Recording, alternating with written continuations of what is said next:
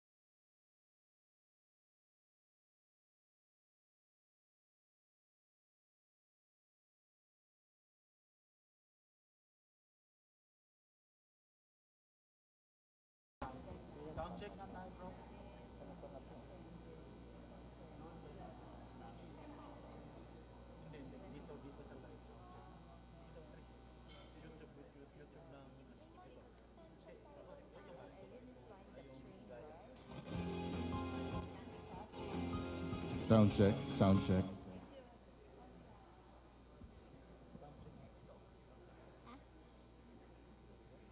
Sa sound check.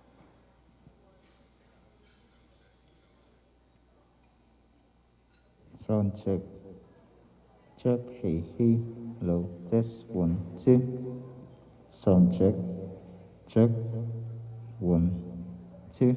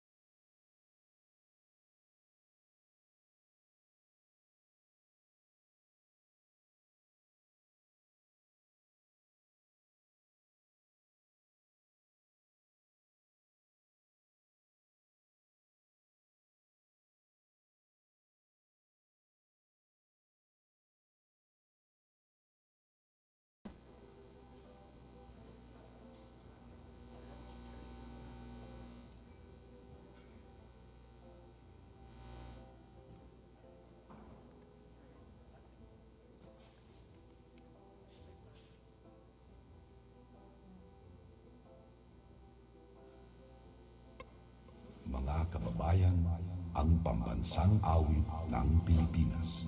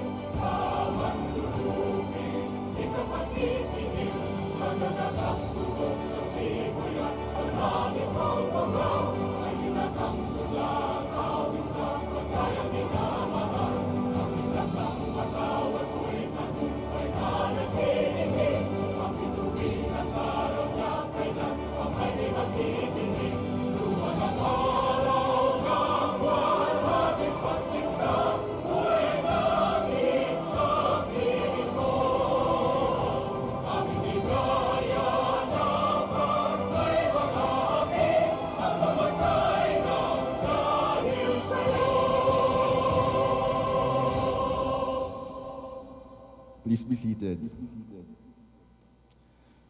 Before we start, we want to wish all our Indian fellows a happy 74th Republic Day. Namaste. It's a pleasure to celebrate this moment with you.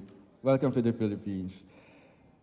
A very pleasant morning and happy Zero Waste Month, everyone. In Filipino, we say this, isang makakalikasang araw sa inyong lahat. I'm Raymond Diamson, your host for today. Actually, this is my first time to host live. I used to work backstage, so I can understand the hardship of our backstage people here. So take the journey with me. All right, so welcome to the first day of the International Zero Waste Cities Conference.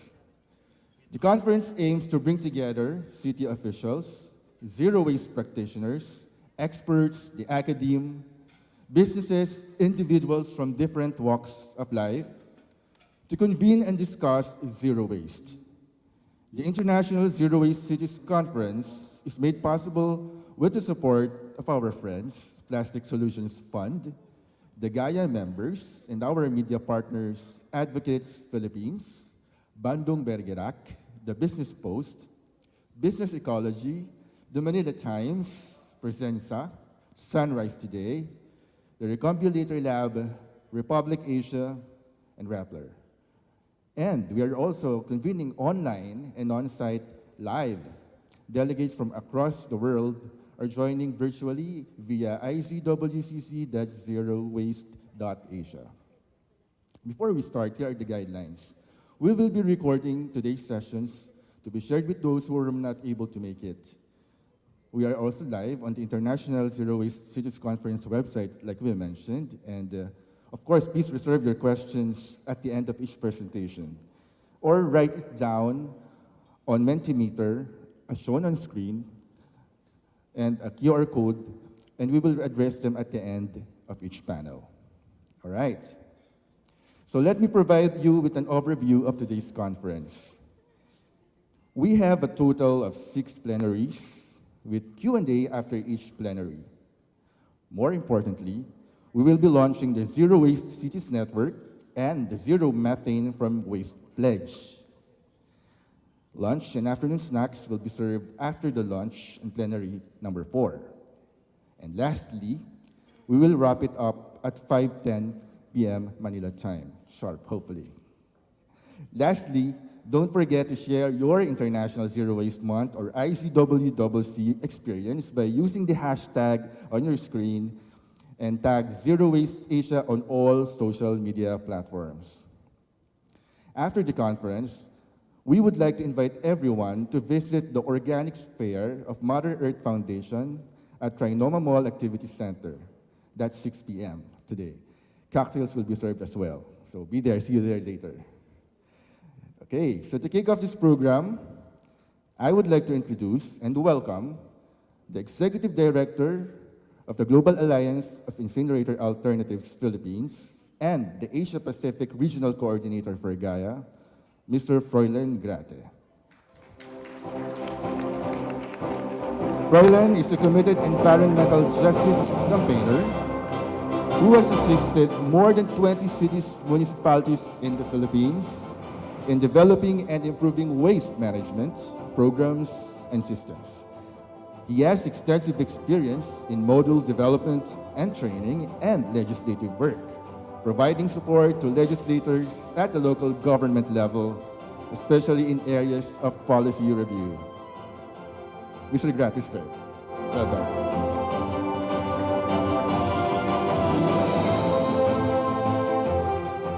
Good morning, everyone. Happy Zero Waste Month. Isang maganda at makakalikasang umaga po sa lahat ng nandito sa Sada Hotel.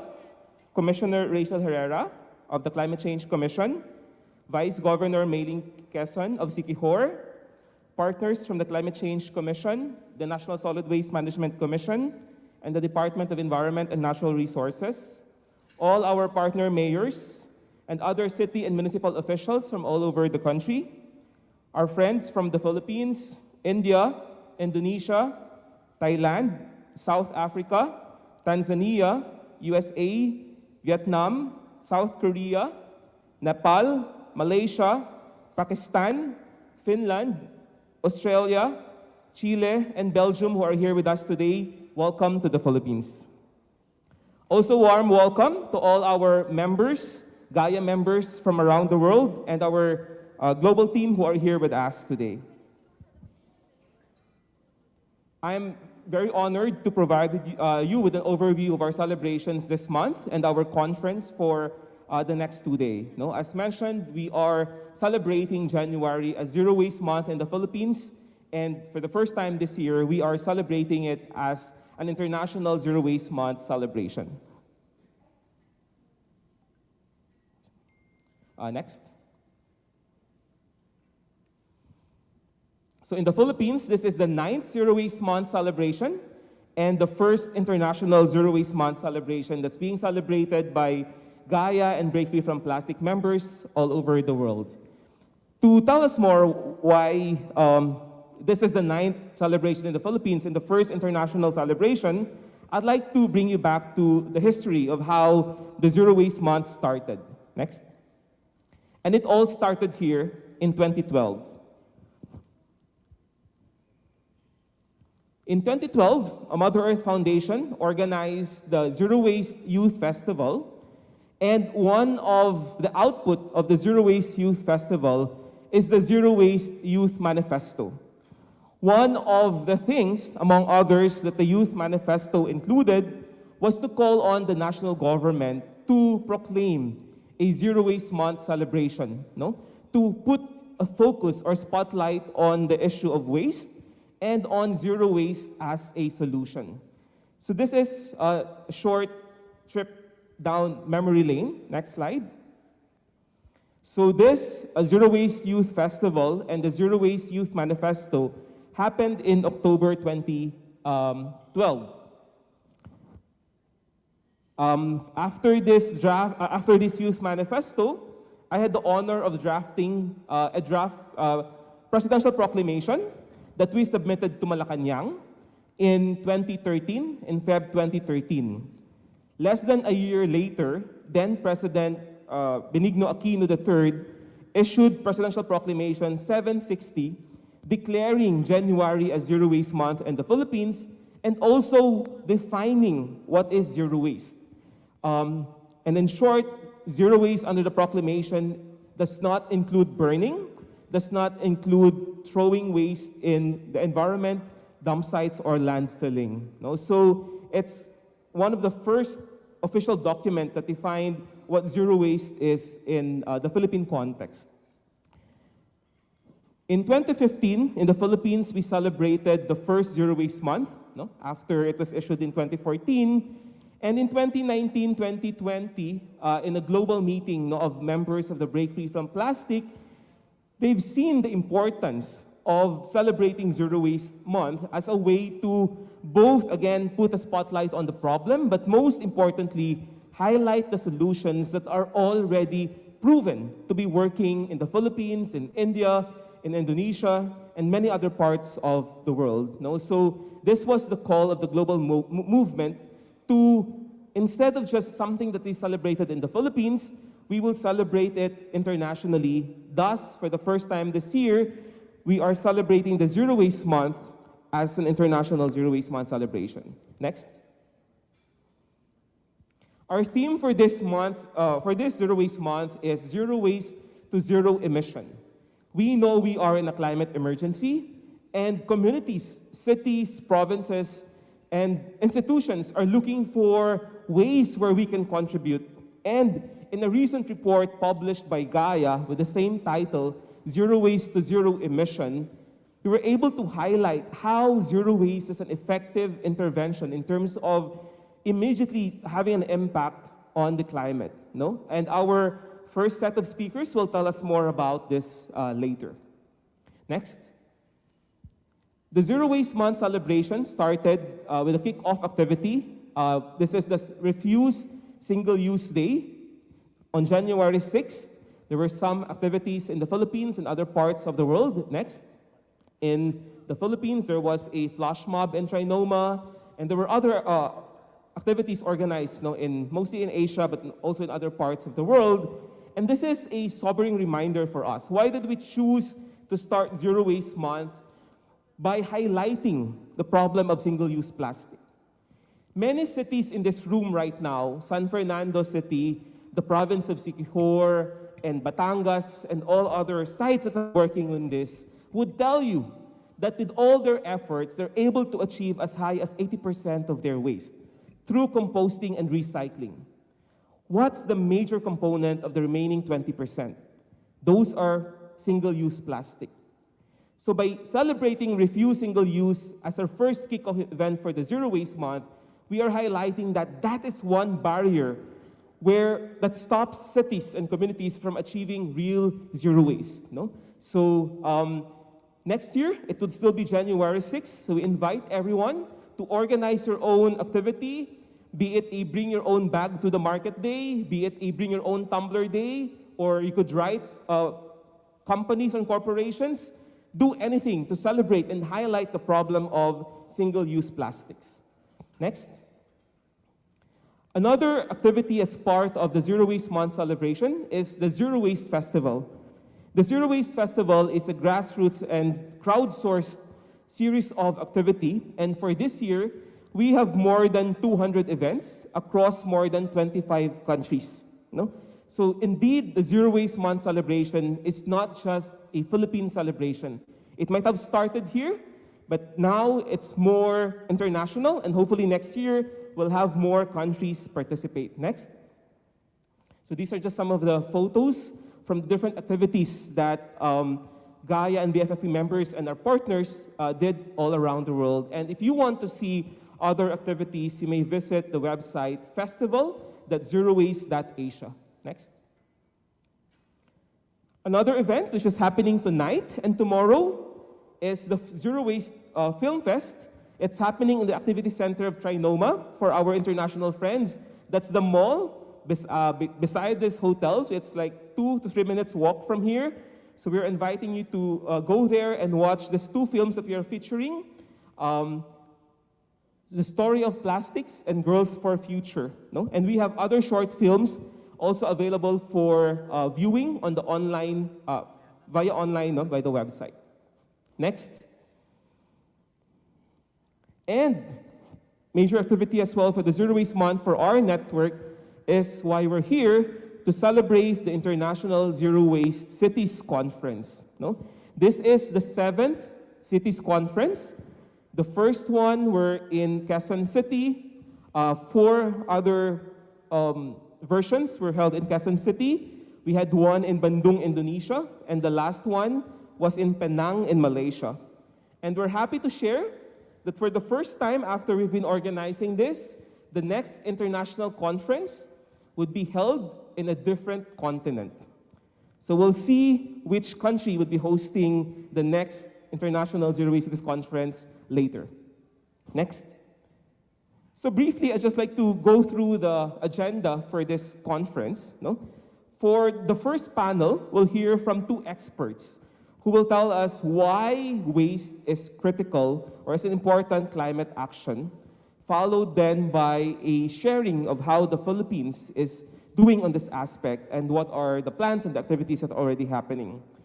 Next, we'll focus on a major waste stream. We know that in the Asian context, 60% of our waste are organics. And we want to focus on that and see how our zero waste work is addressing organics and is preventing methane from being produced and released in the environment. Our next session will be the launch of the Zero Waste Cities Network. Most of the cities who are here are members of the Zero Waste Cities Network, and we will recognize the founding members of the Zero Waste Cities Network, as well as their first activity, which is the Cities Methane Pledge, which we will tell you more later. Next, we'll also look at the impacts of plastics on climate, health, and human rights.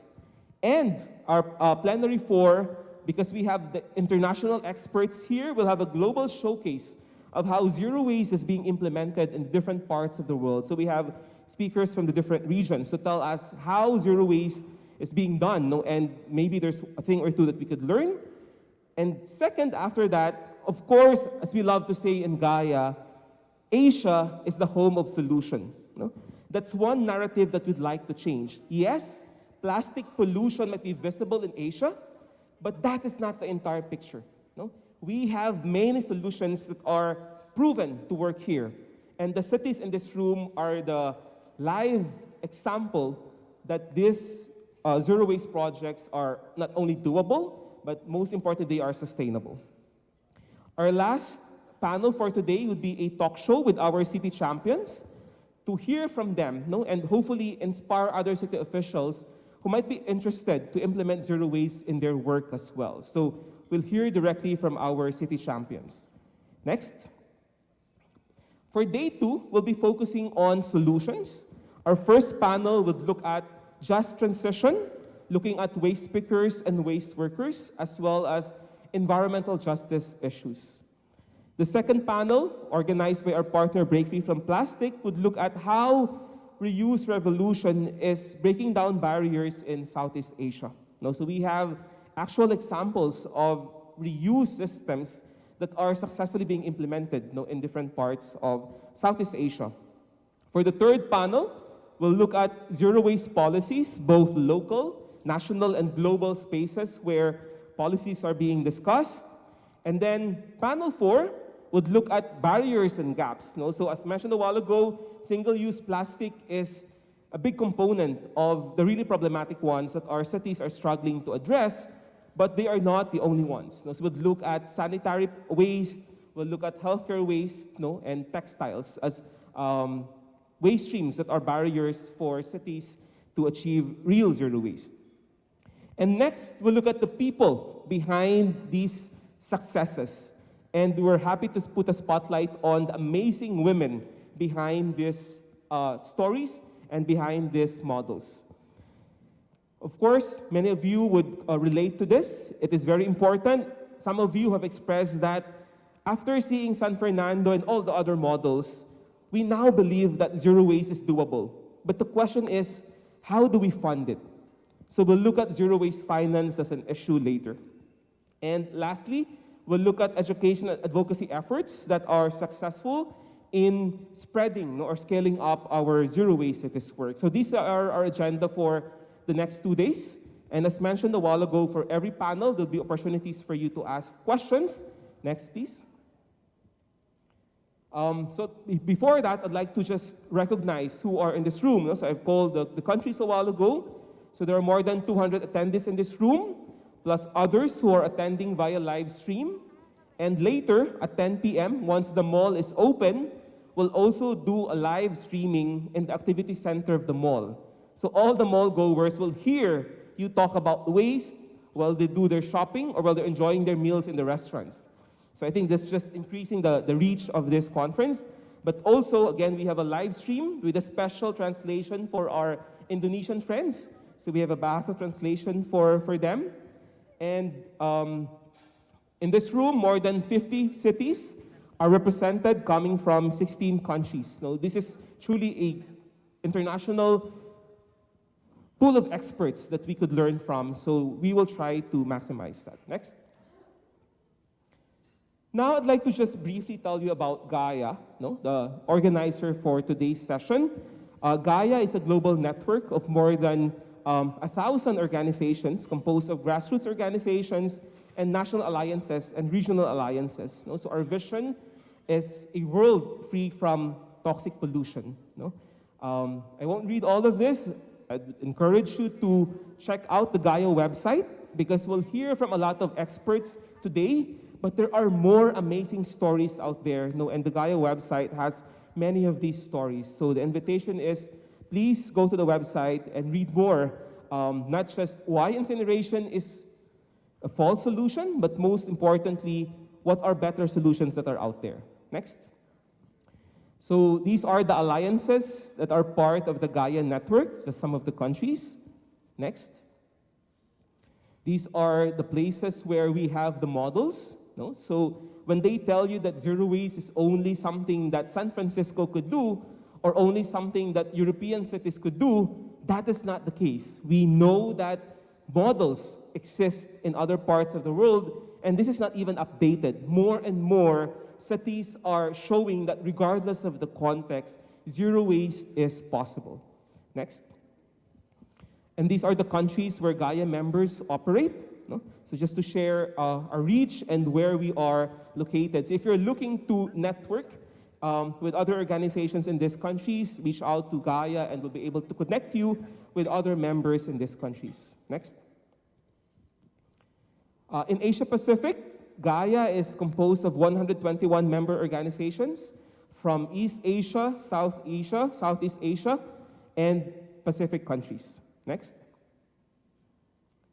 So just to recognize, the International Zero Waste Cities Conference is made possible by the generous support of our funder, Plastic Solutions Fund, who's also been funding the establishment of models in many parts of Asia. So special thanks to the Plastic Solutions Fund, as well as all our media partners and our local partners in the Philippines, the Eco Waste Coalition, Mother Earth Foundation, Greenpeace, Oceana, and Healthcare Without Harm, and all other members. Next. So to fully participate, we encourage you to go to this website. If this is the first time that you will use this, it's an online tool that would give you the space to ask questions. Since we have more than 30 speakers in the next 2 days, we don't have much time for speeches on the floor. So to maximize time, we encourage everyone to submit your questions via the Mentimeter. You can scan the QR code or go to the website and use the numbers, the code here, and you will be able to ask questions. So you can only go, you only need to go to the website once, just store it, and for every session, you'll be able to send your questions. Next slide, please. The links are also posted on the sides. So feel free to go to the side and download the link again if you have issues with submitting your questions. We encourage you to spread the message and join the online conversation by using these hashtags.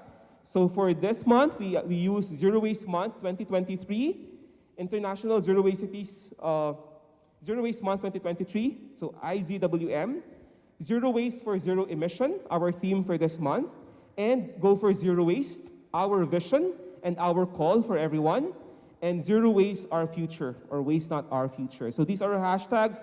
When you post photos, when you post responses on Twitter or Instagram, please use this so that we're able to track and share these messages as well.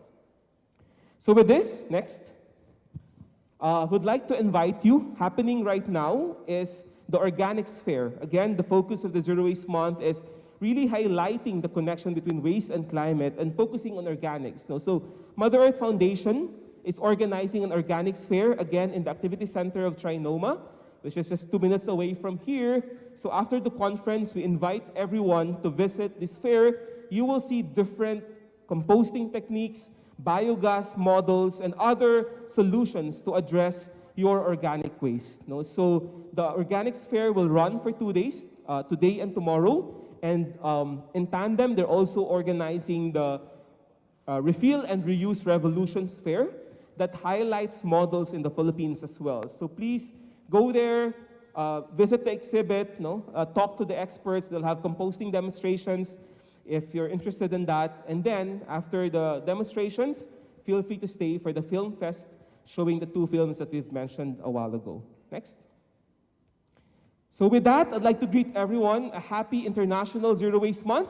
Today is a day of celebration because, again, Asia is the home of zero waste solutions. Happy Zero Waste Month, everyone. Thank you, Sir Froy, for that very informative, insightful, and inspiring introduction. I think we will have a very productive 2-day event, right? Okay, so let's move forward. For our plenary one, setting the stage, allow me to present to you our first panel lead, Ms. Claire Arkin. Claire Arkin is Gaia Global's communications lead. She has previously worked as an organizer in the spheres of education, politics, and sustainable food, and also worked as a publicist for classical musicians. Her work has been featured in such outlets as The Guardian, Resource Recycling, Next City, and the San Francisco Chronicle. She is based out of New York City. Ladies and gentlemen, Ms. Claire Arkin.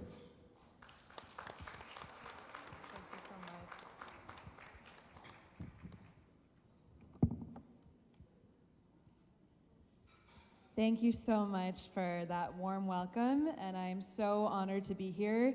As was mentioned, I come all the way from Brooklyn, New York City, so I was really excited to be able to eat bagel and smoked salmon for breakfast here. I felt very much at home. So we're here in this panel to talk about the connection between waste and climate, and the need for rapid action on climate change is clear. However, the connection between waste and climate has not been discussed or acted on as much as it should, given that waste accounts for 20% of global human-caused methane emissions, which are primarily coming from organic waste, food waste rotting in landfills. Also, in addition, plastic pollution, which is something that my colleague Froy talked about earlier, is another climate catastrophe.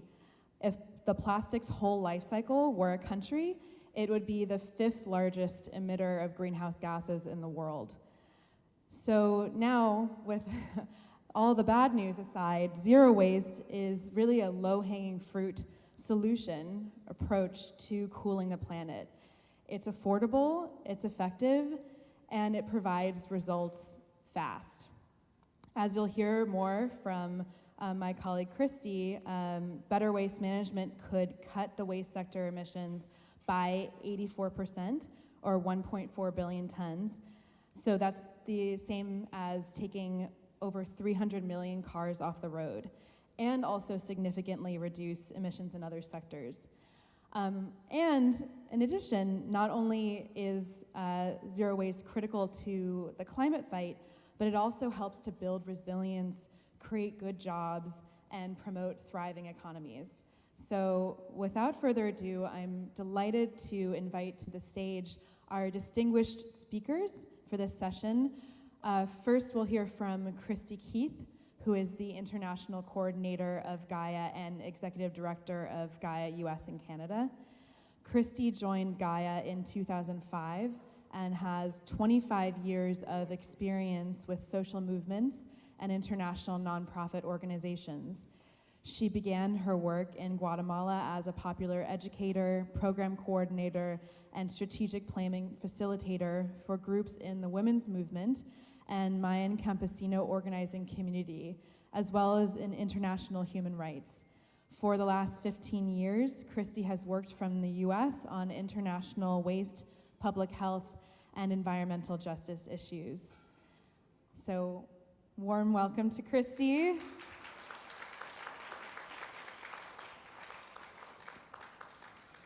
And next, I'm delighted to introduce Rachel Ann Herrera, who is the commissioner in the Philippine Climate Change Commission. Ms. Herrera, Commissioner Herrera, spearheads the Commission's single-use plastics phase-out and is responsible transition campaign, working with stakeholders towards the regulation and phase-out of single-use plastics nationwide, and development and implementation of alternative systems, packaging, and products to minimize or avoid plastic waste. Commissioner Herrera served as an alternate member of the Green Climate Fund, the largest global finance mechanism for climate change projects, as well as the focal point of the National Designated Authority to the GCF from 2018 to 2020. So join me in welcoming Commissioner Herrera. So the way that this panel will work is we're going to first hear from Christy, Ms. Keith, and then we will be hearing from Commissioner Herrera, and then there will be time afterwards for you all to ask questions. And a reminder to submit your questions on the Mentimeter. Christy, you can come to the stage.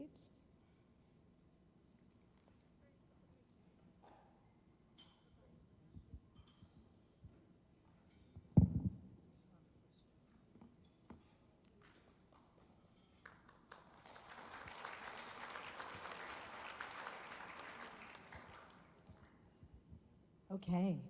It is quite an honor to be here with all of you. The Philippines has always been a country that has inspired me. The action for zero waste and against pollution in this country is truly, what do I want to say? It's at the leading edge of practices worldwide. And so I really want to thank all of you for this warm welcome and for inviting me to speak. So I'm here to talk with you about the relationship between waste and climate change. I want to start with the good news, which is that, as Claire mentioned, we already know what strategies work to almost completely eliminate greenhouse gas emissions from the waste sector. And these solutions can be immediately implemented with the right combination of political will and community support. Next slide. But I also have some bad news. And the bad news is that the way that we currently create and handle waste is making climate change much, much worse, and needs to change in order to increase our chances for survival on this planet. The time for action is now. Next slide. One of the biggest waste and climate threats we face is methane. Methane is a very potent greenhouse gas, and as Claire mentioned, approximately 20% of human-made methane emissions come from organic materials decomposing in landfills and dumps without access to oxygen. That's what causes the methane.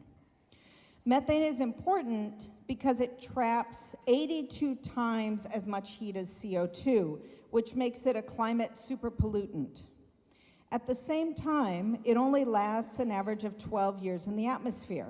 So reducing methane emissions is one of the fastest ways to put the brakes on global warming. And composting is one of our secret weapons. Next slide.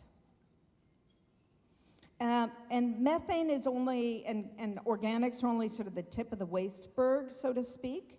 We also have a very serious problem when we look upstream. Here I'd like to point to single-use disposable plastics and the emissions they cause from drilling, manufacturing, transportation, and disposal. Next slide. In addition, I want to say a few words about incineration. Burning trash is really terrible for the climate, even when it's used to produce some energy.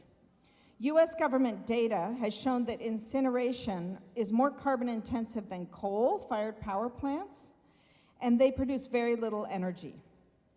Incinerators are also super pollutants from a health perspective. They generate a wide variety of toxics, including dioxins, furans, nitrous oxide, particulate matter. And to make matters worse, they're often sited in marginalized neighborhoods, contributing to environmental injustice. And finally, incinerators cost a lot of money. It's the most expensive technology for dealing with waste. They generate the least number of jobs. A recent World Bank report said that incinerators, a typical facility, costs upward of $600 million, and that's just for dealing with waste from one city. So while they may make profit for some of the companies that sell them, they don't, they're very expensive for the cities and the local governments that pay for them. So that doesn't make them financially smart. So that ends the bad news part of my presentation. Next slide. Okay, so like I said earlier, I also have very good news, and that is that there are many great solutions to greenhouse gas emissions from waste. And all of these solutions revolve around two basic principles. The first is keeping organic waste out of landfills, and the second is reducing the quantity of trash that we generate and burn. These solutions are cheaper, much better for public health, and have enormous co-benefits for communities and workers. Next slide. So last year we released Zero Waste for Zero Emissions, which was the report that Froy spoke about. And it calculates that cities can reduce their greenhouse gas emissions from waste by an average of 84% in just a few years with a set of strategies that aim towards zero waste. The report presented a modeling analysis of 8 cities around the world, and we worked with our members to collect site-specific data from each one of these cities and then analyze that data with a waste-specific greenhouse gas calculator. And we measured this impact looking at reasonably ambitious levels of composting and recycling, so they weren't super ambitious, they were sort of medium levels of ambition. And these are the 8 cities that we looked at. One of the things about these cities is that we chose them to represent a very wide range of circumstances. So we see different degrees of affluence and poverty, different climates, different regions of the world, different waste management systems. We believe that if these solutions can work in these cities, it can work anywhere. Next slide. So here's what we found. The first finding is that composting is a climate game changer. It does the heavy lifting of reducing waste sector emissions, particularly methane. And if cities combine composting with recycling, they can even reach net negative waste sector emissions. Next slide. We also collaborated last year with an organization called the EIA and another one called Changing Markets on a report called Methane Matters. And that report looked at all the scientific literature. And in it, we found that even more far-reaching efforts, so not the reasonably ambitious, but far-reaching efforts that divert all organic waste to compost, when coupled with landfill mitigation measures, could reduce methane emissions by 95%. That's very significant. Next slide. So here I'd like to speak about the city of Bandung. This city has 2.5 million people in Indonesia. And after a landfill slide in 2005, the city has been working with Gaia member YPBB and other groups in the city to turn that crisis into an opportunity. And they're now promoting composting citywide as part of their food security strategy. Next slide. Our second major finding from the report we published last year is that waste reduction is the best way to reduce greenhouse gas emissions, particularly when you look at food and plastics. Zero waste programs can be great to get this change started because once people start separating their waste, they see it. And that often inspires them to use less overall once they see what they're trashing. Next slide. So here I want to say a few words about food waste. We're currently trashing 1/3 of all food produced, which is really a travesty given the work that farmers put into creating that food and all the people who don't have enough to eat in this world. Luckily, there are groups working to address this problem through food redistribution programs and behavior as well as policy change, and these types of programs are essential components of zero waste systems. Next slide. So, like Bandung, the city of Sao Paulo in Brazil is also linking zero waste to urban farming. Brazil was recently hit by a severe multi-year drought, and Gaia's partner Polis started a program with the city to bring source-separated organic waste to compost sites around the city, with the goal of improving soil quality, expanding food access, and forming a green belt to protect the city of Sao Paulo from both flooding and drought. Next slide. So one of the third findings from the report is that waste to energy is not an effective climate strategy. Landfill gas capture systems are very leaky, and they allow a lot of methane to escape. As I mentioned before, incineration is a major source of greenhouse gas emissions itself. So really, only anaerobic digestion works out positively and can be combined with composting to avoid landfill methane emissions. Next slide. I'd like to say a few words here about the city of Seoul in South Korea.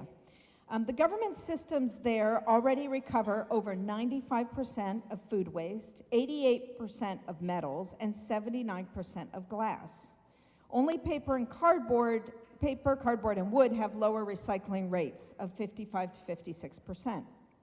With very little organic materials going to landfills, methane from food waste is not really a concern for Seoul. Instead, the majority of Seoul's waste-related greenhouse gas emissions come from its incinerators.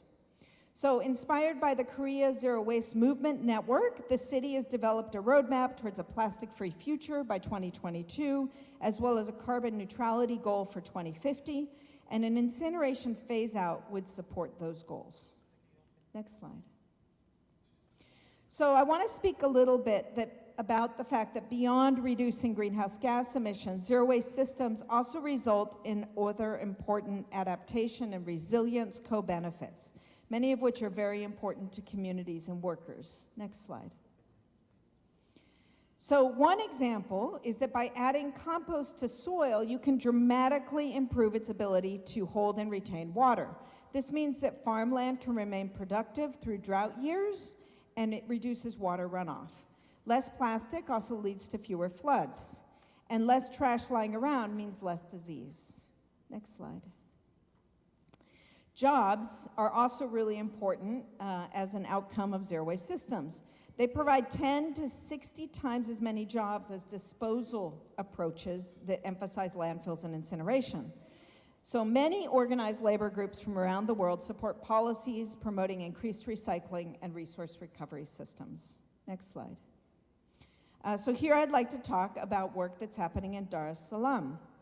The connection between zero waste and livelihoods can be seen there, where Nipe Fagio has developed implementation models providing full-scale services to 3 neighborhoods.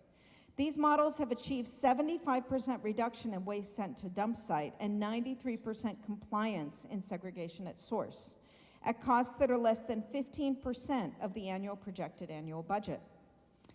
These models also create 33 times more jobs in resource recovery than in the rest of the city, demonstrating that recycling worker leadership can help get the whole society behind these shifts. Next slide.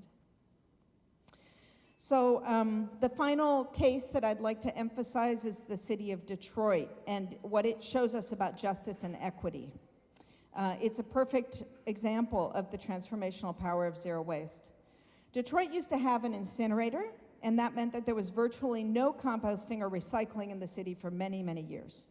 That incinerator was shut down in 2019, and now community members with Breathe Free Detroit have taken this as an opportunity to envision a completely different waste management system.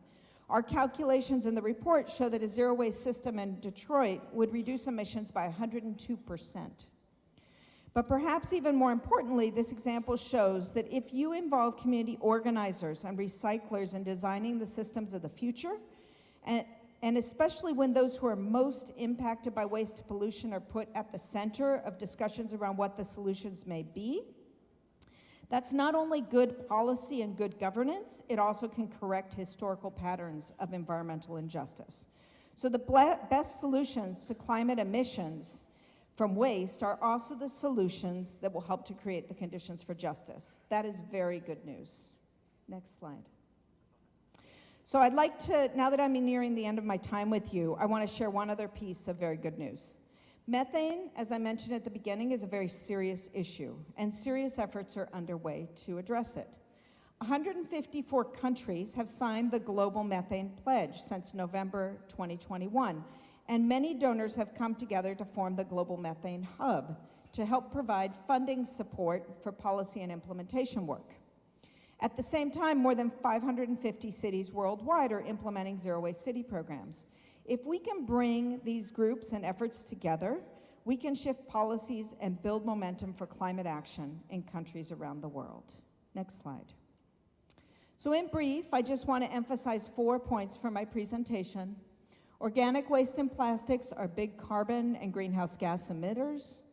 Zero waste strategies offer a fast, cost-effective way to reduce emissions and generate other benefits like good jobs, clean air, and healthy soil. Waste is a sector in which local governments have an opportunity to show real climate leadership, and waste-to-energy incinerators and landfills worsen climate emissions and are not real solutions. Last slide.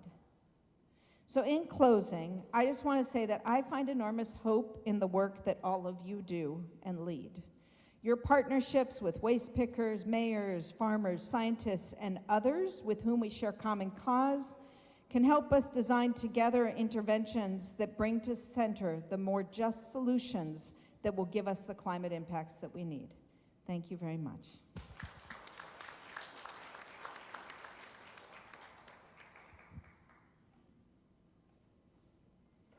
Thank you so much, Christy, for that incredible presentation that really highlights the transformative power of zero waste as a climate game changer, how waste energy really undermines those solutions, but that the good news is that there's incredible momentum, especially here in this room, to bring about these solutions in communities around the world.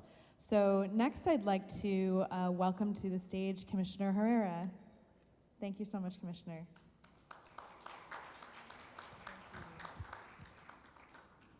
Thank you very much, Claire. Good morning to all of you here today, especially to our delegates from around the world. Magandang umaga po sa ating mga kababayan dito. Of course, thank you, Claire, and to Christine, and to Froy, with Ma'am Sonia Mendoza. They are longtime partners in solid waste management advocacy.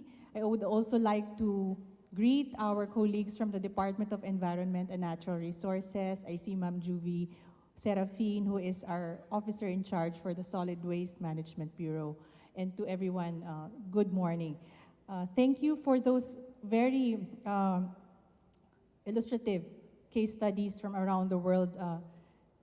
And I would like to say that right here in Quezon City, we have our model communities that have really shown us that we can have, we can almost achieve zero waste or high rates of waste diversion.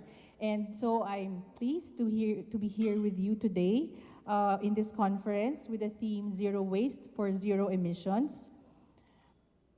We know that climate change is a very urgent problem, and it is my important task for today to present on the waste and climate agenda of the Philippines, which looks into this connection between the climate emergency and solid waste.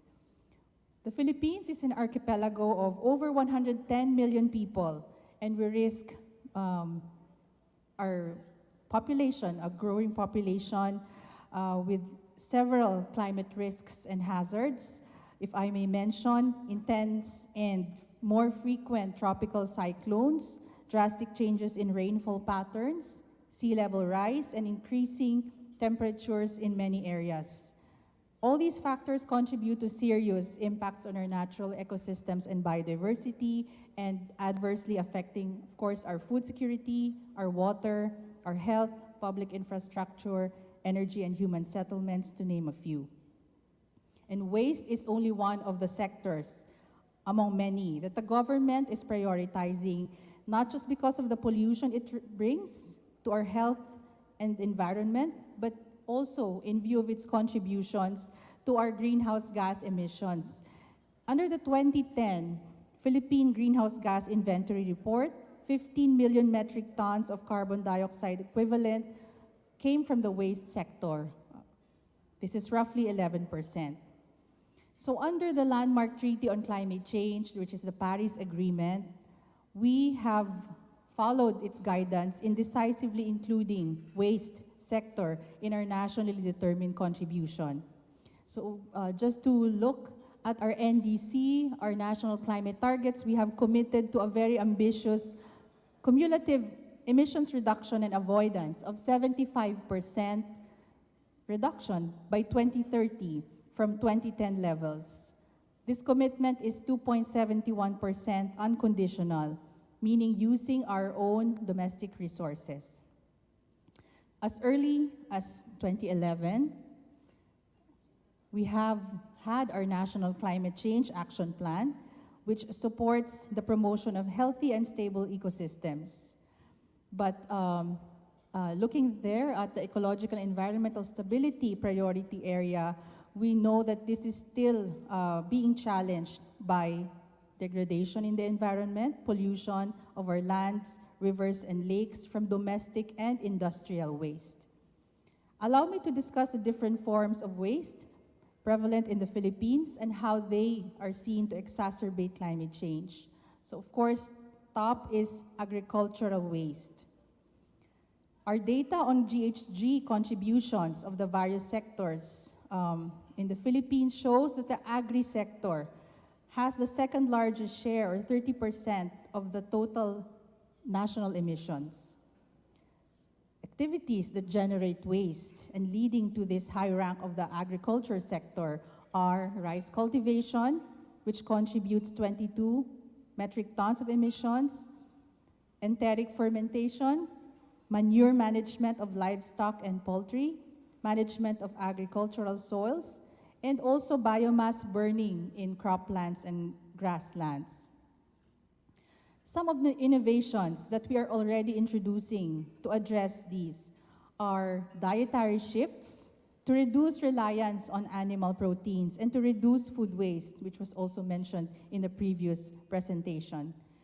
We're also aiming to maximize food sales and utilization through apps for those who are high-tech, or improve policies in agricultural trade to reduce excess supply. Third, investments towards local farming to reduce emissions and waste generation from transporting import products. Fourth is introducing new diets, such as seaweed to ruminants, to reduce methane in their manure. And fifth is upcycling food manufacturing waste into high-protein feed ingredients. So going now into solid waste and plastic pollution, perhaps it was already extensively discussed by Christine. We know, right here in the Philippine context, plastics are a big portion of the solid waste generated. They pollute water bodies, and we have many cases of that, of injury to marine organisms. Left unmanaged, the plastics also block our waterways, which exacerbate flooding during heavy rains, which happens here very often. Sometimes in a month, we have 2 or 3 typhoons back to back. And of course, toxic waste when burned. I would like to cite a statistic from our Metro Manila Development Authority. They are the agency that coordinates sanitation and waste disposal across this big metro area consisting of 17 local government units or cities. According to the MMDA, some 133 truckloads, equivalent to 2 cubic meters of garbage, were collected just for 6 months last year from their pumping stations. So it's an indicator, probably, Ma'am Sonia, that not all of our local government units are completely enforcing the Republic Act, or the Ecological Solid Waste Management Act, which is a 22-year-old law. And recycling rates of plastic packaging here is relatively low. And our cities, our municipalities, all the more are challenged by limited resources and infrastructure in putting in place waste facilities. And also, we're still trying to improve regulations for our recyclables markets. Now, on the climate emergency, the World Bank projects that our plastic production and consumption would increase by 230% by 2040, business as usual scenario. Our unrecycled plastics may also increase to 3 million tons by 2030, or 7 years from now, if we do not put in place the proper measures. So with more evidence showing that the planet is also being increasingly polluted, the CCC, or the Climate Change Commission, of which our agency belongs, is one in the urgent call to adopt more sustainable consumption and production approaches. And I would like to highlight a few initiatives. The Solid Waste Management Commission, a national commission, approved in 2020 a resolution directing the government agencies led by DNR among its members to prepare and implement the banning of the use of unnecessary single-use plastics. Back in 2017, our Department of Budget and Management, including the Government Procurement Policy Board, recognized the Green Public Procurement Roadmap, aiming to decrease the carbon footprint through potential environmental impacts of items to be procured by the government. I mean, looking carefully at the technical specifications to improve resource efficiency. Across the country, around 488 cities and municipalities have already adopted some form of policy to ban or to phase out single-use plastics, most commonly plastic bags and cutlery for retail and restaurants. And most recently, last year, the Extended Producer Responsibility Act was enacted, regulating single-use plastics packaging, recovery, and recycling. So EPR, which has been in place, I know, in many jurisdictions, probably in your own countries, compels large enterprises here in the Philippines to manage the waste from their products in the market. So they will now establish a producer responsibility organization. These industries will now implement buyback schemes and other incentives for their consumer, and hopefully better design in their product packaging. On marine litter, in particular, our DENR has adopted a circular supporting a national plan of action on marine litter, or NPOA, sharing responsibilities and participatory governance, and setting targets of zero waste by 2040. So that's 10 years later than what this conference aims for, no? And we hope that it's done sooner rather than later. Waste management certainly is one of the key services every city government and the national government should hope to provide. And at the same time, improper waste management can reduce the ability of the country to cope with extreme climate events. If I may mention, the Philippines ranked first last year in the World Global Climate Risk Index of the countries most affected by climate change across a 10-year period. And so, cities or a country that fails to integrate climate change adaptation and transformative investments in waste and all the other related sectors, we are risking opportunities to really move towards zero waste and zero emissions. There's a clear imperative now more than ever for a zero emission society, which can only be achievable if we start and sustain zero waste practices at the individual level, at the household, and the community level. And it requires cooperation from all our sectors, especially from industries, but also entails changes in our individual mindsets and behaviors.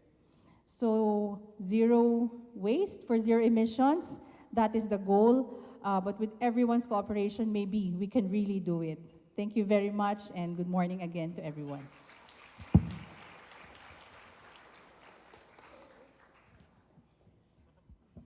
Thank you so much, Commissioner Herrera, and also to Christy Heath for those incredible presentations.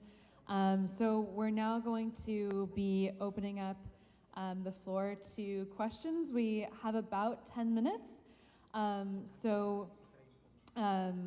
I wanted to first say on the previous presentation that it's really incredible to see these ambitious programs on fighting climate change and reducing waste pollution in the Philippines. And it's truly embodying the fact that, as Foy was saying earlier, Asia really is the home of solutions.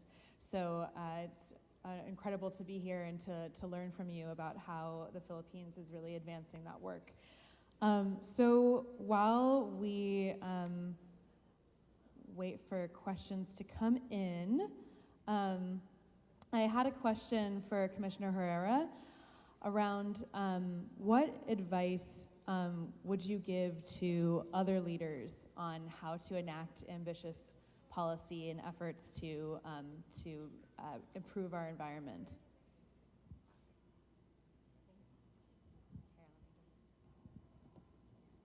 I think my mic is not here. Thank you very much, Claire. Oh, if I could be the one to give advice, we are from a very unique standpoint. My agency is the Climate Change Commission again, and we are coordinating and facilitating various programs of government. So I think that gives us a good advantage over agencies that have very specific mandates, compared. And probably my point is that it's very helpful when one is pushing for a specific policy to really imbibe the knowledge and the learnings from the various agencies, from the various programs and initiatives over the years. Here in the Philippines, I mentioned the Extended Producer Responsibility Act, which was passed into law last year, and the implementing rules only the other day. So congratulations again to our DNR and members. It was not easy because that law actually, the seed was planted, I guess, from the 22-year-old law on Ecological Solid Waste Management Act, from the decades-old fight of our CSOs, I would say, to ban single-use plastics, to regulate them, and to declare some plastics or products as non-environmentally acceptable products. So it's appreciating the various perspectives. It's also taking consideration also of the needs or the challenges still faced by industry, let's face it, the lack of investment, the need for incentives. So it's finding our common ground, really. And then maybe for this time, this is a transitional law that we can settle in the meantime, and to gain experience and expertise in this aspect of recovery and recycling. But of course, the end goal is to adopt a circular economy and to reduce waste at source, which is really, I think, the real solution if we're going to aim for zero emissions. Thank you. Thank you so much, Commissioner Herrera. And we have some questions coming in. Actually, this kind of is a great follow-up question to your previous statement, which is, can cities use climate funds to fund zero waste cities work? I believe so, yes. Climate finance or green finance should be able to support any initiative or program that reduces pressure on the planet and allows it to fight the warming that the planet is experiencing. So from our work on climate financing, we don't see any prohibition. There's no barrier for solid waste management practitioners and advocates to have access to financing. And I think the problem or the challenge really is finding that solution that fits the context of from where you come from or where you belong. And then if this is climate funds, of course, having the correct climate data or even the solid waste management data that really sets the evidence. And we see, just final point, that there's increasing interest or increasing financing growing. It's growing at a very fast rate. More and more private sector support now with their ESG targets as well. No? So their portfolios, their supply chains are now geared towards allowing a greener sector wherever they may belong. And this is really a good opportunity for us in the solid waste management sphere to take that opportunity to partner and to collaborate. Thank you so much. And it's really heartening to hear that these transitions are already happening and more funds are being used for these purposes. And I think we have time for just one more question. So this is for Christy. There was a question around, zero waste can divert so much of the waste stream, but why shouldn't we be using incineration for what's left over? Yeah, I think, the mic works. So the thing is that incinerators need waste to burn to be able to operate, and they're quite expensive. So in cities where incinerators are built, what you see is that investments don't happen in systems that are more aimed at resource recovery.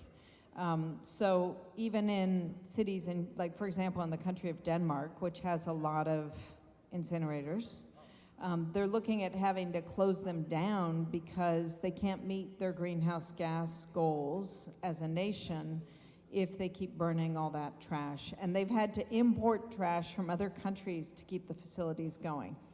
So that's one of the reasons. The other reason is that they're extremely polluting. So when you burn, for example, plastics that can't be recycled in an incinerator, you make it more polluting than it would be if you landfilled it. And I'm not promoting landfilling. We need redesign, we need reduction. But burning of waste is not only polluting to the climate, it's also very polluting from a health perspective. Thanks, Christy. And I think that's all we have time for this session. So please join me in thanking our wonderful speakers, Commissioner Herrera and Christy Keith.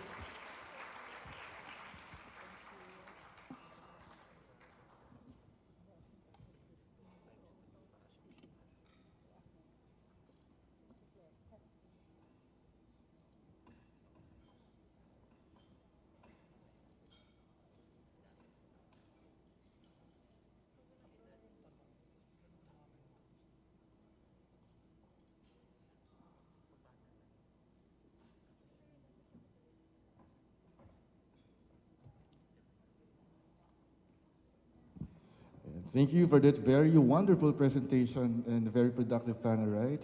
Personally, I didn't think that waste to energy doesn't work that way.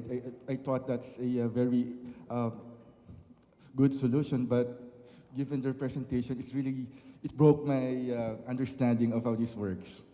All right, so before we move on, I'd like to introduce our Secretary for the Department of Environment and Natural Resources, to give us an inspirational message, Secretary Tony Yulo Lugizaga.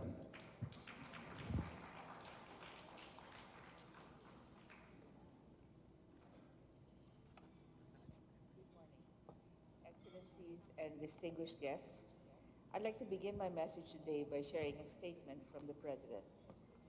There is no question that the preservation of the environment is the preservation of life. If we cannot mitigate climate change, all our plans for the economy, all our plans for the future will be for naught, quote unquote. The Philippines and the rest of Asia are experiencing rapid industrialization and urbanization. The region has become an international hub for manufacturing and a production and consumption powerhouse. As a rapidly developing country, we face many challenges, including unsustainable production and consumption practices, increasing waste generation, and an insufficient and ineffective solid waste management system. The World Bank has pegged the plastic waste generated in the Philippines at 2.7 million tons per year, with an estimated 20% of this ending up in the ocean. Our own DNR data shows that the Philippines produces over 7,000 metric tons of plastic waste per day. There are opportunities to scale up the circular economy and pursue growth while moving away from the unsustainable cycle of the take, make, dispose model. There is a shared agreement in the international space that accelerating pathways to a circular economy is an essential strategy in achieving our climate goals. In the first nationally determined contribution submitted by the Philippines to the United Nations Framework Convention on Climate Change, we committed to a projected greenhouse gas emissions reduction and avoidance of 75%, of which 2.71% is unconditional, while 72.29% is conditional.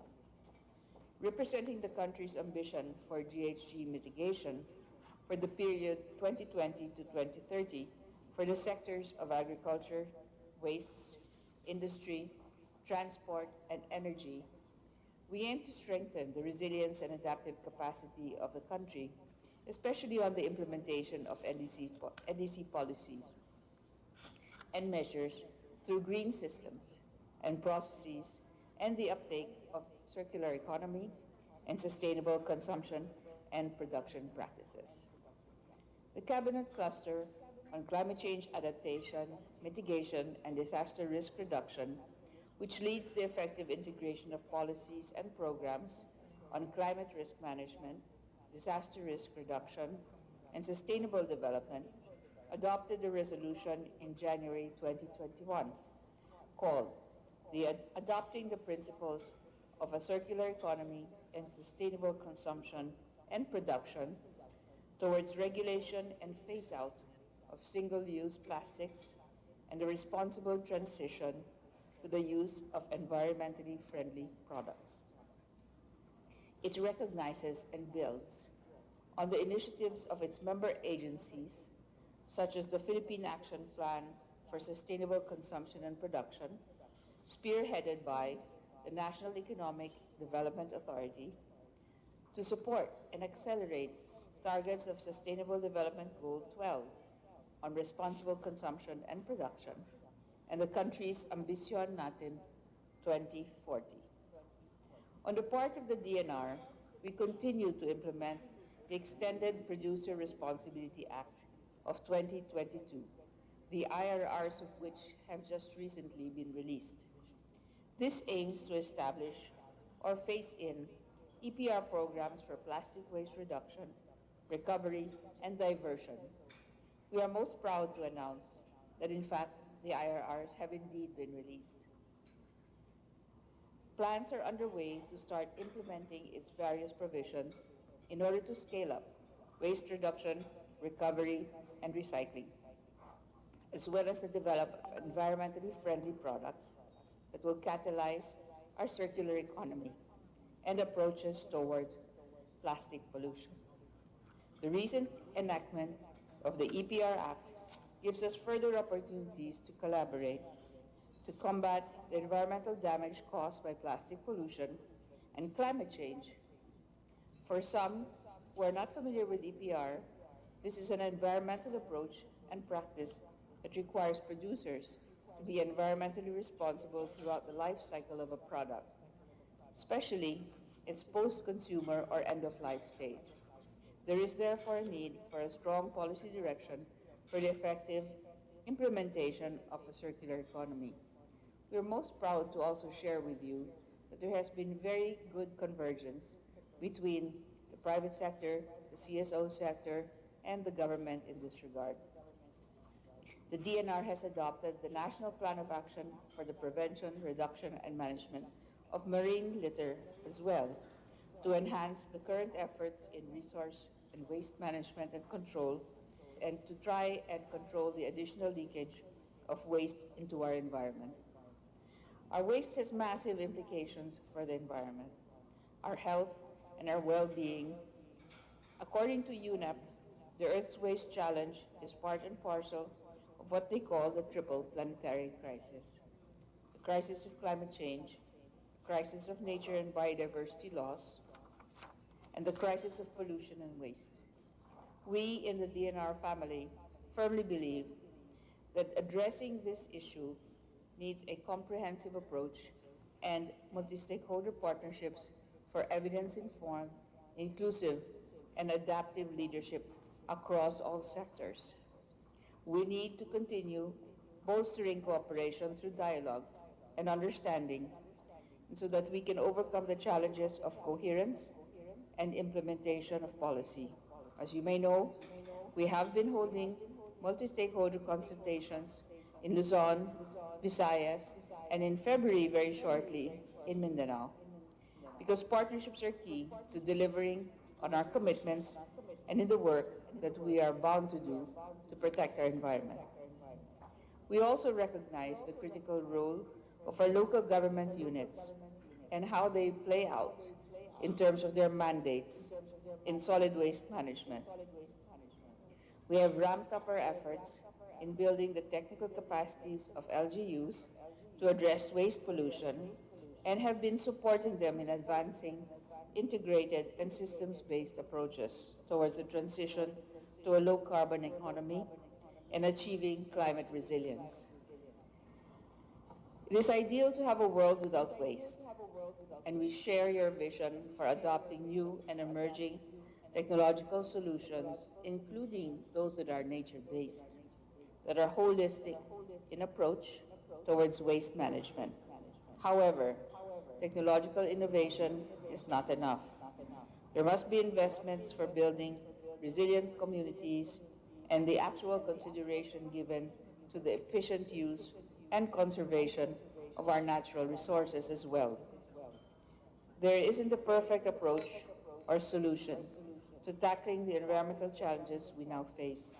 However, the DNR is committed to working with stakeholders such as yourselves as we develop and implement programs so that we indeed may come to live in a world without waste. Thank you, and we look forward to our continued collaboration with each and every one of you. Mabuhay.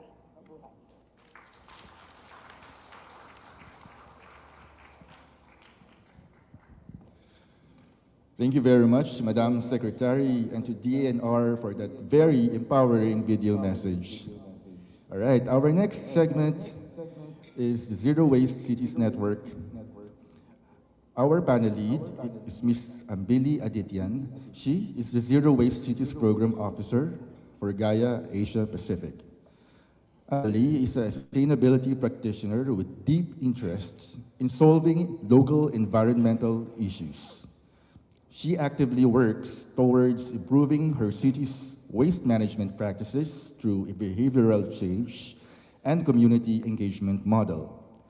She is experienced in program strategy and delivery, research and program-led advocacy across development and waste management sector.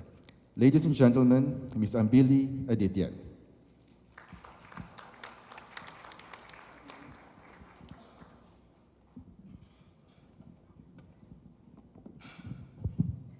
Good morning, namaste, and happy Zero Waste Month. I'm Ambili Adityan, Regional Zero Waste City Officer at Gaia Asia Pacific, and I'm presenting here Zero Waste Cities Network. Next. So before I delve into what this network is all about, let me provide you a background. So through Zero Waste Cities work, our members have been successful in transforming waste management systems through establishing and scaling zero waste models, pushing for zero waste policies, and improving the lives of waste pickers and waste workers. In 2019, our members echoed the need for an inclusive network where cities can exchange knowledge and best practices with each other. The network members can influence state level, national, and international policies, and they have an opportunity to elevate their work and grow the support for their movement. Next. Presenting to you Zero Waste Cities Network, a coalition of local governments represented by institutions and individuals who are currently implementing or are willing to implement zero waste practices in their cities and communities across Asia Pacific.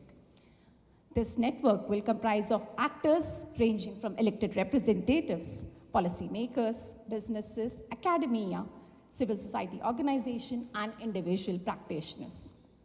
Next. We envision Zero Waste City Network to be a collaborative platform for networking, knowledge sharing, and capacity building, between the cities and within the cities and communities. Next.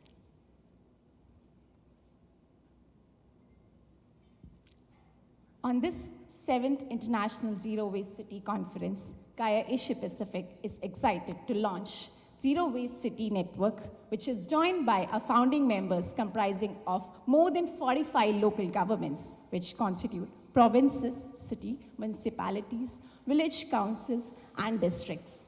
We also have more than 90 individual members across 5 countries in the Asia Pacific, that is Philippines, Indonesia, India, Nepal, and Vietnam. I would now like to invite Eternal Rachel Herrera, Commissioner, Philippine Climate Change Commission, Ms. Christy Keith, International Coordinator, Gaia Global, and Ms. Sonia Mendoza, Chairman, Mother Earth Foundation, to come on the stage to present a plaque of recognition to our founding cities and members.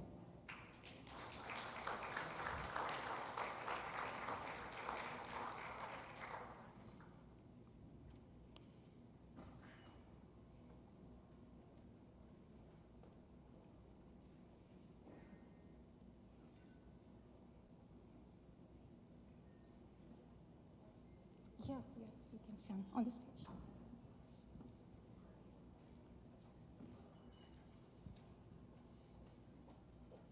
Next.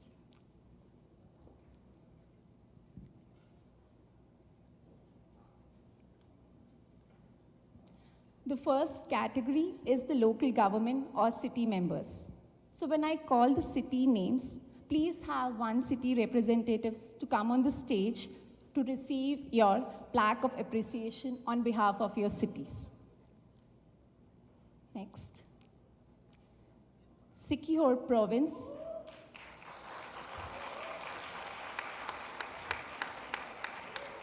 Amravati District, Maharashtra, India. Province of Nueva Vizcaya. San Juan City, and Province of Quirino.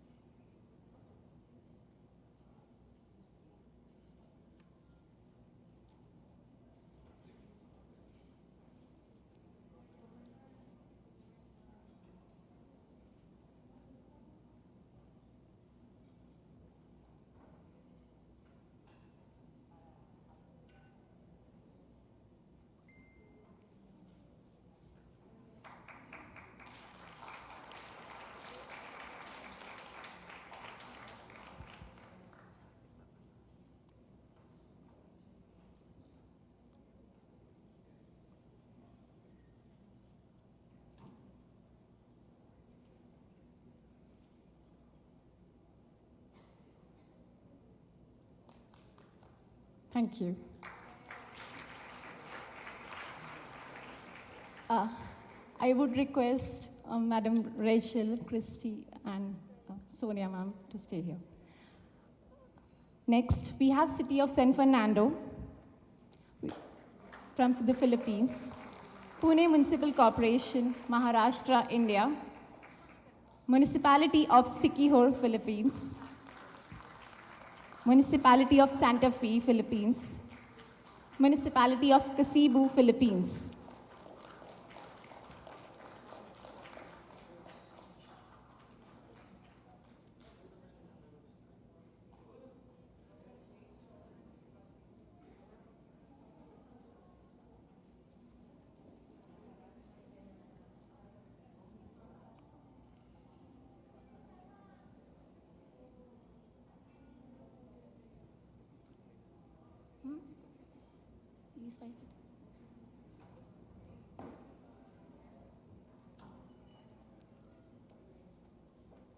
Please note everyone, we have following cities here: City of San Fernando, Pune Municipal Corporation, Municipality of Sikihor, Municipality of Santa Fe, and Municipality of Cebu.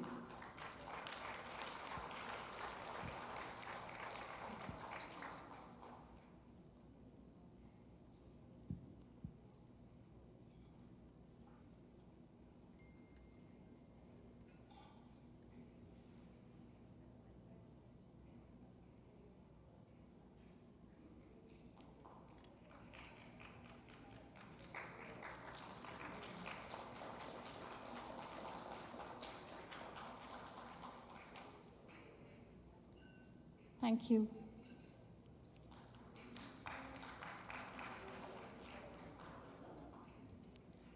Now I would like to call the next group of cities: Malabon City, Philippines; Municipal Corporation of Greater Mumbai, India;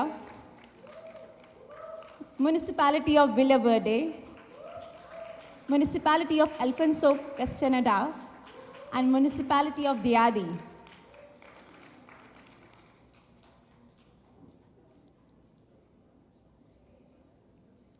I would like to announce once again: Malabon City, Municipality Corporation of Greater Mumbai, Municipality of Villa Verde, Municipality of Alfonso Castaneda, and Municipality of Diadi.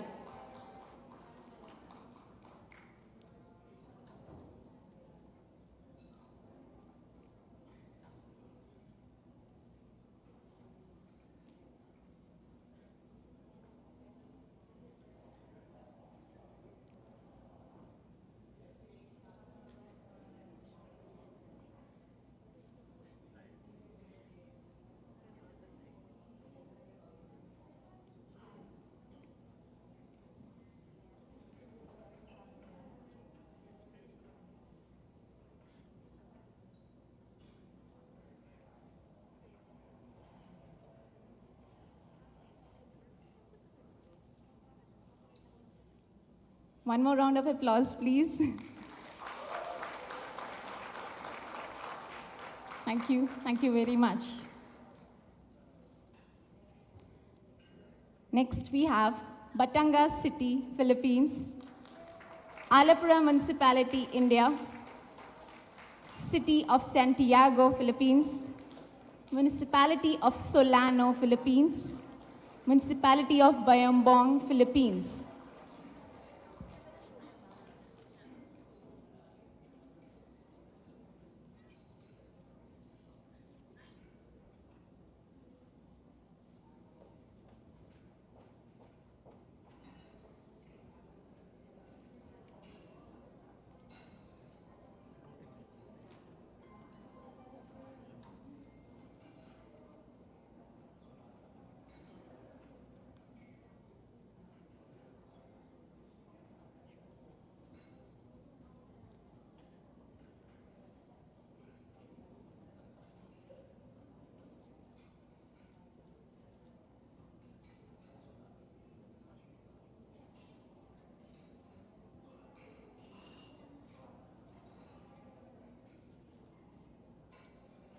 Everyone, one round of applause. Batangas City, Alapura Municipality, City of Santiago, Municipality of Solano, and Municipality of Bayambong.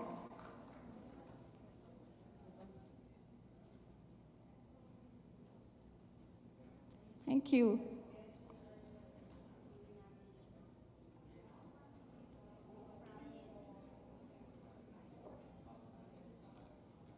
Next on stage, I would like to invite Municipality of Bambang, Philippines; Nagawala Gram Panchayat, Mysore, India; Municipality of Bagabag, Philippines; Municipality of Basista, Philippines; and Municipality of Dupax del Norte, Philippines. Keep the applause going.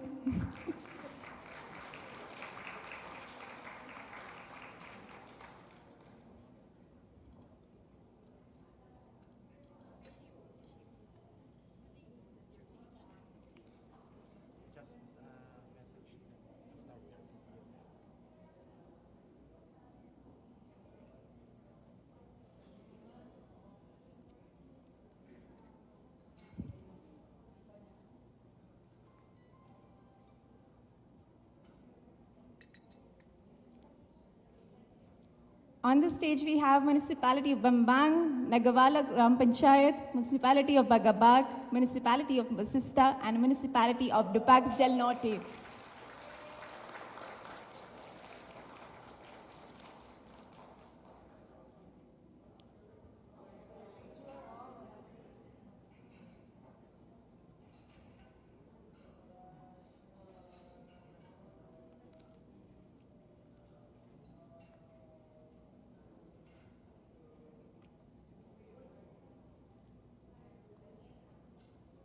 Thank you.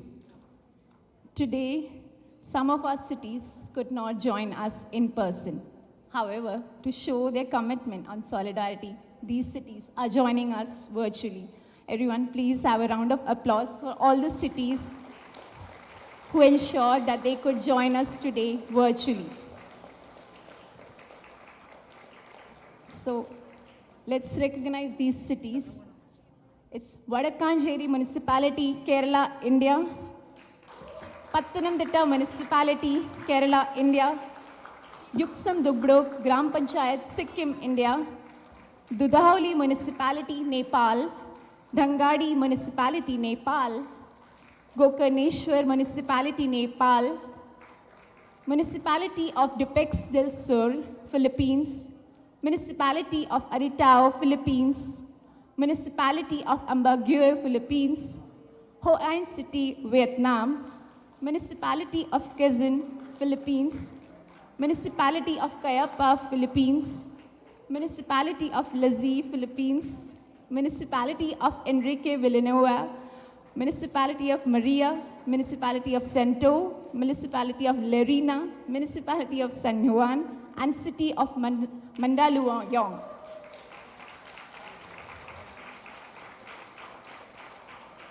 Thank you, everyone. I think we can look at them and just thank, and we would ensure that these cities will receive their plaque of recognition very soon. We are very sorry that you're not here, but we are very happy that you could join us virtually. Thank you so much. The next category are our individual committed members. So, some of the individual members who are joining the Zero Waste City Network. Mr. Indra Bayu Kamjaya, Chief, Kelurahan Neglasari, Bandung, Indonesia.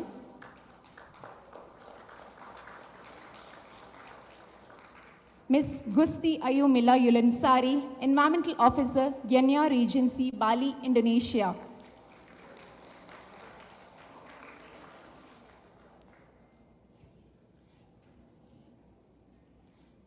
Mr. Mark Leod A. Messina, Environmental Officer, Melbourne City.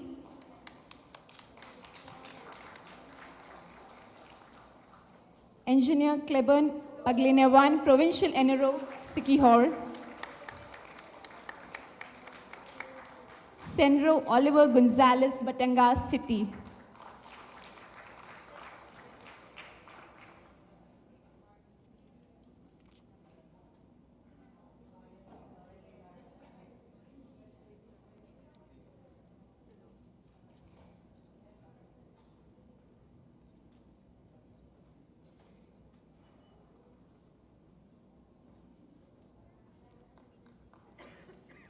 One round of applause for Mr. Indra, Ms. Gusti, Mr. Mark Leod, Mr. Klebon, and Mr. Oliver Gonzalez.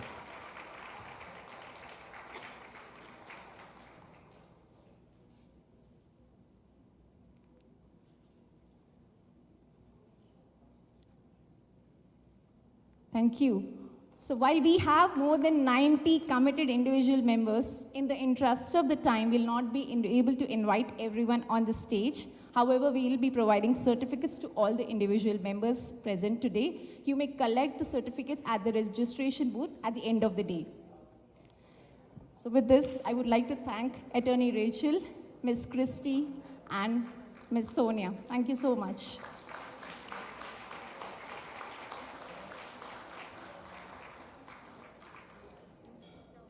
Next.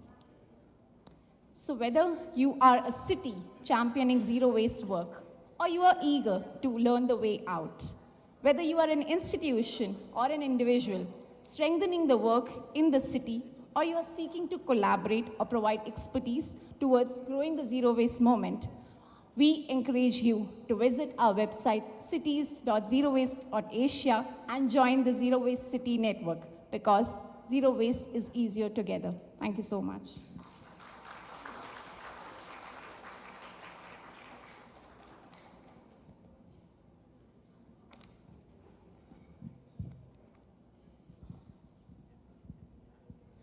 Thank you very much, Billy, for leading that wonderful panel.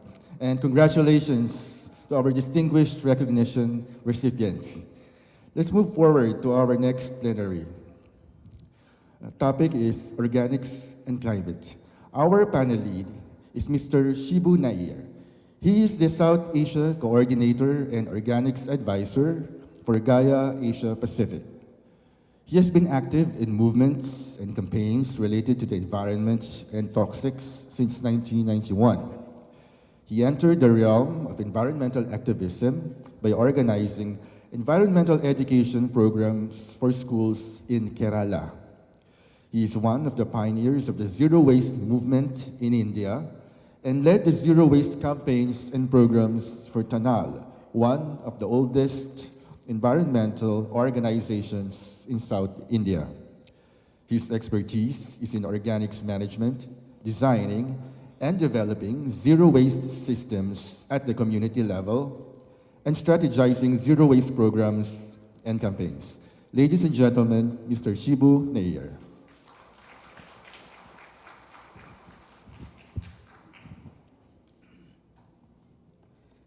Thank you. Mabuhay. Hello world. Happy International Zero Waste Month to all. And this fine morning we have set the background very clear. It's all about spreading the spirit of zero waste across the world for a toxic-free world. So this panel will discuss about organics management in our waste management systems and its impact on climate. So in this panel, we have three people, and one person will be joining by video. Unfortunately, he couldn't make it to Philippines for his schedules, and so he will give us his message or video. And we have one city representative from Kerala, India, Ms. Saumya, and I have one civil society organization representative from Bengaluru, so Anil Ramakrishna. So these two people will be explaining, or they will be sharing their experience with organics management. To set the tone for the session, I'm just giving you kind of an overview. And thank you, Christy, for leaving that much space so that I can just skip most of my slides. I'm not taking too much of time. It is already there, so it's already been established. Next, please. This is as Christy mentioned here, the global methane assessment have come up with some of these revelations around the issues around methane, and it also proves that it is a low-hanging fruit where we can actually address climate change. And Gaia have come up with Methane Matters, a report. Next slide, please. That actually shown the scope of organics management in limiting methane emissions. So that is up to 95% of methane from waste can be eliminated by implementing better organics management, like reduction of organic waste, as well as managing organic waste in our city systems. Next slide, please.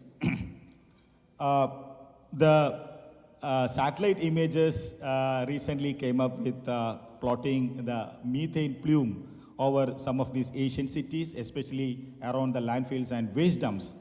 Unfortunately, in Asia, we don't have engineered landfills are very limited, but we have large waste dumps, so that emits methane in large quantities. So those are some of the things right now actually going as a kind of a message to get the cities and officials to commit for better organics management, so that we can prevent organic waste ending up in landfills and waste dumps, and better managing it at the source level. Next slide, please. So again, though we just look at the total greenhouse gas emissions, the share of methane, the anthropogenic methane from waste is just 3.2%. Next. But if you look at that methane, the anthropogenic methane, that's the third largest source is municipal waste. And when you say municipal waste, it basically looks at the organic component. And as all of you know, in Asia, like in the Asian region, in our municipal waste stream, organics fraction dominates. It varies from 50% to up to 75%. So that much organic waste is there in our waste stream. So that shows it's a challenge as well as it is an opportunity to do something creatively to create a kind of a better world. Next. And if you look at the regions, region-wise, the share of methane from waste, obviously it is Asia.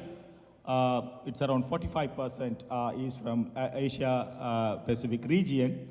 But you need to also understand that it is the population. Like Asia harbors around more than 60% of world's population, and yet it releases only 45%. And if you look at the other regions, though their population is less, but they are contributing more. So that means across the world, there need to be a kind of a concrete effort to handle organics in our waste stream separately. So that saves our non-biodegradable discards safe for recycling. Next slide, please.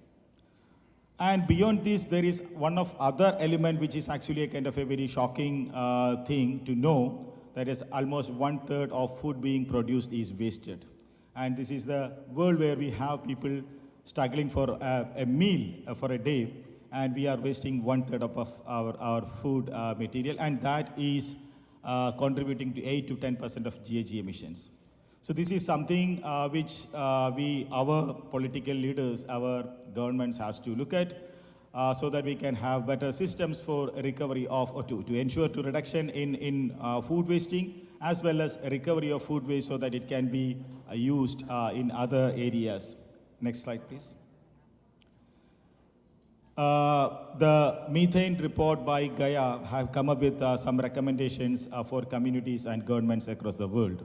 So that reads monitoring and review of reviewing and verification at higher tier methodologies for emission sources, because all these days we were not giving that kind of an importance for methane emissions, and it is not being monitored, or it is not being measured in using a kind of a correct methodology. So the report actually urges the governments to adopt better tier methodology so that we can have a kind of a better or accurate data on methane. Second, national methane action plans. There should be national level plans that starts from the cities, that starts from the local self-governments.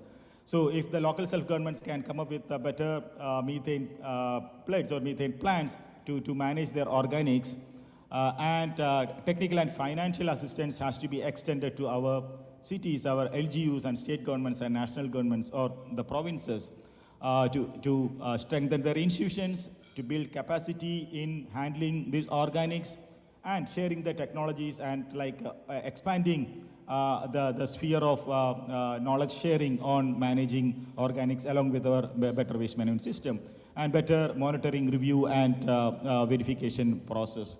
And we need policy development and implementation. Some of our zero waste cities are already working on it.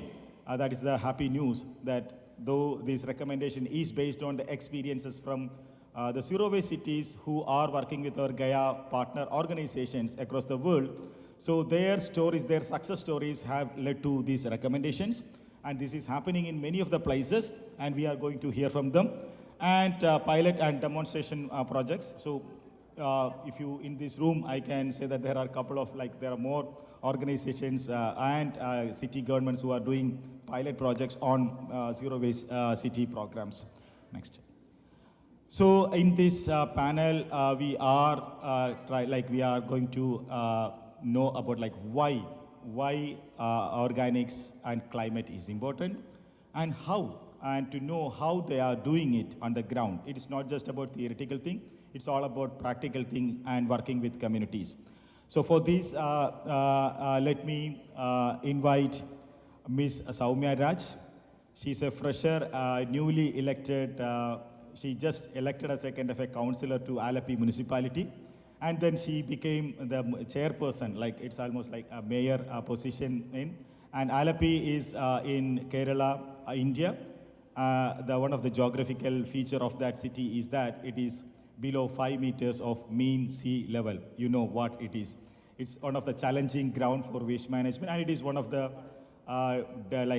most dense population lives there, and it's a commercial center as well. So let me introduce Ms. Saumya Raj to give the experiences of Alapi municipality.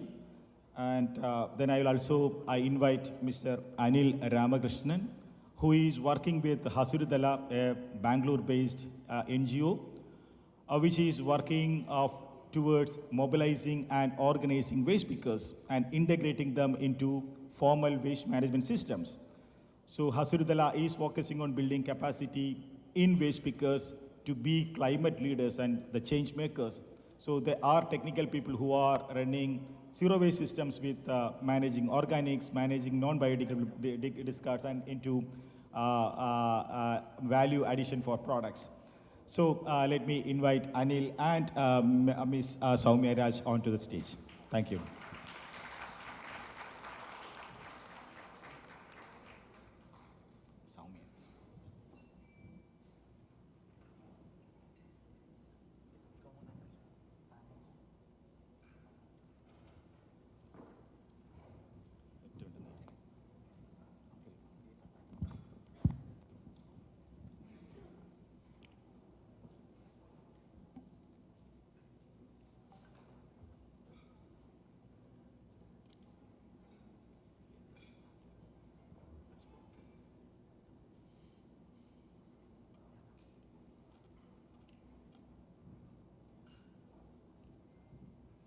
Good morning, everybody.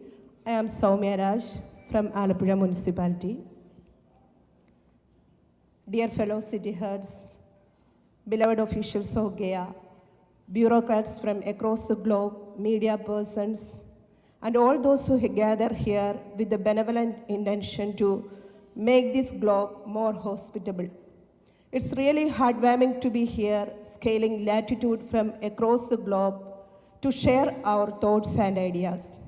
Even though we belong from multiple cultural, societal, and linguistic background, we are all tied with the noble idea of cooling down this globe, arresting climatic changes, finding solution to the waste crisis, and thus keeping our cities garbage free. Our city, Alappuzha, is lovingly called the Venice of the East. It's mainly because of its rich trade history, parallel canals, and heritage tone of the town.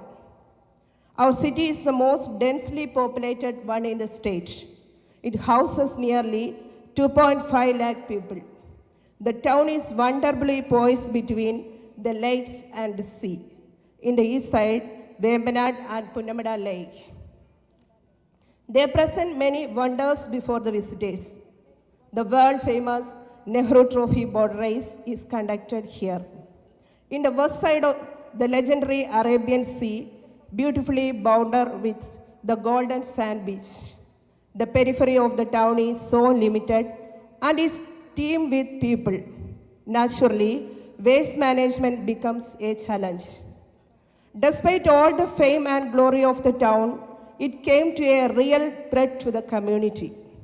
This most densely populated town of the state generates 50 tons of waste per day. People used to dump domestic waste at streets, some at designated points, and some other at everywhere, converting all the town streets to a veritable graveyard. By sunrise, trucks laden with stingy waste made beelines to Sarvodeyapuram, a 50-acre dump yard of Alappuzha municipality. It is situated at the heart of Mararikulam South Panchayat. Naturally, public resistance brew up and later it seemed into full-fledged uprising. Dr. T.M. Thomas Isaac, the then visionary member of Legislative Assembly, came to the fore, exploring ways and means to solve the menace. He introduced Tumburmuzhi model aerobic plan for decentralized processing of biogarbage. Inoculum from cow dung, along with the dry leaves, were used.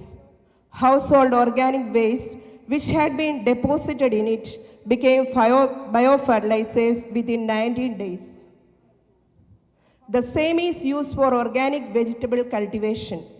As centralized waste collection became a past horror, decentralized management turned into a sweet reality. Nirmala Bhavanam, Nirmala Nagaram campaign was implemented in 12 wards of the town, but it could ill cover the mammoth population of the town. Again, streets got desecrated by the worst kitsch and mounds. People began to see the canal as waste yard, and they retorted with floods. The new administration, which came to power by the end of 2020, resolved to make an end to this menace and shame. We aimed total sanitation declaration in 52 wards. An array of workshop inception meetings were arranged for people, representatives, officials, and community development society office bearers. Importance of the project was driven into stakeholders' minds. Evaluation of the present status was the primary objective. For that purpose, we conducted a mobile app-based survey. Two-day training was given to 381 volunteers in 5 different venues. Techno-savvy youngsters were roped in to manage this app-based survey. 50,000 households were covered within 2 weeks. The survey focused on 3 points. 1. How organic waste is managed in each household. Whether inorganic waste is handed over to Haritakarma Sena. Geolocation of households. The outcome of the survey was appalling. Only 23% of the town population use scientific bio-waste treatment methods. In the huge majority of 77%, 54% were unwilling to use any. 13% were willing to use biobins. 7% was to use biogas plants. 3% willing to use community-based aerobic units. In the survey, it was also found out that only 65% of households use the service of Haritakarma Sena, the green army of women who go door to door to collect plastic waste. They segregate it and send to recycling. They are instrumental in keeping the town litter-free. 35% people of town is still out of reach for Haritakarma Sena. Plugging these gaps became our primary priority. Educating people of the threats of the mismanaged waste and its harsh paybacks in the guise of disease and deluge. After prolonged episodes of ideation, we step out into the town and launched Nirmala Bhavanam, Nirmala Naganam 2.0 Azhagode Alappuzha. Exhausting steps involving in the total sanitation declaration of wards, formation of organizing committee, training of volunteers, providing biobins with 90% subsidy, cluster formation, ward-level WhatsApp group formation, cluster meetings, mass cleaning drives, Haritakarma Sena campaign, activities to popularize campaign like coloring competition, poster design, two-wheeler rally, try to clean households, and it culminate to complete sanitation declaration. The event is hosted and conducted in a grand scale, ensuring large public participation. Night squads were engaged to catch the penalized who throw waste in public places. So some people deposited waste in canals. Turning a blind eye on the sorry state of canals was injustice. Without getting it safe and clean, no purpose would be served by the complete sanitation declaration. Hence we launched Telinirozhugum Rani Thod. To revive and regain Rani Thod, which run through 8 wards and dissolve into sea. The project extended the cleaning and regaining of 4 major canals and its 42 arteries. We launched another campaign, Yende Bhumi, Yende Bhavi, My Earth, My Future, involving school children. Catching them young would do a world of difference. Lessons were imparted on reduce, reuse, and recycle, the famous RRR. Sensitizing children would do a world of good. The dictum, child is the father of man, comes to mind. We handpicked Chatanad Colony, a settlement of 52 housing people belonging to the weaker section of the society. Through the app-based survey, we got a clear picture of the segment of people who use scientific waste management method and who don't. We reached out people with 90% subsidized biobins. It originally cost rupees 1,800, but the consumers has to pay just rupees 180. Biobin is a 3-store plastic vessel. Inoculum is also provided along with. The domestic food waste can be deposited in it. When one bin is filled, it is moved the bottom level and a fresh one would be moved up. Within 90 days, these food waste is turned into biobin fertilizer, which is used for biocultivation. For the people who don't have space or facility to keep biobins, 18 aerobic plants were placed. As part of the survey, waste hotspots, we are remarked and put up aerobic plants at those spots. Now we have 52 aerobic plants managing tons of bio-waste every day. People would put household bio-waste in the aerobic bins of the plant. It's prepared with cow dung and dry leaves. After 90 days, it would become manure, which is used for biocultivation. Organic farming drive was also conducted along with source segregation, composting, recycling, and manure production agriculture. Cycling is attempted and achieved.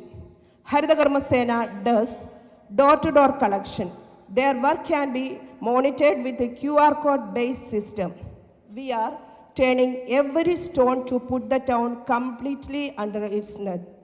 Zero waste concept bloomed here. Centralized waste management was a fiasco, which caused even law and order issues. But decentralized schemes are its happy antonym. The campaign pinnacle as the idea, my verse, my responsibility, imbibed and inculcated by the people of the town. We reckon this attitude shift as a final product of the movement. We are fortunate to have the service of Canalopy, a consortium of young engineers who provide technical support and many a launch pad. Nirmala Bhavanam Nirmala Nagaram 2.0, Azhagode Alappuzha is our flagship project, through which we will declare our town totally sanitized. I may use this occasion to register my wholehearted gratitude to my fellow councillors, including Vice Chairman Sri P.S.M. Hussain, Health Standing Committee Chairperson Srimati Beena Ramesh, other Standing Committee Chairpersons, my officials including Secretary Srimati Nidulal, my contingency workers for your stillness, support and patronage, without which I would not be standing here.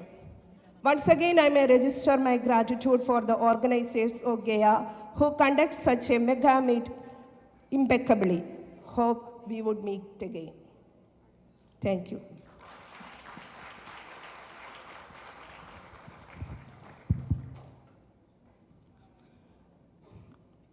Thank you, Soumya. Alappuzha Municipal City efforts on zero waste, that was actually a kind of a milestone in deciding the state policy on solid waste management in Kerala. The efforts for solid waste management was a response to chikungunya, a disease outbreak in Kerala long back. So the effort started as a kind of on a crisis management, and from there they evolved. They applied the principles of zero waste into practice, and then they evolved into a kind of a model, and that model became Alappuzha model, and it was presented in many places outside India. And now that became the state policy, and almost 99% of local self-governments, it's around 1,100 local self-governments which harbors around 30 million population. is now practicing zero waste. So in that sense, Alapi is a pioneer in establishing a waste management program which is connected to food, converting your waste back into vegetables, organic vegetables, and that supports your health systems. So congratulations once again. She is continuing that process. It was her previous chairperson started, and she is modifying it and taking it to the next level. So that is the spirit, and she have some more dreams to make it into a kind of a next level of zero waste to showcase to the world. And sure, I think you will get a chance sometime in future to visit Alapi. Thank you, Somiraj, and a round applause for Alapi municipality and their team. Now we will go to a video message from Mr. Nicholas Nicholas Harness, Project Manager, Waste and Circular Economy at Global Methane Hub. He is based in Santiago, Chile. He is a chemical engineer with experience in working with environmental policy and management. And he will be giving us some more technical information and technical insight on organics and climate. Over to the video. Thank you. Good morning. My name is Nicolas Diaz. I work as a project manager for the Waste and Circular Economy program at the Global Methane Hub. Unfortunately, I couldn't attend in person, but I'm glad I can share with you from here at least. Today, I'm gonna talk about the importance of addressing methane at a global scale, the relationship of this with the waste sector, and also the relevance of this in a context of the climate crisis. So I'm gonna share my screen with you. And just some figures to start with. Food system has an important problem of efficiency. Almost like around 1/3 of what's produced is lost or wasted in consumption, the supply chain. And waste is an important source of methane. Methane is a global greenhouse gas that's 86 times more powerful for global warming compared to carbon dioxide. And this is important because this is a change in the narrative that we have, because now we are talking about what the global warming is in a time frame of 20 years. That's the time frame for action. And most of these methane emissions are coming from the food system, either at their production, at the agriculture sector, or at their final stage. When we think about this as a linear system, that's part of the work that we are trying to address. So an average household throws away around 280 kilograms of food per year, and that's equivalent of virtually over 490 kilograms of coal. That's the scale of the problem. So what's the global methane have? We are a philanthropic effort of $330 million. We are working with the oil and gas and agriculture sectors, which are the main sources of methane at the time. We support global methane pledge signatories and potential signatories to commit to address methane in the short term. We have in mind that this 2030 commitment of reducing at least 30% of global emissions compared to 2020. So for this, we drive coordination, collaboration, advocate, stakeholders, try to collaborate with government, all the international landscape working on this. And we are based here in Santiago, Chile, so we have this global style emphasis of work. We are spread all across the world, so our offices are here in South America, but we work with people from all around the globe. And yeah, methane is just this very sign. We have concentrations keep increasing. The probably the greenhouse gas that's more constantly increasing. And this, although methane has a lifetime of 12 years, as it increases, the problem keeps mounting on. And decarbonization is not going to solve the climate crisis by itself. It needs to be combined with methane, with significant methane reduction to keep the limit of 1.5 degrees at hand, at sight. So that's the only way we can address the climate crisis. We think about the waste sector.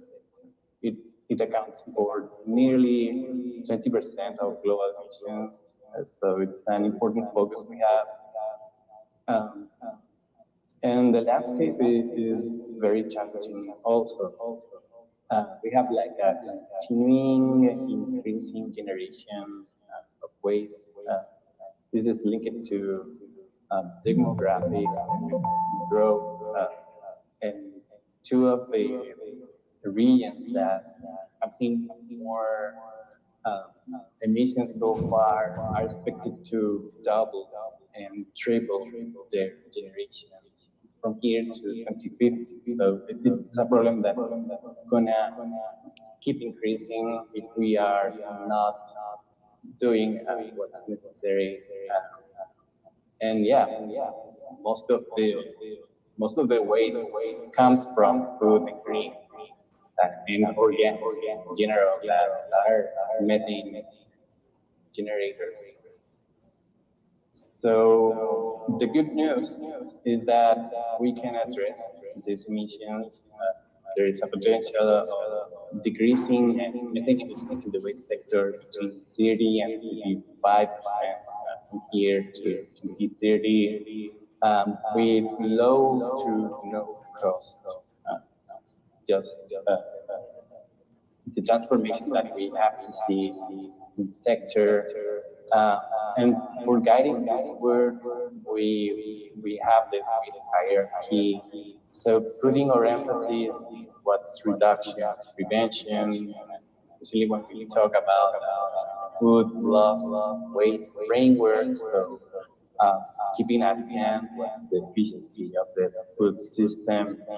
And when this is not possible, we have to prioritize redistributing waste, I mean, food to those who most need, and then get the best commercial use of this food materials. And then we can start talking about recycling as composting, anaerobic digestion, all we can use for transforming waste, now organic waste, to a resource of value.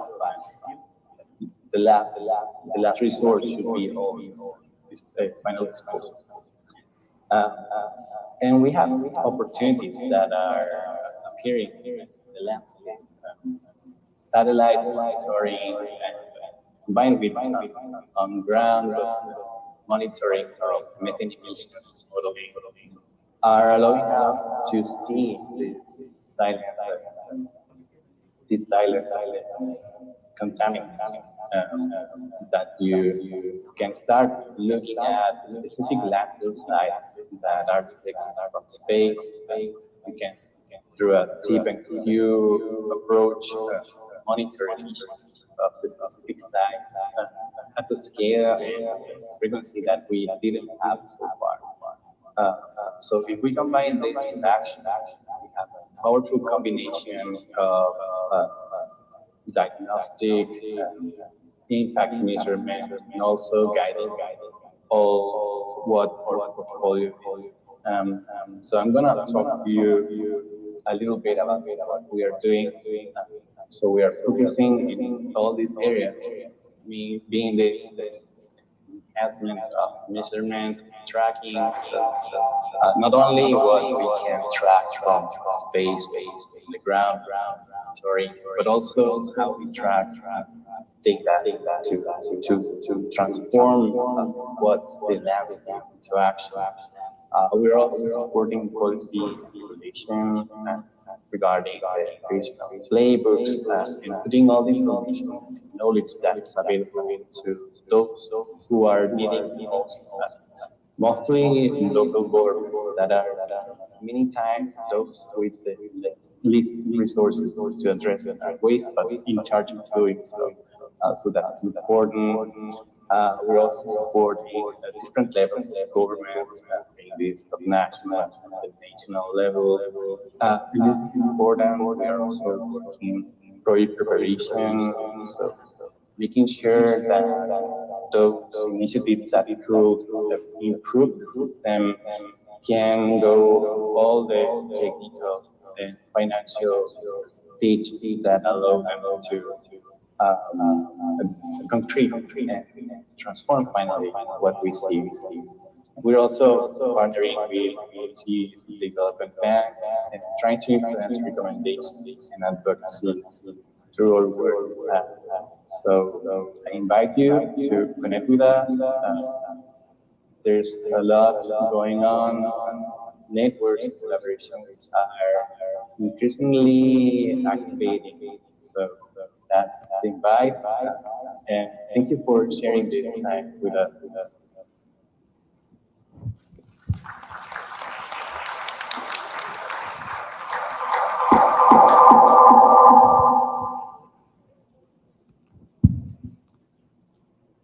Yeah. Thank you for the message, Nicholas. So much of facts, so much of shocking statistics. Again, he's repeating on 1/3 of food is being wasted. 280 kilograms of organic waste from a household is equal to 490 kilograms of coal. See, these kind of maths are very relevant for a policymaker to prioritize the public budget, the public finance for efficient recovery. So as I said, he was also mentioning about the scope of elimination of methane from organic waste, at the same time getting it harnessed with agriculture so that you can improve the soil organic structure. That improves one, the soil texture and the soil quality. That also minimizes the use of what you call the petroleum-based fertilizers. So there are like bonus points. It is not just limiting the emission of methane from organic waste, but there is a scope of, if you promote organic farming, like what we saw in Alleppey, that actually adds to the entire efforts for fighting climate.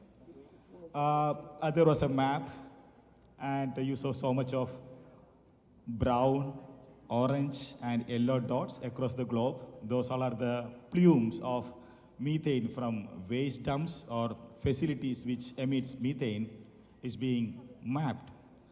And I'm shocked to see the map over India. So much of dots.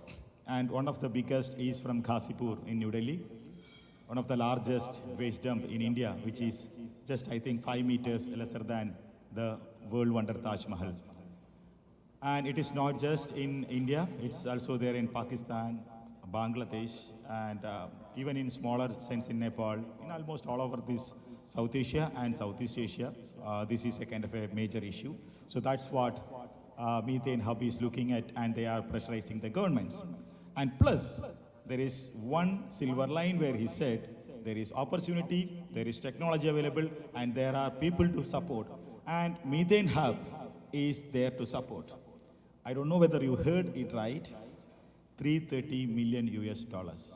It's available for communities who dare to take up projects and process to create an impact in methane emission reduction.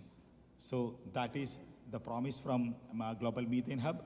We'll be working together with these groups and other organizations across. So Gaya is trying to connect people, governments, communities, organizations together to sort it out, because this is very important.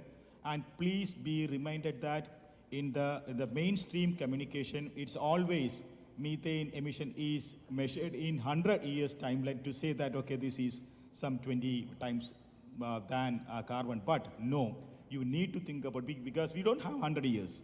We don't have 100 years to wait. So you have to think about 20 years timeline, and that is 86 times more powerful than carbon dioxide. So that is the message of the presentation. And I think this is an enriching presentation, and this will be shared with all the participants. Thank you. And from there, let me invite Mr. Anil Ramakrishna from Bengaluru. He's the program manager on organics for Hasirudala. Hasirudala means green force. So Hasirudala is a grassroots level organization. They are working with waste pickers in the unorganized sector to mobilize them, to strengthen them, to make them build capacity so that they can take waste management as a kind of a service and to earn a decent living and to help them for just transition. And they are implementing zero waste programs in mega cities. Bangalore is Silicon Valley for India, and Mysore is one of the ancient historical city with a kind of a huge population. So let me introduce Mr. Anil Ramakrishna to share the experiences of managing organics in these two cities. And welcome.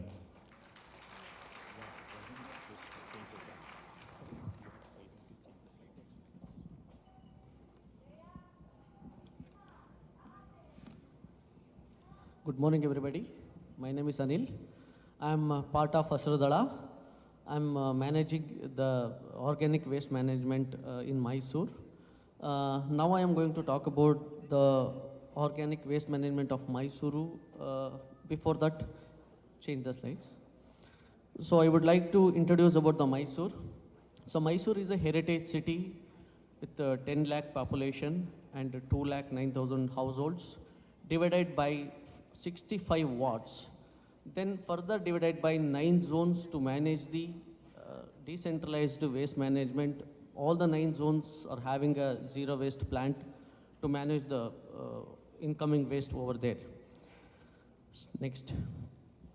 So objective of this zero waste strategy plan: reduce volume of the toxicity of waste, reuse materials and products, restrict flow of non-biodegradable waste to landfill and other water bodies, expand recycling and composting services for all sectors and materials, recover materials for their higher value and the best use, integrate waste pickers in the waste management of the city, adopt policies and incentives to help achieve zero waste beyond the selected wards. Next. So, before operation is the plants, we believe that the awareness is very important in the wards, because the 80% of the work will be done in the ward only when we do proper segregation. So we conducted source segregation campaigns in the wards to educate residents, people, how to do the segregation part. That is very helpful to get the segregated waste in our plant. So on an average, we get somewhere around, next slide, 4 tons of complete waste in our plant. So out of that, 3.5 tons will be organic waste, and that is directly processing for a simple method of composting. And rest of the 0.5 tons will be a dry waste, which is valuable and non-valuable. Non-valuable will send to the cement factories for the incineration, and the valuables will send to the recycling vendors for the next process. And also the organic waste compost will be sold to the nearby farmers at the price of 2 rupees. This is a price which is fixed by the government. For the reasonable price we need to give them. Next slide. Also, we just trying to give awareness on training to the compost training to the nearby residents, individual and communities. They can start composting in their home. Next slide. So about Bangalore, in one of the ward number 177, JP Nagar, a women group is come forward to do the lane composter in their lanes. 69 houses they are managing. For 69 houses, we just Hasurdala supporting for the lane composting, installed composter and also leaf composter to support them. Next slide. So, next slide. So this is one of the Adugodi police quarters. So we are working in Adugodi police quarters and collecting waste from the 1,500 households. Collected organic waste will be using for the biogas system. And the slurry is been directly using for the composting. And that biogas is used for cooking the waste, food for the dog squad at the police quarters.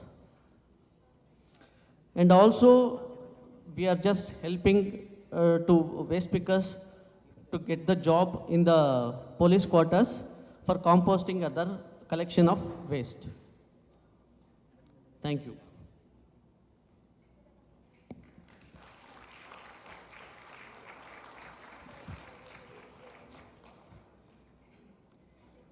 Thank you, Anil.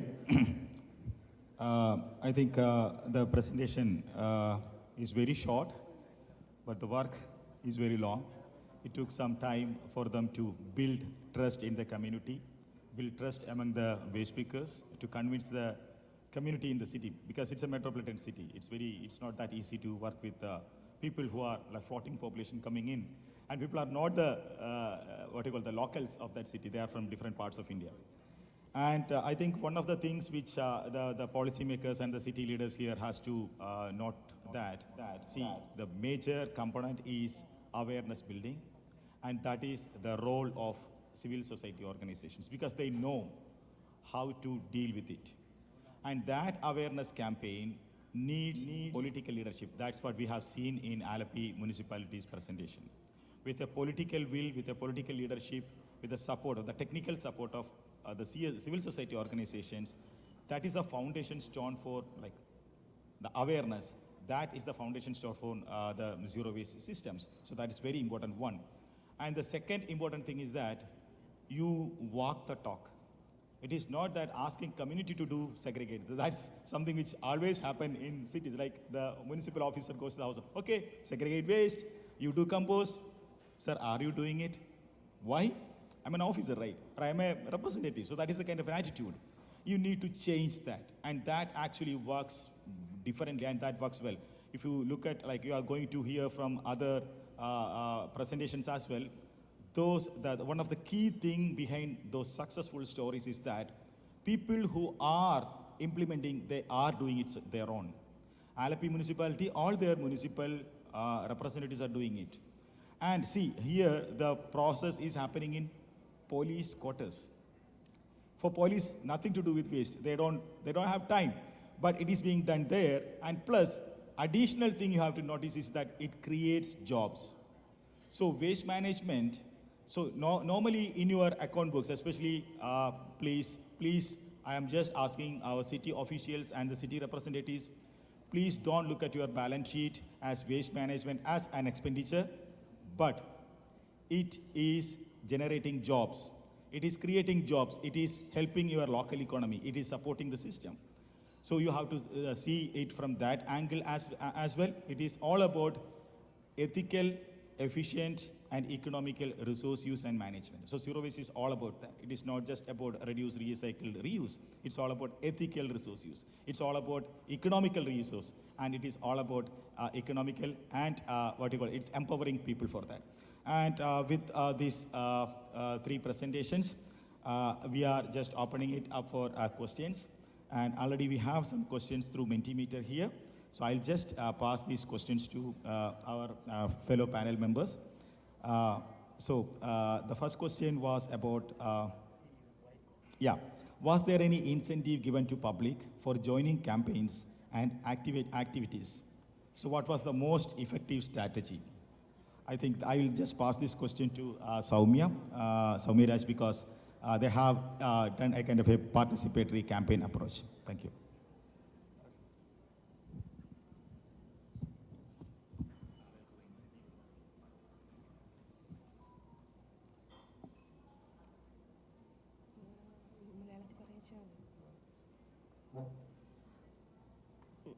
I am not fluent in English, so I want the help of Shibu, the coordinator of GEA.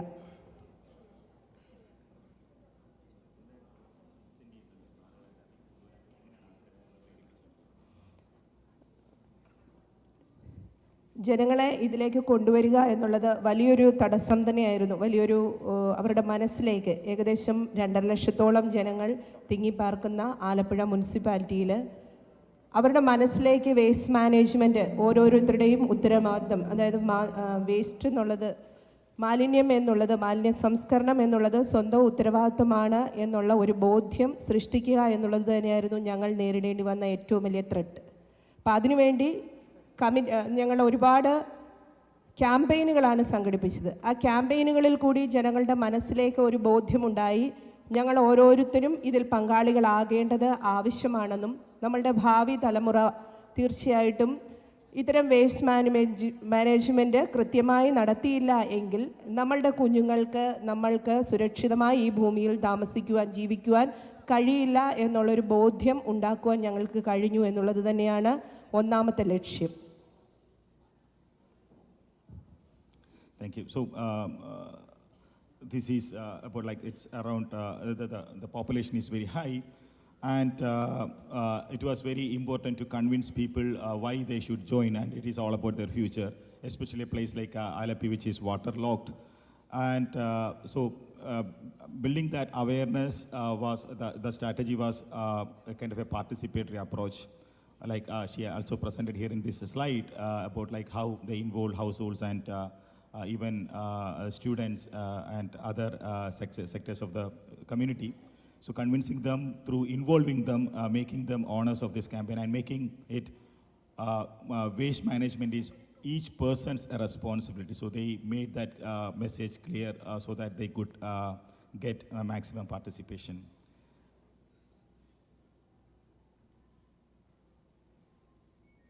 Yeah, and the next question is for Hasarudala, referring to the fixed price for compost. Is it regulated in Hasarudala or the whole India? It is depending upon their locality of the area, but the government is just guiding these waste management process operations. Like, we need to give the price for the local farmers at the low price, or else it takes more work to sieve the compost and do the next process. It takes maybe the more price, because for the farmers, they suggest us to give it the lowest price. For others, we can give little bit higher price after sieving the compost. That's Adding to that, there is one more question on that. From composting is the best nutrient for soil. However, we faced difficulties with the competitive price of chemical fertilizer.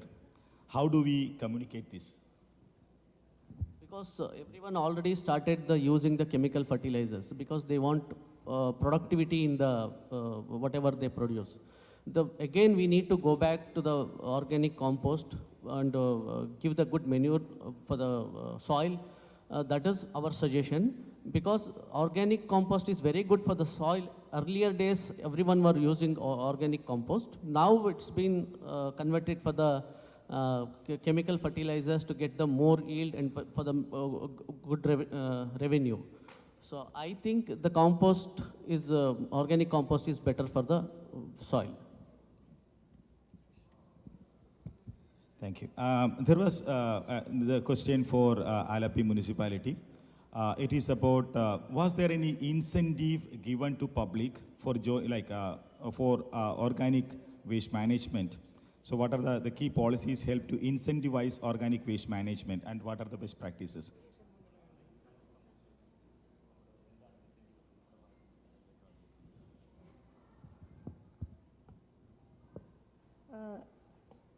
We provide 1,800 രൂപ വിലയുള്ള ബയോബീനുകളാണ് ഞങ്ങൾ 180 രൂപയ്ക്ക് provide ചെയ്യുന്നത്. അപ്പം അത്രയും low cost ആയിട്ട് അവർക്ക് ലഭിക്കുമ്പോൾ തീർച്ചയായിട്ടും അത് ഉപയോഗിക്കാൻ ആൾക്കാർക്ക് ഒരു മനസ്സ് കാണിക്കുന്നുണ്ട്. അതോടൊപ്പം തന്നെ എയറോബിക് ബിന്നുകൾ സ്ഥാപിക്കുന്നുണ്ട്. സ്ഥലപരിമിതി ഉള്ളവർക്ക് എയറോബിക് ബിന്നുകൾ സ്ഥാപിച്ചുകൊണ്ട് ആ സ്ഥലത്തേക്ക് കൊണ്ടുപോയി വേസ്റ്റ് ഇടാനുള്ള ഒരു സൗകര്യം കൂടി ഒരുക്കുന്നുണ്ട്. So she answered that like 1,000, the composting devices for the household level, it costs around 1,800 rupees. And that is being given at 90% subsidy. So people can get it at household for 180 rupees instead of 1,800 rupees. And plus the houses which cannot do composting at home, so the municipality provided community composting facilities in their neighborhood in common places, including roadsides. So that actually encouraged people to practice more composting. And the other questions were very technical. It's all about methane and converting like a CH4 into hydrogen power. I am not able to, unfortunately, I am not that expert in chemistry to do that. So there is definitely we will get back to these questions by getting right answers from the experts. And like methane is undeniably a big problem worldwide. Each sector should act as one. My question is how we are going to promote local government units, private sectors and education sectors to act as one. So that is the question for, I think it's for Gaya. So that is what Gaya is doing for last 2 decades in this globe, trying to connect the knowledge, the people and the community and the governments together and businesses together to act as one for a zero waste world. I think these are the, one more question was there, that Hasudala waste speakers see more benefits in working with dry waste. Have there been any challenges integrating them in composting?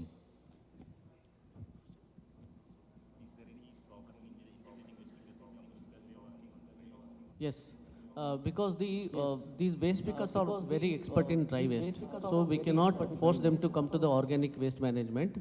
So as usually, they get waste from the dry waste and generate their money, whatever they want. So it is little difficult part, but when we give good incentives through the local government, definitely we can include them into solid waste management part.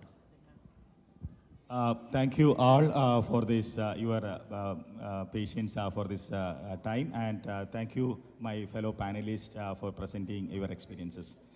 That's it. Thank you.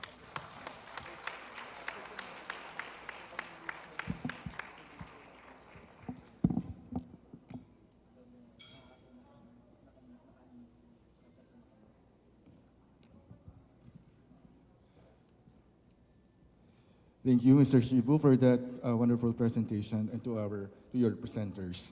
Our next segment is the introduction of the Methane Pledge. It's a symbolic signing of the pledge and the photo opportunity that follows. May I call upon the Regional Coordinator for Asia Pacific Gaia, Mr. Froilan Grate.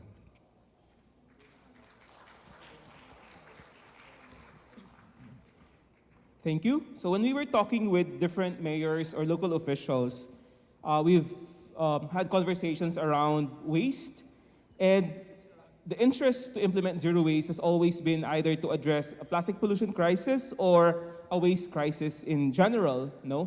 When the report Zero Waste to Zero Emission came about, cities who are implementing zero waste has another reason to continue doing it, not only because we're addressing our waste problem, because zero waste is an effective climate action. No? And with this, we are happy to share with you that several cities have signed as part of the first activity or the first commitment of the Zero Waste Cities Network, the city's methane pledge, with the goal of reducing methane emission from waste by 70% by 2030. So for this morning, we can't have everyone who signed so far, so we'll just invite 6 people who will represent all the signatories. And for everyone else, the invitation is please sign up if you think this is something that you could commit on.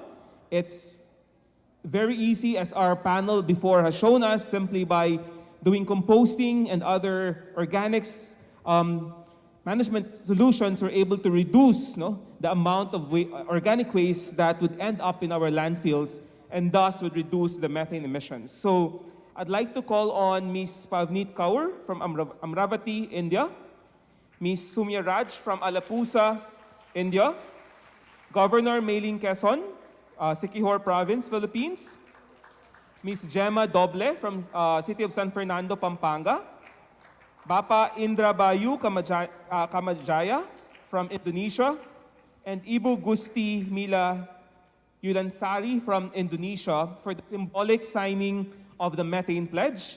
And this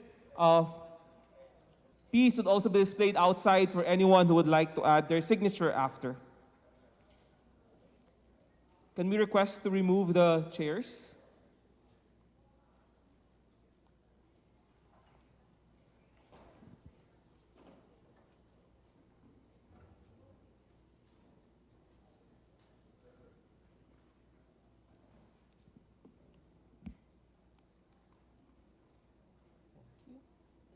Yes, just sign.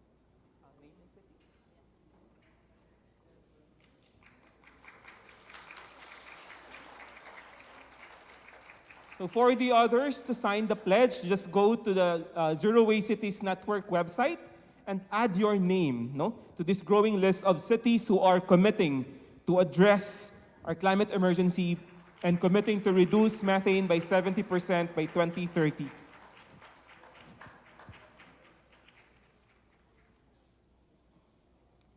The website is cities.zerowaste.asia, and you will find the link and the full text of the Cities Methane Pledge. Again, the goal is to reduce methane from waste by 70% by 2030.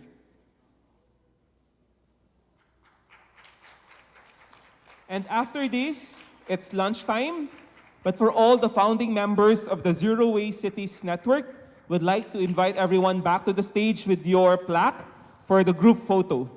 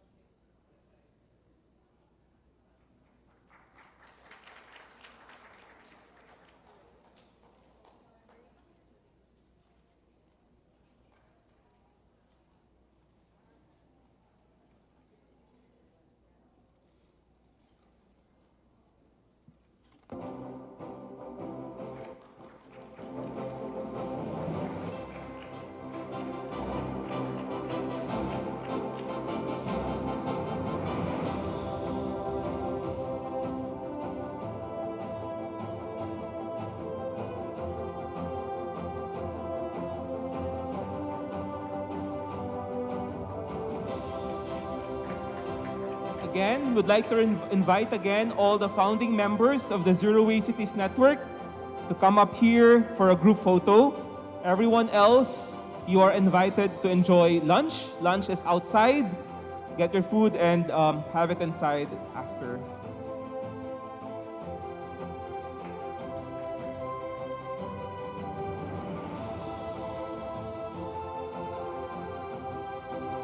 For those who availed of the vegetarian meals, they will be served plated on your tables.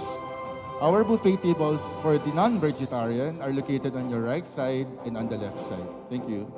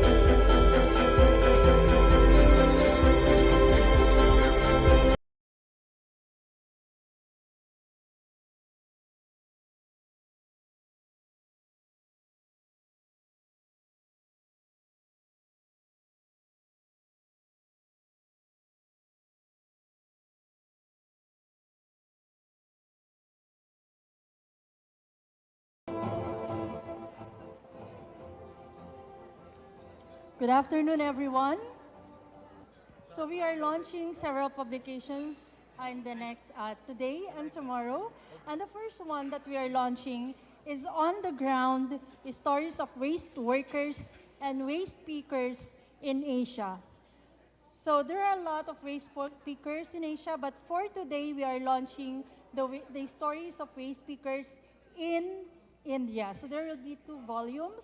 Volume 1 will be India, and the second volume will be the rest, which is Southeast Asia. The making of this publication has been very challenging, not because it's very difficult, but because the stories were so amazing and the people were so inspiring. I got to interview waste pickers in different parts of India, and also our member organizations who are working with waste pickers. And the stories that I got from them were just so amazing, and the waste pickers were very open in sharing their stories. Whenever I start to interview someone, one of the questions that I would ask them is if it's okay for me to record the interview, and if it's all right if I ask them personal stories. And the answer that they always gave me was yes. Very, very big yes. And not only that, they also told me because the world needs to hear our stories. And being a writer, hearing them say that, I felt like, you know, it's an honor for them to share with you their stories and to give you the permission to retell their stories. But then I also felt that it was such a big responsibility, because these are stories of people that are working on the ground, that are making changes, that are making the world a better place. And here I am, an outsider, and asking them to tell me their story, and hoping that I will be able to tell their story very, very well. And not only very, very well, to tell their story in such a manner that they would appreciate. To tell their story the way, as much as possible, they would tell it themselves. Of course, the best scenario is them telling their stories. But for the meantime, here I am, telling their stories for them, and having been given the permission to do that. So on the ground, for this release of the publication, I will be summarizing the book by reading some quotes from the people that I interviewed. And the first one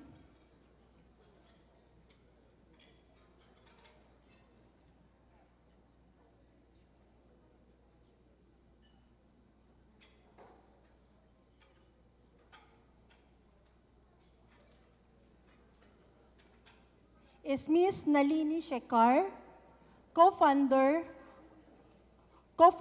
of Hasirudala. It's an organization of waste pickers in Bangalore, India. And this is the quote: "When we are born, we are issued a birth certificate. Many of the waste pickers who belonged to the Dalit community didn't have any kind of identity, even though they have stayed in the community for ages. So many issues was how to integrate waste pickers in the local solid management system so they could have predictable income, and at the same time, look at how they could access social security and social entitlement." Then we go to Sushila, who is a waste picker from SMS, or Sri Mukti Sangatna, in Mumbai, India. She shared this story. I was barely 8 years old when I started working as a waste picker. My father died, and my mother had no other option than to bring me. Oh.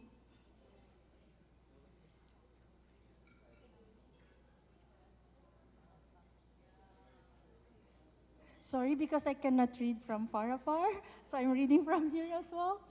So I'll do it again. I was barely 8 years old when I started working as a waste picker.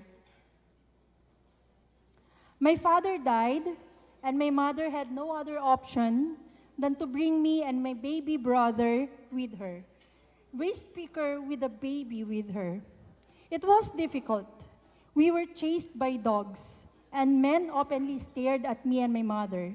She was very young when she was widowed.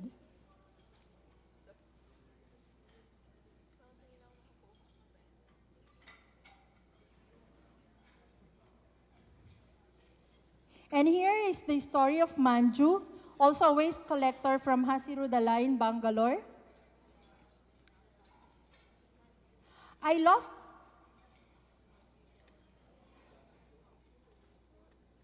lost my parents when I was a kid. Then my brother and sister also died. They died of TB. Suddenly, I was all alone. I was homeless. I lived with my friends in the streets. We ate whatever food we could find, even the stale ones. We were very hungry, so we did not care if the food was already stale. I worked as a waste picker. One day, I came to Mansoor's center and he told me, "Come work here." From then on, I had a stable work. I had a steady income. Mansoor is also a waste picker. He came from a very poor family. He also had problems growing up. His situation was not so far from Manju's. But then he got to know Hasirudala, and they were provided support by Hasirudala. They were given identity cards, and with the identity cards, social security systems, and with these social security systems, they were able to have a contract with the local government to manage the waste. And that was where they became waste pickers. And when they were already waste picking, they were able also to establish centers, and they were able to hire other waste pickers to give jobs to other waste pickers. So we would see that in the stories that we are reading, when the people were given support, they also did not just try to work on themselves and to make their lives better, but they also made sure that they are able to provide livelihoods for other people. Next, let's go to the story of Anita.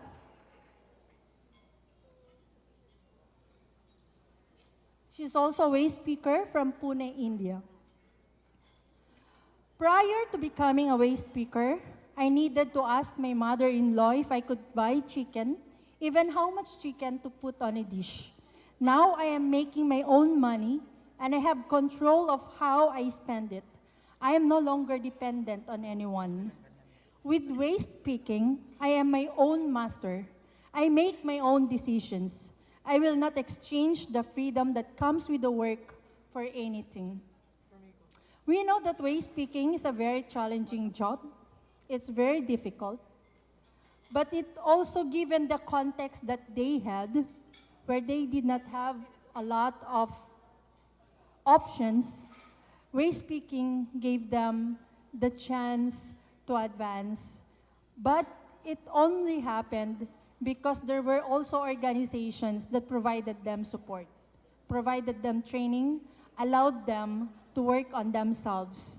And with waste picking, they were able to have a kind of job that allowed them to also work on their families, because these are women with children, and they did not have other option to, if they were stuck in their homes and taking care of their children, they will not have income. But they also could not afford to have 9-to-5 jobs without education, without training, and waste picking provided them this. And it was good for them because when they started waste picking, there were already these member organizations, KKPKP and Swatch, who provided them support. And with the support that they received, they were able to make their better their circumstances. Next is Asha Baban Zombade, waste picker also in Pune. The best part is that even when you are much older, you can still work. This is not the case with contractors and workers where there is an age limit. We hope we can be enrolled in some kind of pension scheme and get more support for our medical needs.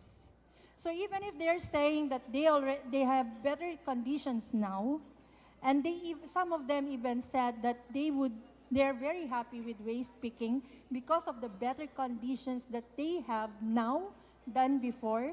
Because before, without the support from the different organizations in India, they would have to go around kilometers and kilometers carrying heavy loads like 20 kilograms on their backs with waste and being chased by dogs and being accused of theft. It was a better condition for them, and so they're very happy that they are being supported. And this, we are waste pickers. We contribute to the city. We protect the environment. If we stop working, this is Alumelu from waste picker from Bangalore City. We are waste pickers. We contribute to the city. We protect the environment. If we stop working, there will be waste dumps everywhere. The city will become dirty. It will become stinky. People will get sick. So as they are being supported by organizations, they are also realizing that they are actually, in fact, giving a lot to their city.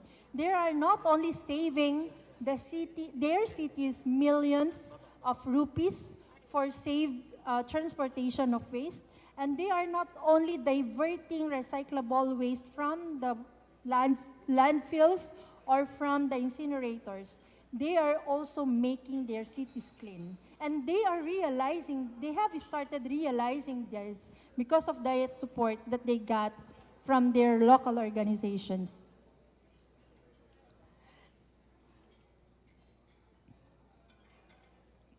And with the support, we also see that they are now very much aware of the issues that are happening.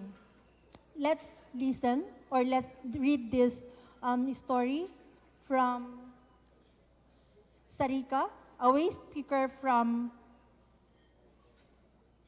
Pune. We understand that plastic is bad. We understand many of these issues. And you're asking if we want to end plastic. Sure, let's end plastic. You're asking about banning single-use plastic. Let's ban single-use plastic, but let's do it in phases. Let's look at the non-recyclable plastics. Plastic bags, cheap bags, we cannot sell this. We cannot profit from this. You phase out those first. Then you come to us and phase out the other plastics. But at the same time, think about the alternatives to plastics. Whatever system you are setting up as alternative, on one side you think about banning plastic, and on the other hand, you think what could become of the future and how we could be involved in that. So we see these stories, and this is from Lubna, of one of the waste organizations that are supporting the waste pickers. And she said, the sector is so informal and therefore precarious, which means that recycling is happening, but there are a lot of hidden costs. Land is informal, don't follow environmental compliances. If you add up all those costs, we don't know if the sector could actually survive. So she's saying that there is a need for just transition. Without just transition, waste pickers would be left in the cold, and that's why we need transition. This is one of the founders, Miss Jyoti Mapsikar. Let me just quote her because she is one of the founders of the oldest waste picker groups in India. It's soon to be 50 years old. It was founded in 1975. And this is what Jyoti said about the work that they do. Jyoti is also one of the women leaders that are featured in one of our other publications, which we are releasing today and tomorrow. Unless women waste pickers are united, their problems will not be solved. Together, they can achieve a lot. We need to strengthen women's organizations, not only at the city level, but also at the state, national, and global levels. And this is very, very last quote, because this is very important in reminding us of how to approach the work of the waste pickers and the work of our members.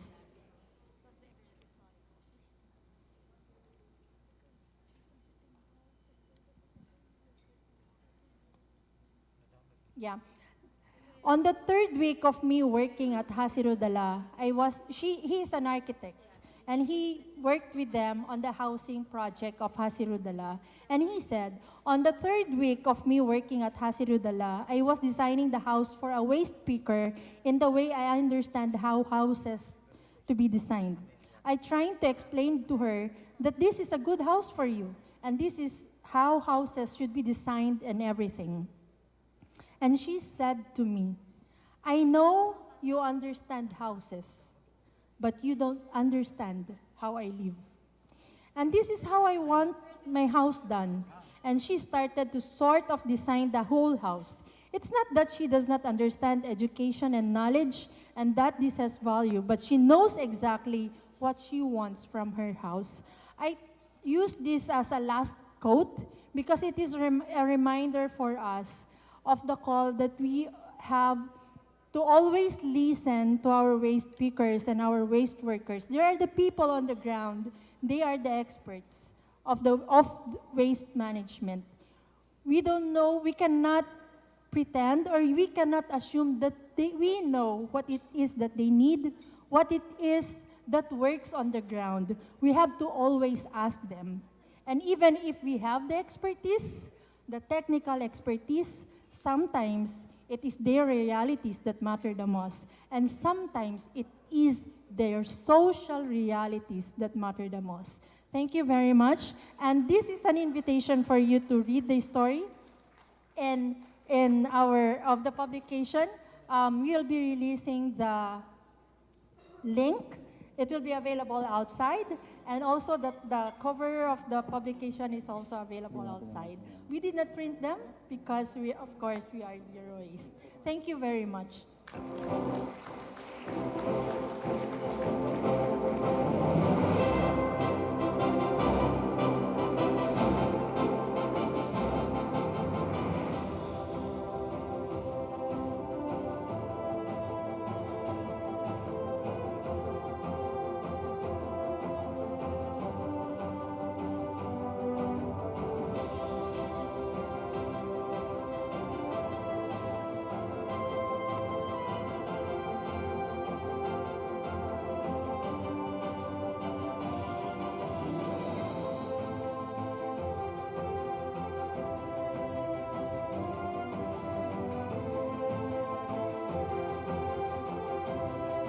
Thank you, Sherman, Renosa, and congratulations for the book, Ground Stories of Waste Pickers. I wish you good luck. All right, so I hope everybody's had a good lunch and enjoying the activity so far.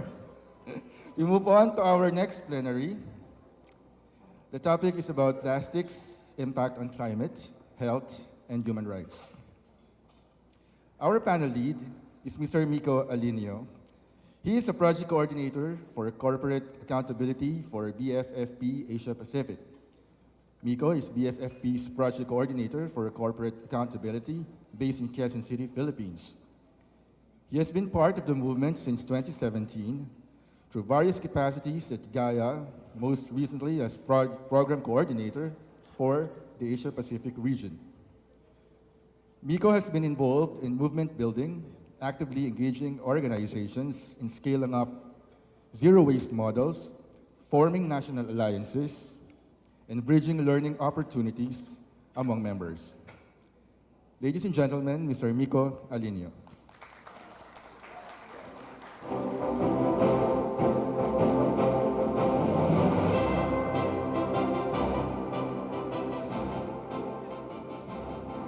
Hi, good afternoon. I hope you had a good lunch. Thank you, Gaia.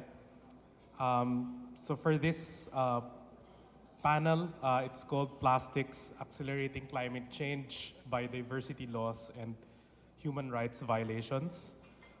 For this panel, we'll be looking at least from my organization, Break Free from Plastic, we have been advocating for stronger recognition, for connections between plastics and fossil fuels, as well as climate, biodiversity, human health and well-being, and to enhance corporate accountability for impacts of plastic pollution. The multidisciplinary panel for this session have worked in various leadership roles in government, civil society, and the academe, thus presenting an opportunity to understand the wickedness of plastic and the impact on our survival. So let me call on our speakers for this afternoon. First up, we have Attorney Gloria Estenzo Ramos, the Vice President for Oceana, Philippines. Yeah, you can have a seat over here. Gol is the Vice President of Oceana and a member of its executive committee.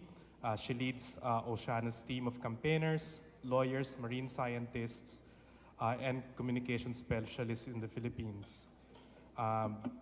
Goli was also a Southeast Asia representative to the IUCN Academy of Environmental Law Governing Board and a faculty of University of Cebu's College of Law. She's also a co-founder of the Philippine Earth Justice Center. And for our second speaker for this panel, we have Ms. Pichmol Rugrod. She's the Plastic-Free Future Team Leader for Greenpeace Thailand. Under this project, Greenpeace has called out companies that figured in brand audits in Thailand, namely CP Group, Dutch Mill, Osteopia, Sarumsuk, and Singha Corporation.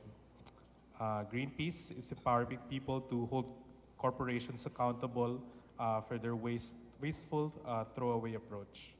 So, yeah, before I ask my speakers to present case studies or perspectives from the Philippines and Thailand, I'll just give you an overview about this session.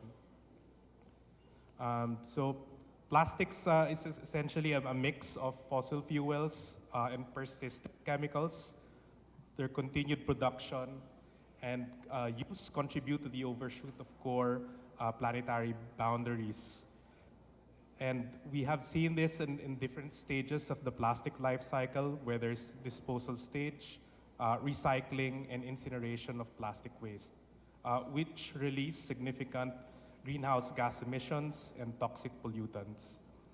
Various ecosystems, such as ocean and mountain areas, are particularly vulnerable to climate change and plastic pollution, and the combination of both is a significant stress factor on biodiversity. Plastic also disproportionately affects marginalized and vulnerable communities, particularly those who live near or work in plastic production and recycling facilities. Next slide. Yeah. And we see this, particularly those who live particularly those who live near or work in recycling facilities, incinerators, landfills, and other sources of pollution. Exposure to plastic pollution has been linked to various human rights problems, such as cancer and respiratory ailments. The UN Human Rights Council, as well as more than 150 states, recognize that a clean, healthy, and sustainable environment is a human right. It is critical to take action towards significantly reducing plastic production for our health, well-being, and survival.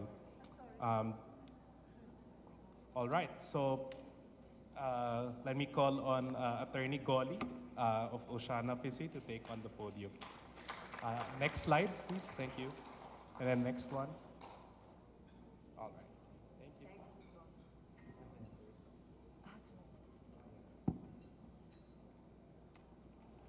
Thank you very much. I think I'm going to take off my mask. I'm very happy to be here, and for our kababayans, magandang hapon, good afternoon to all. Before taking on the leadership role for Oceana in the Philippines, I was a proud member of the steering committee of the Eco Waste Coalition. It's also part of the Break Free from Plastics, as Oceana is, and of course Gaia, Mother Earth Foundation, Greenpeace, and other partners. So what I'm going to share is initiatives in the Philippines in ensuring protection of the right to healthful and balanced ecology and the right to health of the people. Philippines is a very progressive legal system for protection of our environmental rights, but laws, if not asserted or if not implemented, remain empty. So what I'm going to share with you is how citizens, civil society sectors, and even government agencies are doing to ensure that the rights guaranteed by the Constitution is really protected. Okay. So, Oceana is, okay, patalastas muna. Oops, what's the, okay, oops, nangyari nito, Miko. Okay, so Oceana is an international non-government organization focused solely on marine conservation. In the Philippines, in 2014, the office was established to help restore abundance of our fisheries. We used to be, we used to have so many fish for our fisher folks and our people. And why the Philippines? Because we are a marine biodiversity country, the center of marine biodiversity in the world, but I don't know why it's not moving. But, oops. Okay, so, dito na ako titingin. Okay, so ang campaigns namin, our campaigns are focused on protecting our oceans through ensuring that destructive activities therein are stopped or deterred. So these are fighting illegal fishing in commercial, in municipal waters. So in the Philippines, we have the Fisheries Code as amended, which has reserved the coast up to 15 kilometers solely for small-scale fisher folks. Commercial fishing is not allowed, but this is more honored in the breach. We also have strong laws for protection of ecologically critical areas, such as our ocean, our mangroves, corals. So we have a campaign on that against reclamation projects. For protection of marine habitats, we have campaign to protect corals, having ecologically fragile habitats protected under national law. So, and likewise, mangrove restoration campaign. And Oceana has also embarked on banning the campaign to ban single-use plastics nationwide.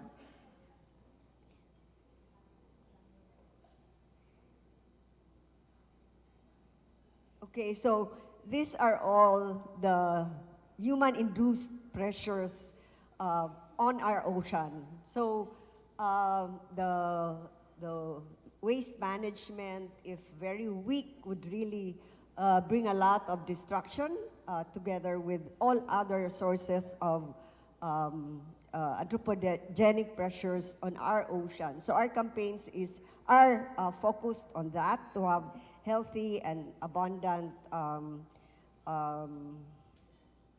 oceans. So the Philippines is considered among the sources of pollution, plastic pollution in the world. And studies indicate that even Pasig River is considered being the worst river. Okay. Sila na lang mag... Okay, better. Sige, maraming salamat. Thank you very much. Okay, and we have, the Philippines contributes something like 2.7 million metric tons, about 20% of which goes straight to the oceans. And recycling is never a good strategy because only around 7 to 9% of the plastics of the waste are recycled. Next slide, please. So there are lots of studies on impacts and presence of microplastics, for example, in the country. This slide shows that even the Department of Environment and Natural Resources, through a study, confirmed that our fishing grounds, 10 of which are sources, have lots of microplastics. And number one is Tanyon Strait Protected Area. This is very close to my heart. I'm from Cebu, so this is a deep and narrow strait dividing the provinces of Cebu and provinces of Negros and Occidental Negros Oriental. And we hope these studies, next slide please, would really trigger that sense of urgency that has to be embedded now, because we know of the impacts of climate change and plastic pollution. Plastic is fossil fuel, and really the increase of greenhouse gas should be a responsibility, not just of so-called developed countries, but of each one. So we have marine life, marine ecosystems are not able to perform the services because of the impacts of plastic pollution. Next slide, maybe we can go further. I know everyone here knows about the impacts, threats to human health. Even doctors are saying that plastics has already affected reproductive systems, apart from respiratory, cardiovascular systems. And the pandemic has exacerbated plastics crisis. So imagine, kayo na lang, ano na lang. Ayun. So now, it's as if we cannot now live without masks, but that's why we have to do something about it. Next slide, please. So even in the deepest parts of the earth, you can see plastic. So one of our marine scientists, Dr. Deo Onda, was privileged to go into, I think, the third deepest part of the ocean in the world. This is the Philippine Trench. And lo and behold, he saw plastics there. Humans can't survive in that part of the ocean, but plastics were there. So it's really important. Next slide, please. So even Tubataha Reef, we're so proud of Tubataha Reef. It's the best managed reef or natural park in the Philippines, but because plastic is transboundary, there are plastics now. And next slide, please. Oceana has embarked on execution of a memorandum of agreement with Tubataha Reef National Park, Protected Area Management Board, so that we would be able to help. And together with other protected seascapes, we are in talks with Apo Reef, Siargao, and other protected seascape so that through our communications, we can have joint communications plan. We can help in providing technical support, such as enforcement. And mangroves are, that's a picture taken by our marine scientist Jules De Jesus, as member of the World Bird Club. This picture went around the world, went viral because plastics choke our mangroves ecosystems, and mangroves is so important in the Philippines. It, you know, it's a buffer against storm surges, and the plastics smother the roots and will lead to its destruction. So, do we have the laws? And this is the meat of my presentation. Next slide, please. Yes, Republic Act 9003. Just the other day, we had the occasion to launch the photo exhibit with the Office of Senator Ligarda, one of the principal author of the 32-year-old Republic Act 9003. You know, if we just complied with the provisions of the law, we could have been a zero-waste country in the, and earned that distinction because the provisions are really good, excellent, based on the hierarchy of ecological principles, the top being avoidance and reduction at the very source, and then recycling. And however, it is still a challenge. So next slide, please. We went out to local government units to help us convince the policymaking body of this law, the National Solid Waste Management Commission, to perform its mandate, which, if performed, would have the effectively reduced single-use plastics. What is this? This is the mandate of annually coming up with a list of environmentally acceptable products and packaging. Annually, that's in the law. So, so local governments came up with resolutions calling on the commission. There were 140 local government or cities, municipalities, which forwarded their resolution to the commission. And next slide, please. So that is the provision. Next slide, please. And the local government samples of LGU, local government resolutions, which we have forwarded to the agencies and the commission. Next slide, please. And why? Because under our local government code and other laws such as fisheries code, local governments are given the principal function of protecting the environment, including protection of municipal waters, managing solid waste. But without the commission performing their role, which effectively would have eased the burden on the local governments to manage an otherwise unmanageable plastic waste. Even if you strive to be zero waste, plastics will always be there. So we need the political will of the commission. Next slide, please. Okay, so it's defined by the law, environmentally acceptable, and it's also the implementing rules and regulations. Please click on it. Also defined by the implementing rules and regulations, which, if you look at it, would already mandate the commission to ban single-use plastics.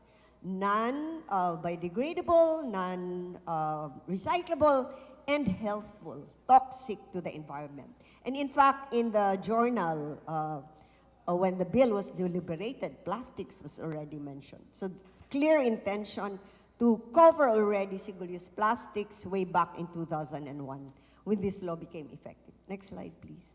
So this is the ecological hierarchy of ecological principles that should be followed. It's in the law.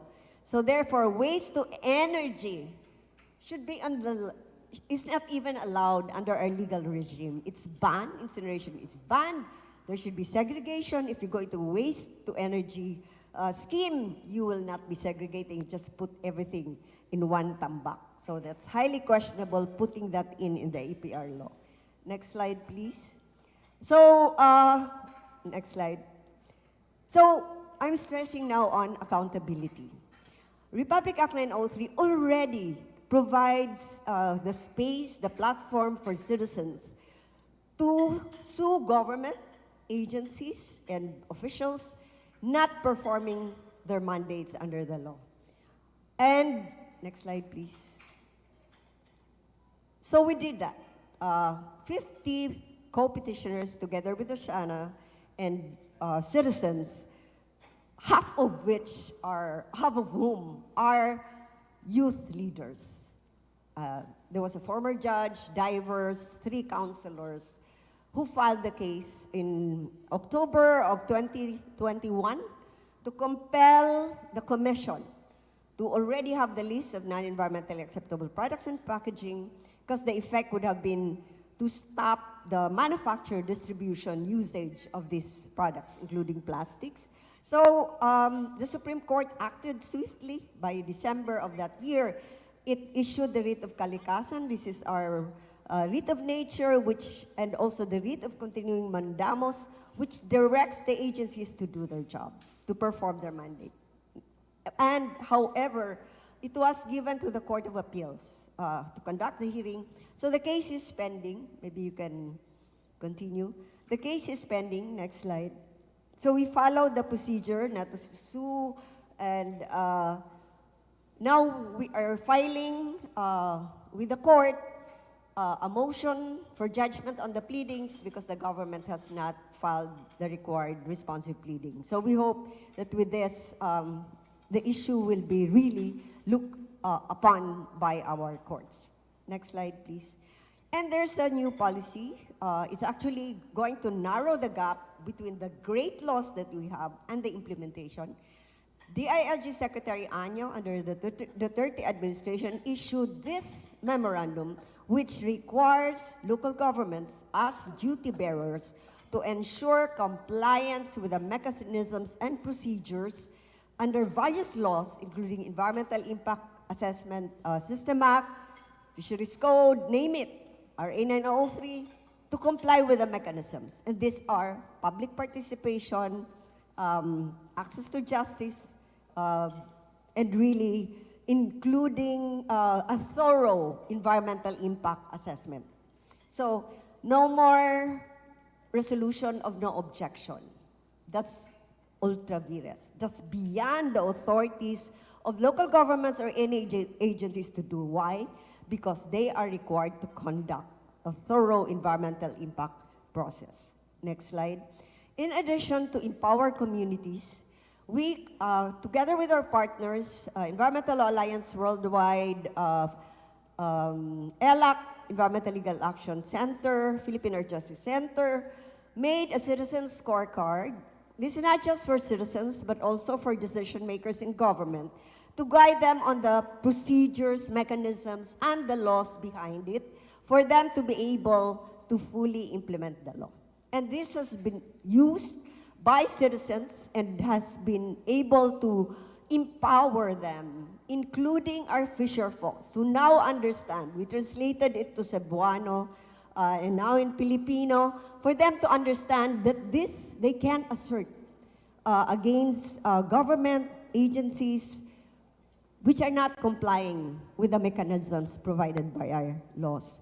So we have been able to stop a reclamation project, for example, in Consolacion, but there was really great collaboration existing among stakeholders. So I guess that's also another lesson learned. It's quite challenging in Metro Manila, because Metro Manila is so huge, but in a province like Cebu, it's manageable, but it gives us inspiration that together we would be able to really ensure that the laws are respected. And our laws are based on science.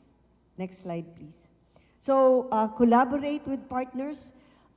Because of the inaction of some agencies, we had to explore ways by which we can tap some who are doing their job. What we did was go to the Securities and Exchange Commission, and this has something to do with the EPR.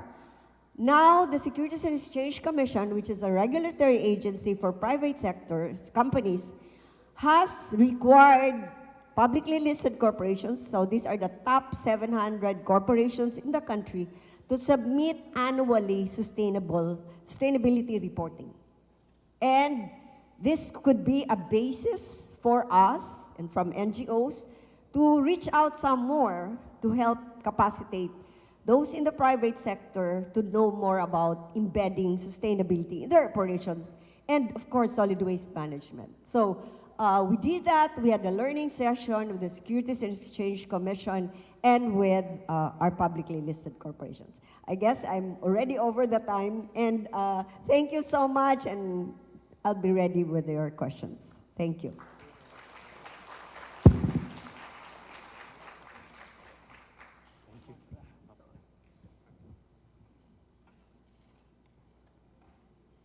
Hello, I'm Pishmon Rakrot. I'm from Greenpeace, Thailand, and I'm Plastic Free Future team leader.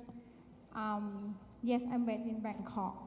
My role in Greenpeace, Thailand, that I want to create the futures without the single-use plastic. So that's why that means we in my team want to reduce the single-use plastic throughout plastic supply chain or throughout plastic life cycle. We cover on the different issues, for example, the policy, the corporate sectors, the raise awareness of the consumer, or even the waste trace, etc. Okay, so first of all, I want to overview the situation of plastic. Sorry. Okay. Okay, can I use it? Okay. This is the plastic pollution in Thailand, which I think is quite similar to other countries in Southeast Asia. We are facing with the different single-use plastic littering in everywhere. For example, in the canal, in the ocean, in the mangrove, or even in the tidal storm mine. So I think right now we are in the crisis of the plastic pollution. Thai people, including the civic society, the academic, or the general people gathering to push the government about the EPR. But I think we have a long way to go. As I know, I think the country in Southeast Asia already enforced about the EPR law, but that is only in Thailand that we have been doing on this issue for almost 10 years. But right now, we are on the process to put the EPR to be a regulation in the country. With 24 million tons of waste per year in Thailand, I will show you that how Thai government manage with this issue. First, we have the roadmap on plastic management that Thai government planned between 2018 to 2030.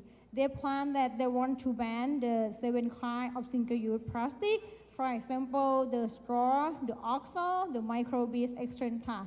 But right now, in 2023, we still find the 6 types of single-use plastic in our market or in our daily life. So this was we want to push the government to make more seriously on this issue, and we want them to ban it completely. Another platform that Thai government love to do that is about the MOU.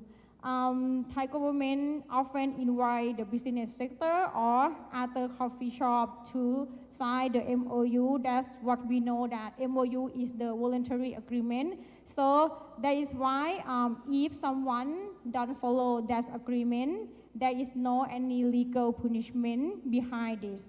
So some MOU that they have signed around 5 years ago, that they want the modern trade stop providing the carrier back to the customer. But today we still receive that carrier back from the modern trade who don't sign the MOU. So we think that MOU is not the best solution.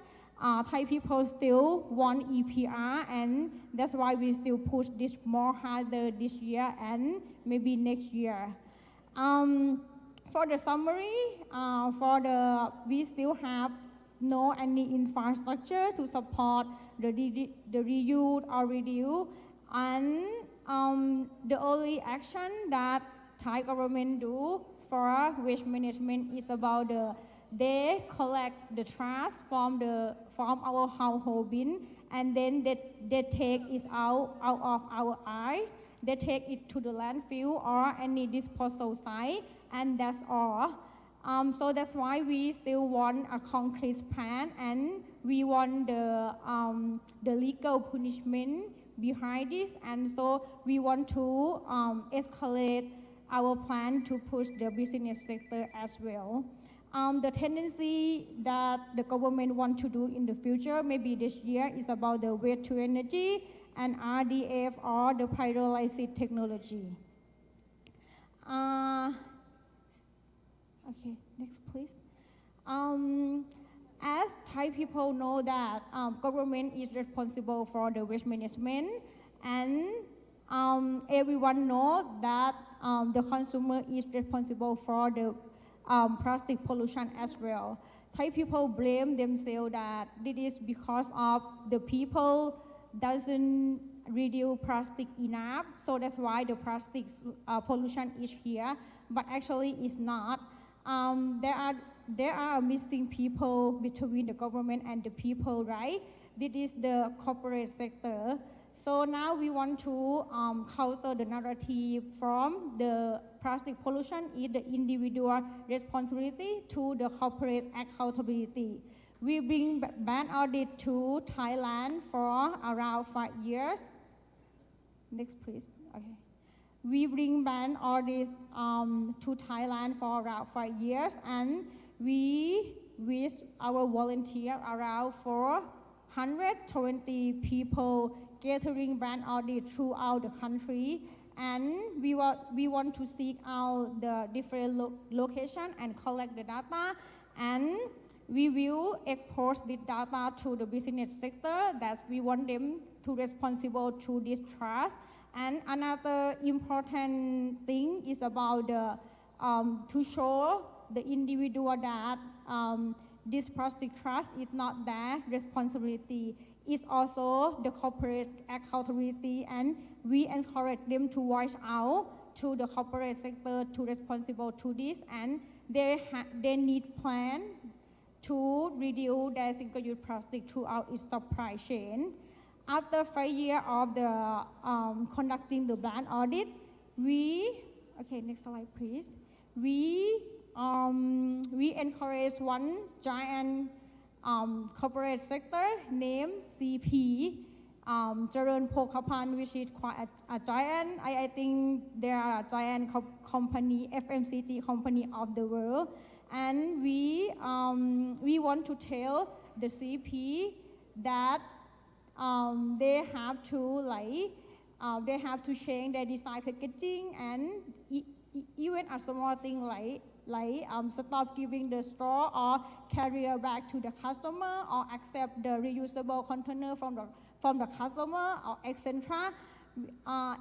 Everything here is in our petition, and we have plan that we want to submit, and we want to hand it out to the CP, and we want to push them, not push them, we want to encourage them harder, that we want them responsible to the packaging, because we believe that if the giant company change, the other small business will change accordingly. Beyond the plastic trash in the environment, there is also a plastic trash in the supermarkets as well. All this picture is the this I took is the packaging that I think is the trash before we use it. In Thailand, we don't have any regulation to control the use of the product packaging, so that's why we see any multi-layer or unnecessary packaging everywhere in the supermarket convenience store or every mall.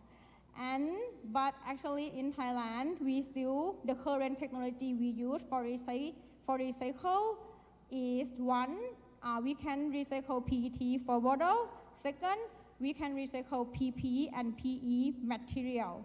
So that's why we cannot recycle PVC, but we see a lot of PVC using in different packaging. So when we go to the supermarkets, we can see that all of things is maybe more than 50% is already trash before it was used. And this is why it's in the landfill. I think it's similar to other countries. It creates a lot of impact to our earth, climate change, biodiversity loss, human rights violation. The significant information is that the recycled waste is around 16% of the solid waste are collected by selling or the trash collector, which is the informal labor. And we want to, this year, we want to put that in the waste management cycle as well, and we want to improve their quality of life of this group of people. This is another impact from the climate change and from the plastic production. There is the EPS, expandable polystyrene production exploded last 2 years, and it damaged a lot of residents nearby that factory. And there is the Praksa landfill. It's a major landfill of Bangkok, catch fire last year, and there is creates a lot of climate pollution around cover that community. And there is the flooding over the landfill in Ang Thong, and the community around that area facing with the leakages from the landfill. So this is what Greenpeace asking for or demand to the Thai government and the FMCG company, which we think it is the real solution to the plastic pollution. It's about the EPR for sure, and we want them to innovate in the infrastructure to support reuse, refill, and the deposit return scheme, and eliminate the problematic single-use plastic. And the final thing is the disclose the information of the plastic footprint to the public. Okay, this is for me. Okay, I'm ready for the question for the next.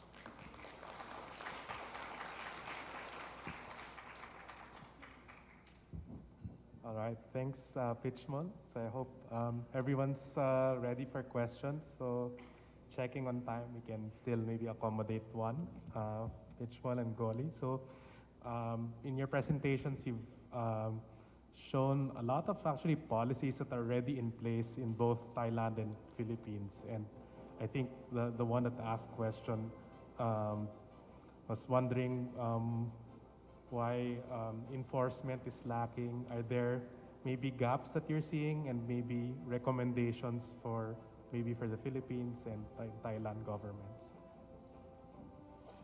Seniority. Thank you, Nico. Yeah, you know, on hindsight, because I started my work in environmental law advocacy on solid waste management.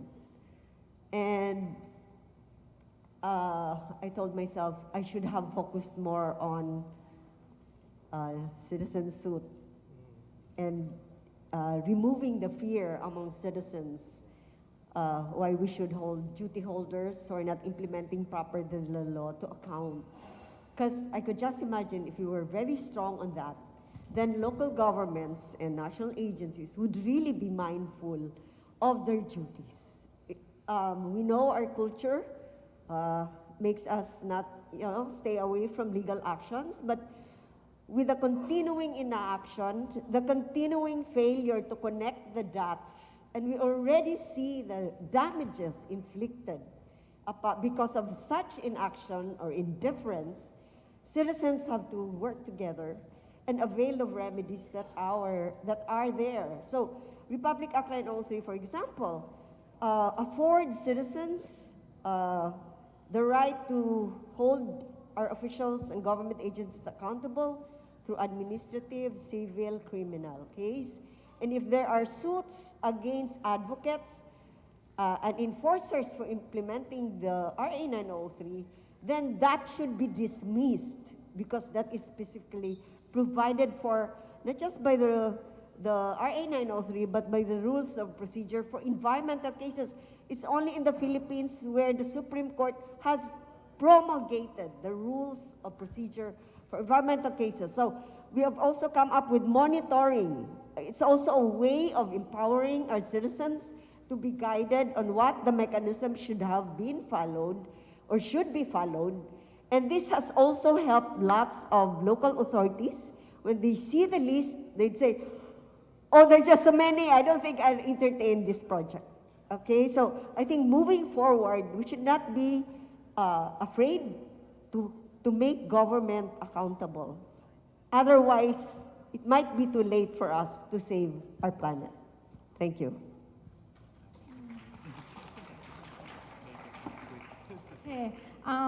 For me, honestly, I want to say again about the EPR law or any concrete regulation in the country, because as I present that we have been fighting for the EPR for a long time, and before the COVID, I and our Greenpeace colleague talking about the EPR together, but right now I'm talking alone. So I think EPR should be enforcement in the country, and if we have EPR, that means we have any concrete action plan following the regulation. And we will have the general election in Thailand maybe this May, so I wish that we can push this harder to the government, and we will see this in this year. All right. Give a hand to Goli and Pitchmol.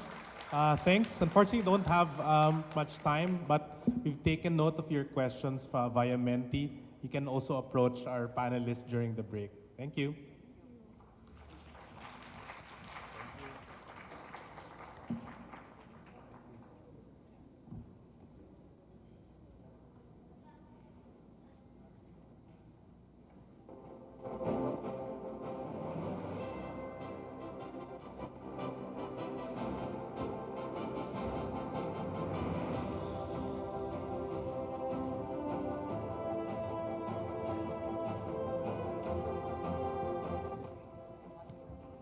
All right, thank you very much to our panel lead and our presenters, Cap on Cap.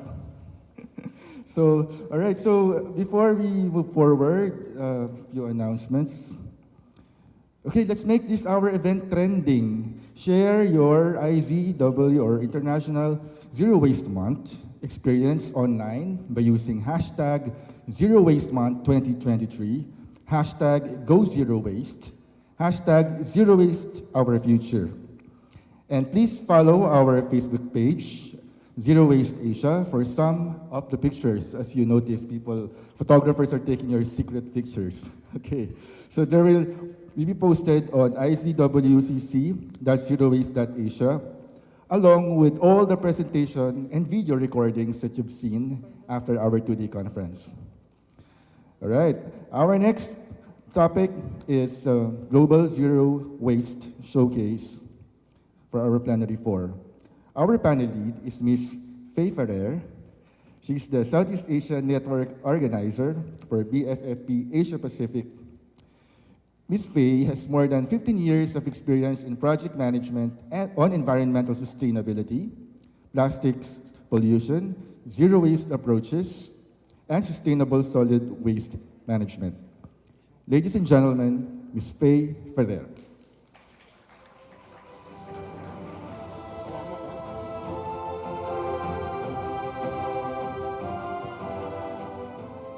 magandang hapon. Good afternoon. Ayong hapon. So, are we still awake? Okay, just checking because we have 3 more panels today. So, hello. Thank you for the opportunity. Thank you, Gaia, for giving us the opportunity to moderate panels. I'm Faye Ferrer from Break Free from Plastic. I'm the Southeast Asia Network organizer. So we have 4 speakers for today. All are experienced zero waste and waste practitioners. And I don't have any introduction because they will do all their introductions. I will just introduce them one by one to you. So let me introduce our first speaker. As I call your name, please come up the stage. Our first speaker will be Kaisa. She is the Zero Waste Europe's coordinator of the Mission Zero Academy. Hello, Kaisa. She leads the development of the Mission Zero Academy and its services, design, test, and scale up different training and consultancy concepts, as well as performance certifications that accelerate the transition to zero waste in municipalities and businesses. Kaisa, please take your seat. Thank you so much. The next speaker will be Niven Reddy. He is the Gaia Africa Regional Coordinator. Niven has a background in social science and has worked in the education and environmental planning sector before joining the environmental justice movement in 2016 with Groundworth in South Africa. So, Niven, thank you so much.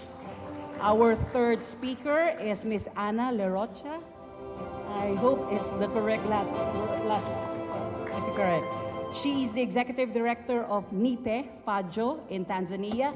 She has over 15 years experience in community engagement and has lived for 7 years in rural Tanzania, catalyzing income security for local communities through social entrepreneurship programs. Welcome, Ana. And last but definitely not the least is Miss Katie Andreski. She's Breathe Free Detroit's campaign organizer. Welcome, Katie.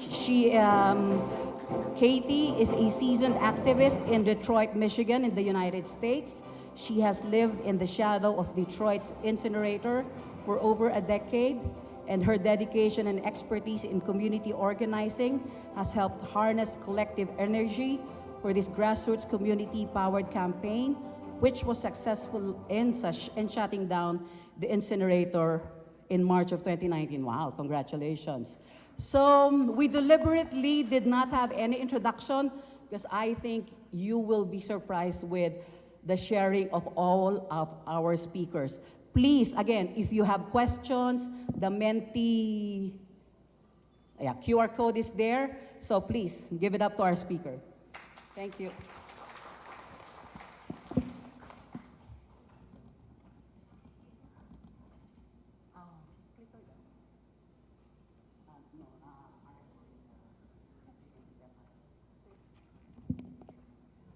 Hello, good afternoon. Thank you for inviting me to be here and to speak to you today. Thank you for the introduction as well, saved me the trouble of introducing myself. I'm here to bring you some greetings from Europe and an update how we are doing with our Zero Waste Cities work over there. And you can actually see our update or our current position on the map over there, where you can see where we are at those Zero Waste Cities. It's a snapshot from our Zero Waste Cities website where you can follow the progress. I'm gonna save you the math. There is 446 Zero Waste Cities from our original Zero Waste Cities program, which has been run by Zero Waste Europe for several years. On top of it, there is 11 fully certified Zero Waste Cities in our new Zero Waste Cities certification, and 31 cities to be who are currently candidate cities, so working towards certification. The map is a handy tool, also quite often slightly out of date because the progress is very fast. And now you might be a bit confused by 3 different kinds of numbers, all are cities still. And in this presentation, I'm gonna explain to you what are these different types of cities, how we have ended up in this situation, what are the differences, and how we are moving forward. Next slide, please. So to start the European story of zero waste cities, I invite you to imagine yourselves in 2007 in a small town on the bottom of the hills in Tuscany in Italy. Next, please. The town is called Capannori, and they faced plans to build an incinerator to deal with the waste issue in the town.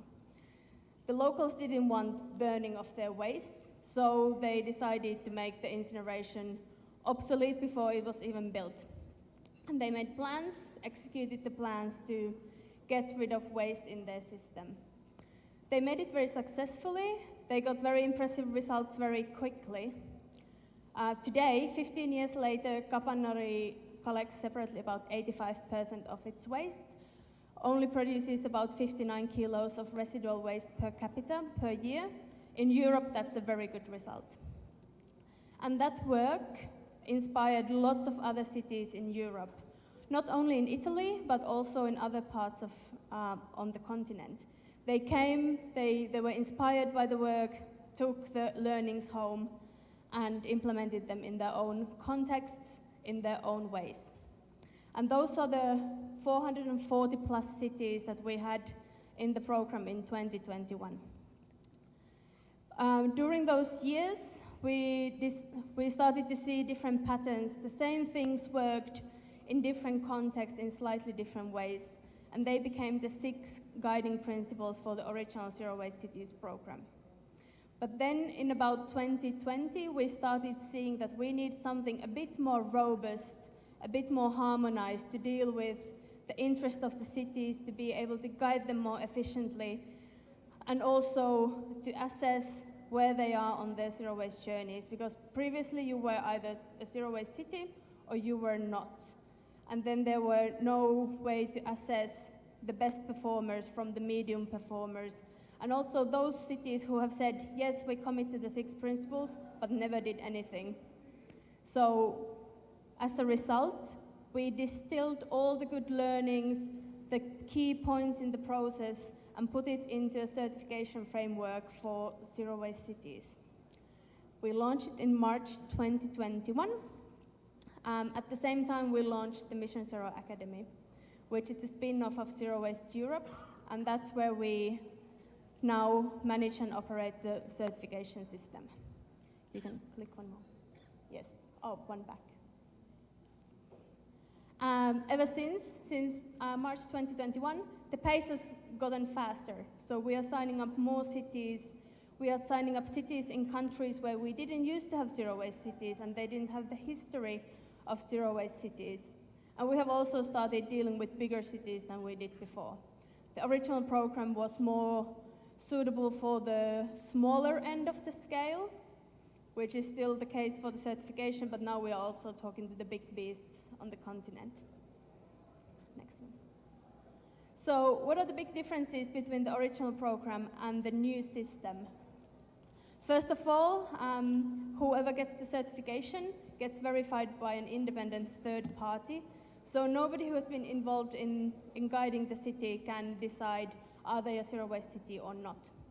And that brings a lot of credibility, not only for us, but also for the cities to know that they are really doing as well as they think they are doing.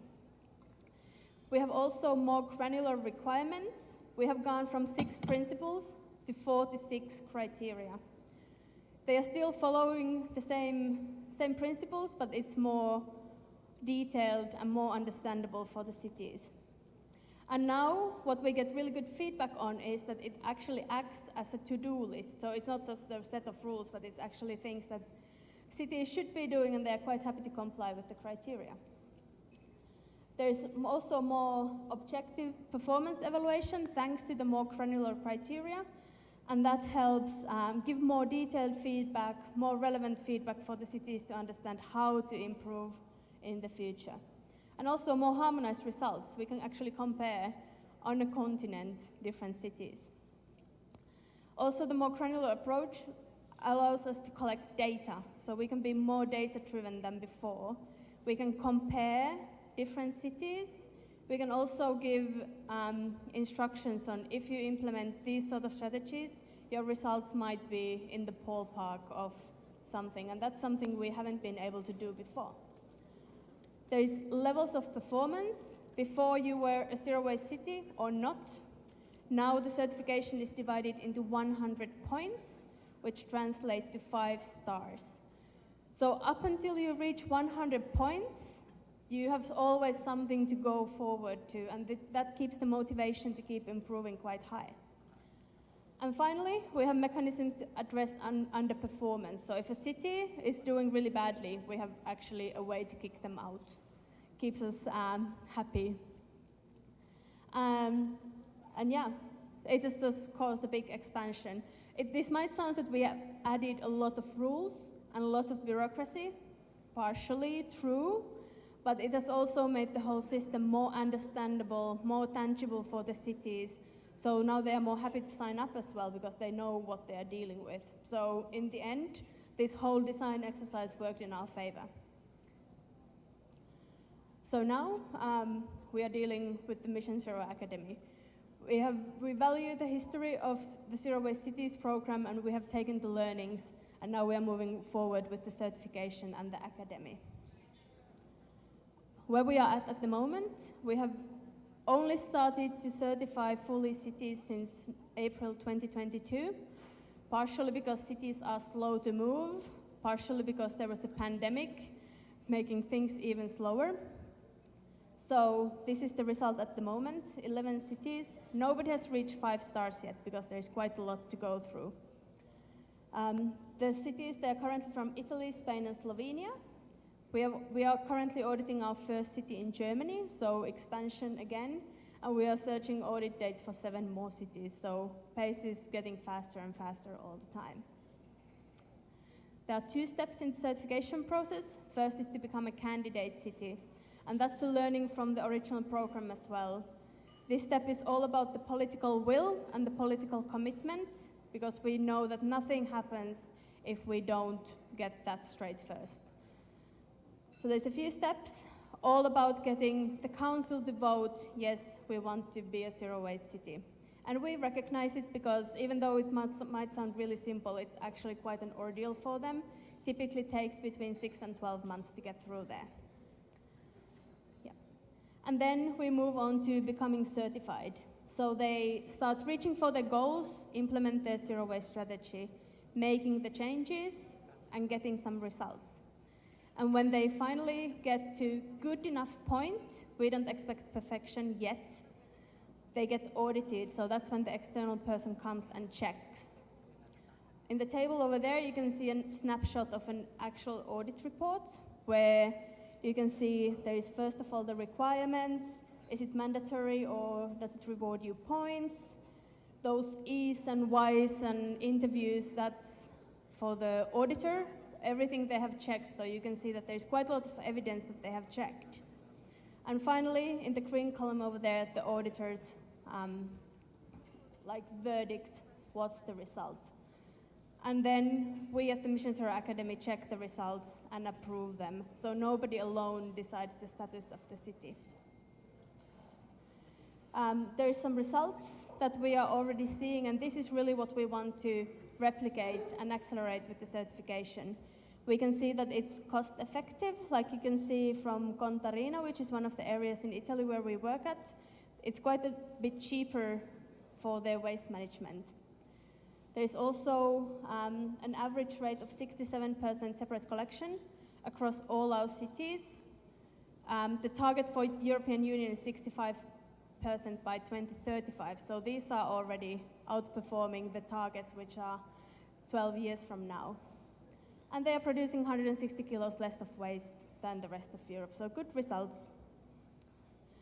Some more detailed feedback from Italy, how they have made the changes, and this is what the other cities have gone through as well.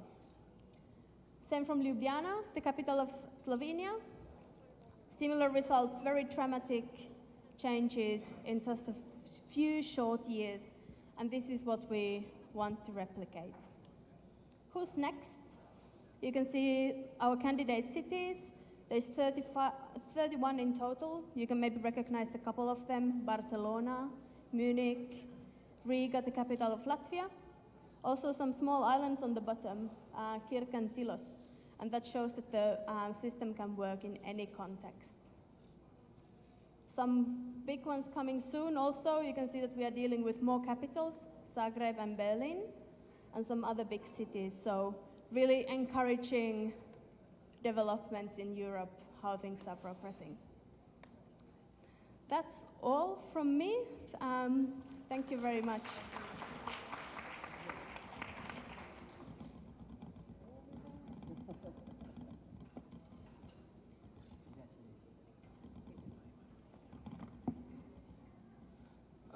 Hi everyone. Pleasure to be here with all of you today, and thank you to the Gaia AP team for inviting us to speak a little bit about some of the zero waste practices going on in Africa. My name is Niven. I'm the regional coordinator for Gaia in Africa. So just a bit of an overview of some of the partners that we work with in the African region. So we work with 63 member organizations in 24 countries. A lot of the zero waste movement in Africa is fairly new. So the projects that have been implemented or are being implemented are very recent, and a lot of them are at very early stages. So the zero waste movement has still a lot to learn and is getting a lot of experience and exposure from the movements of the rest of the world. So these are some of the countries in Africa that have implemented or are implementing some projects that demonstrate zero waste practices. So Morocco, Ghana, Nigeria, Senegal, Tanzania, South Africa, Zambia, Cameroon, and Kenya all have some startup projects that are demonstrating separation at source, organics management, waste picker integration, national policies to phase out single-use plastic as well. The one thing I would say in all of these countries, in Morocco, in Ghana, in Tanzania, and in South Africa, those zero waste projects were started by people who in 2018 attended the Zero Waste Academy here in the Philippines and got the necessary capacity building that they needed to go back and implement those projects in their countries. These are some examples, sorry, just to go back. So pictured here is projects in South Africa and in Morocco where at community level there are waste being separated at source. In Morocco, it's a lot more challenging to be able to implement a zero waste project due to the political climate there, but through our partner organization, Zero's Bell, they've been able to pilot this and demonstrate that once waste is being separated at source, it can be separately managed, and there are these benefits for the communities. And on the right is a waste picker project in South Africa where local waste pickers are running their own recycling centers and have agreements with municipalities to be diverting recyclable materials from landfill. And then on to some examples of organics projects in Africa. So these are two projects from South Africa. The picture on the top left over there is a project in Bredasdorp in South Africa.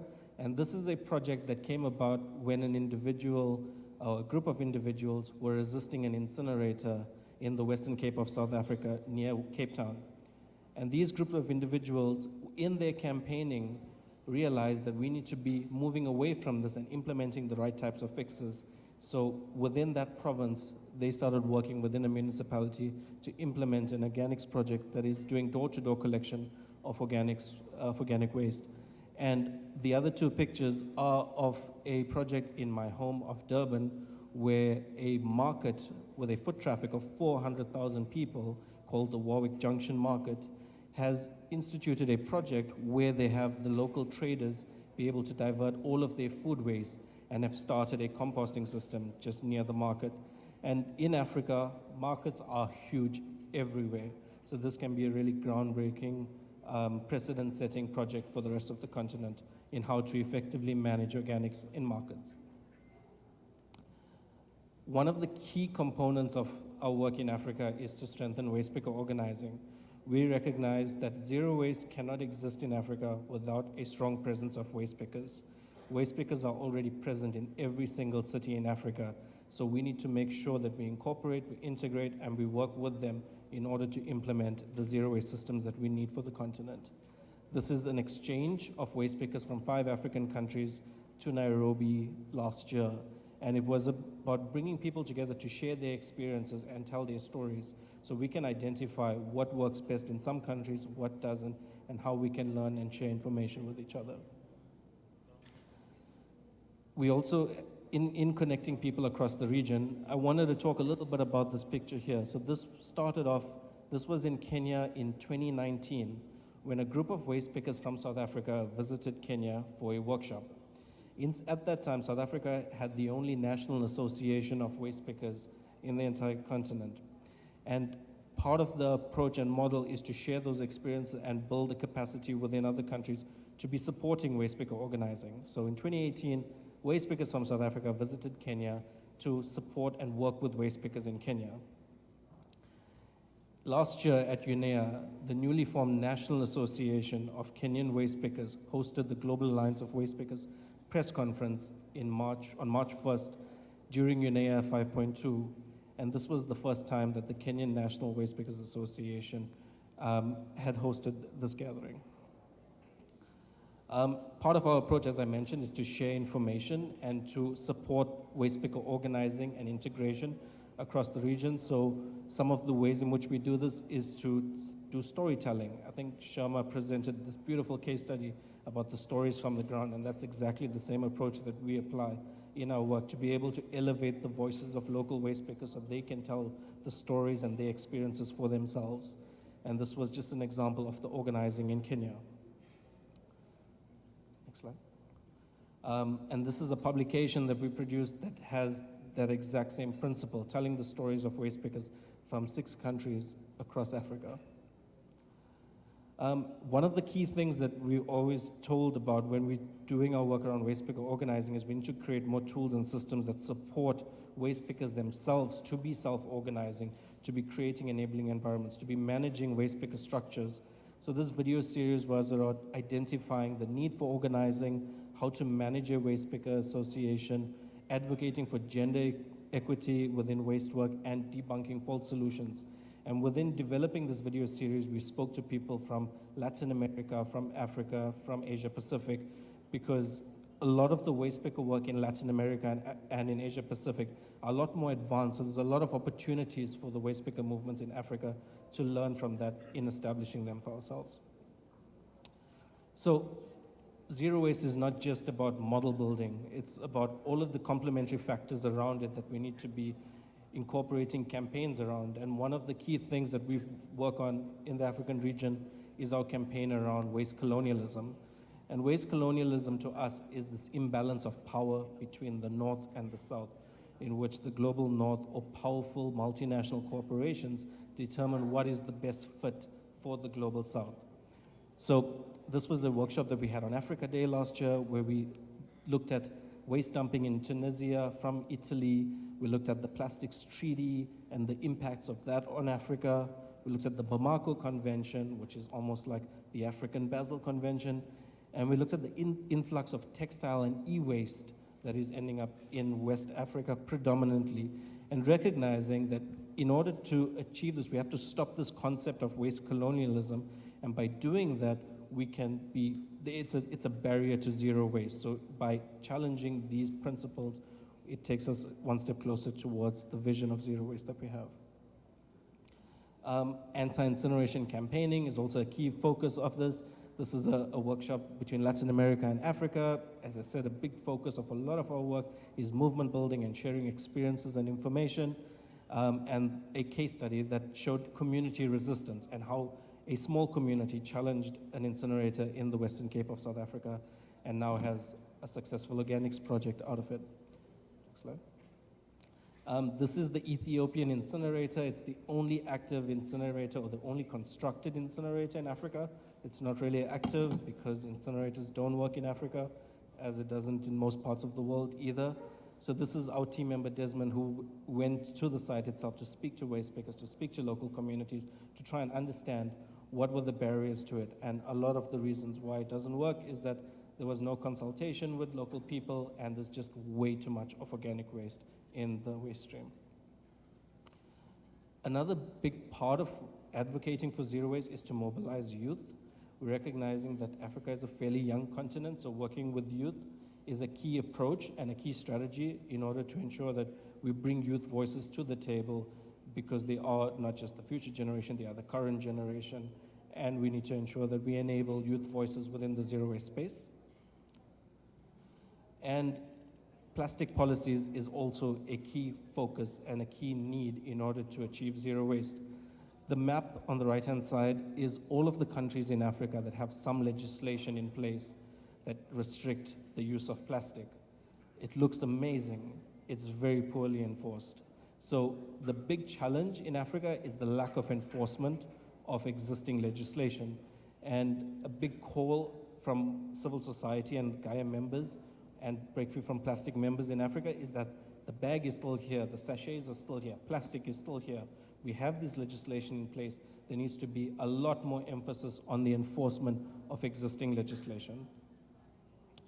And the Plastics Treaty and the INCs are an avenue now in which African participants are there to raise the voices of Africa, as is the Global South in this space, to ensure that we can use that platform to demand justice for waste pickers, to stop waste colonialism, to go for zero waste. I cannot do a presentation on zero waste without acknowledging one of the key enablers of zero waste in Africa. So Simon Mbata was a waste picker from the South African Waste Pickers Association, and he's been championing, he was one of the first advocates of zero waste in Africa. And yeah, so he championed waste picker rights, not just in South Africa, not just in Africa, but across the world, and just recognize that his legacy will live on through the movement of zero waste globally. And with that, thank you. And if you have any questions, you can email me, and please follow our social media pages. Thank you.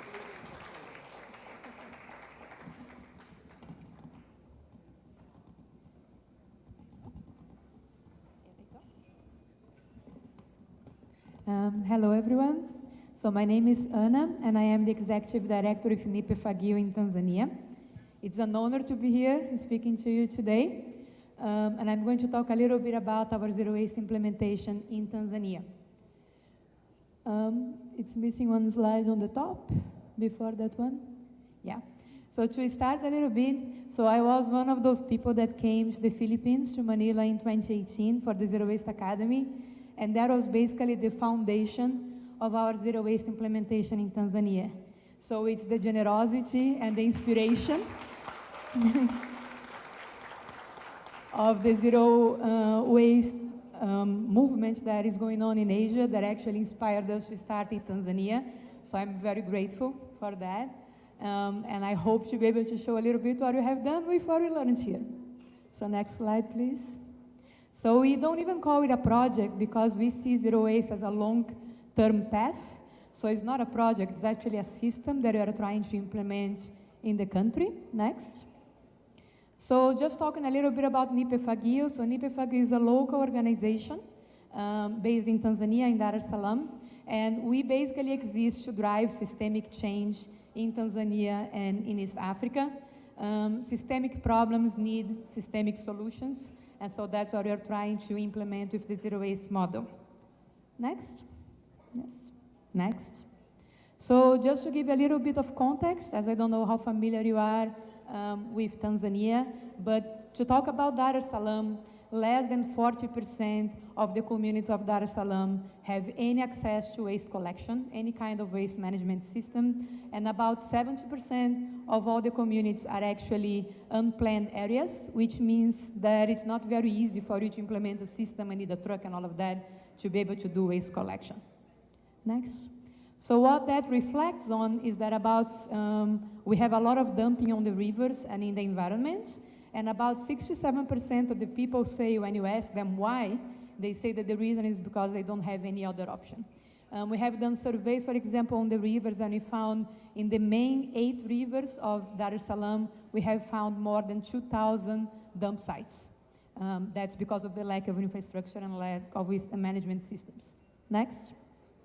So then that's how it looks like. These are all rivers in Dar es Salaam. The picture on the bottom is actually the Msimbazi River. It's the main river. You can barely see the water. Next. And this is how the low-income communities look like. So you can imagine that you can't really pass a truck in the middle of the roads, especially during the rainy season and everything. Next. And also to talk about, so Christy earlier today, she was talking about the Zero Waste to Zero Emissions report, and Dar es Salaam is one of the cities that is featured in that report, so we have a case study on Dar es Salaam. And I'm not going to go into detail, you can access the report later if you'd like also to talk about it, we can talk about it. But basically, zero waste can solve many problems of the city, including the fact, next, that it can by itself reduce by 65% all greenhouse gas emissions that we have coming from Dar es Salaam. The waste sector is actually the main sector when it comes to greenhouse gas emissions in Dar es Salaam and in Tanzania as a whole. Next. So the zero waste principles that we are based on are, next. So people plus planet, basically we need to come up with a system that it benefits the environment, but also benefits people. Otherwise, people don't do it, basically. And then it's decentralization of waste management. We are in a government that is overwhelmed, that doesn't really have the resources and the capacity to handle everything that is needed. So if you put everything on the back of the government, things don't actually move. And then awareness building as well. People need to understand that not all kinds of waste are the same, that you need to manage different kinds of waste in different ways. Next. So how does zero waste work in Tanzania? Next. So basically you have a cooperative-led model, and the cooperatives are formed by women, by former waste speakers, and then by community members that are interested. We have huge issues with employment and access to income, and so we have a lot of youth, for example, that would like to join the cooperatives. Through the zero waste implementation, we have actually been able to register the first waste cooperative in the country. So basically, we open the door for many waste cooperatives to come. Next. So we do segregation at source. We teach the communities how to do segregation at source. And then we have the cooperatives going and doing door-to-door collection at the household level. They segregate the waste in in 4 categories. And then they take that waste to a material recovery facility, which is a local material recovery facility that is built for that community. All the organic waste gets treated there, so we do composting, we do black soldier flies as well for livestock feeding. All the recyclables then get stored until we have enough volume to sell them to recycling companies. And then all the residual waste and the domestic hazardous waste, they also get stored there until we have enough volume to transport them to the appropriate destination. Next. So these are a couple of pictures to just show how it works. So this is some of the community engagement. Next.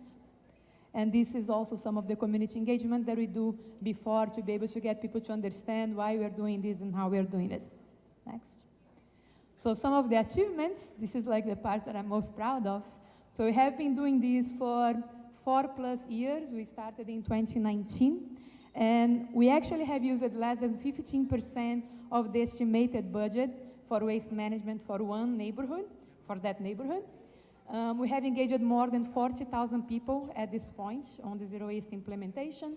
And with that, we have reached a couple things. One is that in one neighborhood in Dar es Salaam, we have generated more jobs, 33 times more jobs than the entire Dar es Salaam city generates through the government.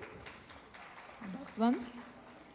The second part is that we have reached, so when we talk about starting zero waste in Tanzania, the first thing that people say is that there is absolutely no way that people in Tanzania would do zero waste. They wouldn't do segregation at source. They didn't see a reason to do that. So our compliance rate to segregation at source is 93% in Dar es Salaam and 92% in Arusha, which is another city that we do it. So people do it, yes, they do it. And then we have achieved 75% reduction in waste to dump sites or to the landfill, depending if in Dar es Salaam, we only have a dump site. In Arusha, we have a landfill. And that percentage ranges between 75% in some months and 85% in some months. So it's a very high percentage of diversion. Next, please. We have 8 communities engaged, ready to do the zero waste. We have 4 communities selected from those, and then we have 2 communities that are fully operational. And then one thing to say here, the reason why we don't have more communities that are fully operational is because there is quite a difficulty into engaging the government into finding land for the MRF to be built. We could be way ahead, but we are getting there. Slowly, step by step, we are moving. Next. And so these are some of the pictures. This is one of our waste cooperatives. This is the MRF in Boniocua, Dar es Salaam. You can see the door-to-door collection there. You can see the segregation at source. Next. And then you can also see some of the byproducts of the zero waste model. You can see on the top, these are the PET bottles that then we take to recycling. You can see some of the composting right in the middle. You can see some of the maggots from the maggot farming over there. You can see the waste cooperative members. They rock. They really do an amazing job.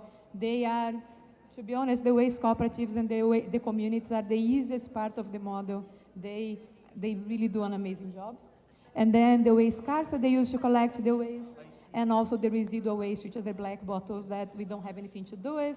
So we basically collect data on those, and then we advocate for a ban on those kinds of plastics or other kinds of waste, and then those end up going to the dump site or to the landfill. Next. And this is the MRF in one of our communities, so you can see that it's moving and always full. Next. So with that, just to give you an idea about volumes, we are able to manage it's almost 39,000 kilos of waste every month, and that's in one neighborhood with one cooperative. And that's like the division between, you can see that almost 80% of the waste is organic waste. So you can imagine that before, what people wanted to do, they were not doing because we never had the resources in the country to do that. But what people would consider the ideal waste management model would be to get a truck and then put fuel in that truck and then transport rotten tomatoes to the dump site that is 35 kilometers away, which doesn't make any sense. So we are able to manage all that organic waste at the community level that reduces greenhouse gas emissions, that generate jobs, that creates opportunities for the community to also learn and use the composting in their own organic agriculture that happens all over Dar es Salaam. And even the waste cooperatives, they have organic agriculture plots right next to their material recovery facility to be able to grow vegetables. Next. And so what is easier to manage? 38 tons a month for 160,000 tons a month. So that's, I think, for me, the proof of how decentralizing waste management makes sense, because through decentralization, what we need to manage is 38 tons at a time in each one of the neighborhoods, while if we were actually asking the government to have a centralized model, we are asking the government to manage 168,000 tons of waste every month. And our government does not have the capacity to do that. And to be honest, our government should be actually focusing more in education and health and things like that, and let us manage this. So I would like to, I'm getting to the end. So one of the things that for me is the main thing about the zero waste implementation is the fact that when people are given a good choice, they take it. We need to believe more in people. The communities can do this. The communities are ready to do what they need to do when they see the results, when they see a reason to do that. So when people are given a good choice, they take it. Our waste cooperative members, they are all ready to do it. And as soon as they see that they can have a livelihood out of supporting their communities, and through that work, they also regain their social status, because we are talking about people that used to be neglected in so many ways and discriminalized in so many ways. And so they basically regain their social status and they make a livelihood from it. When people are given a good choice, they take it. Next. So Asanteni Sana, thank you, appreciate it. Next. And that's it from me.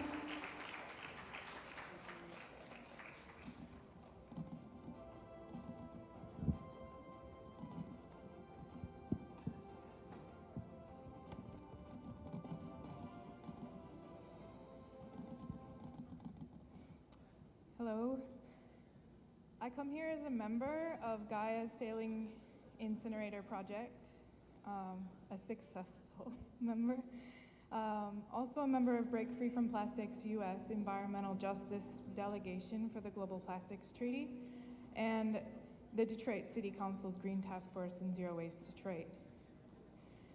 In the US, we have a variety of zero waste systems, about 70 incinerators still in operation, and an attack from the fossil fuel industry on our communities and in new proposals for multiple chemical recycling facilities. Yet, instead of more data, for you, I am going to talk today about the Midwest region and our story of a community-led effort happening in Detroit, Michigan, as it is an incredible example of how the global South can be showing the global North how to move through our zero waste crisis. I will be talking about a unique and important collaboration between the Mother Earth Foundation and Detroit Zero Waste leaders in organic waste management.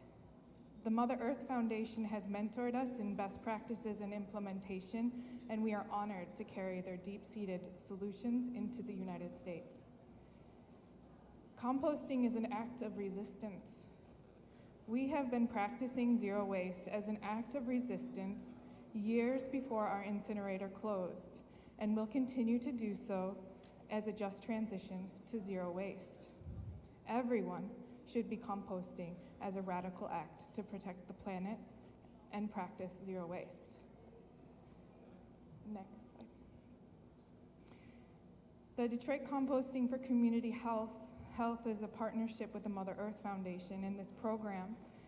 And there are 3 pilots that are made possible through the funding of the Robert Wood Johnson Foundation and support from the Eastside Community Network and Detroit City Council's Green Task Force. We launched in 2021.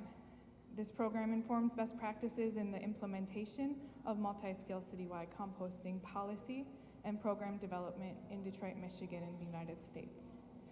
This program is a reaction to our waste crisis. Now that the incinerator closed, all of our waste goes to landfill, and we have to do something about it. Next slide. A bit of the background is that by reflecting on current community efforts, we take a community-led advocacy approach to ending climate inequities and environmental injustices through work toward just transitions for future generations to thrive. Next slide. These are all my produce and gardens. We are using a decentralized composting system approach that rely on thriving multi-scale composting.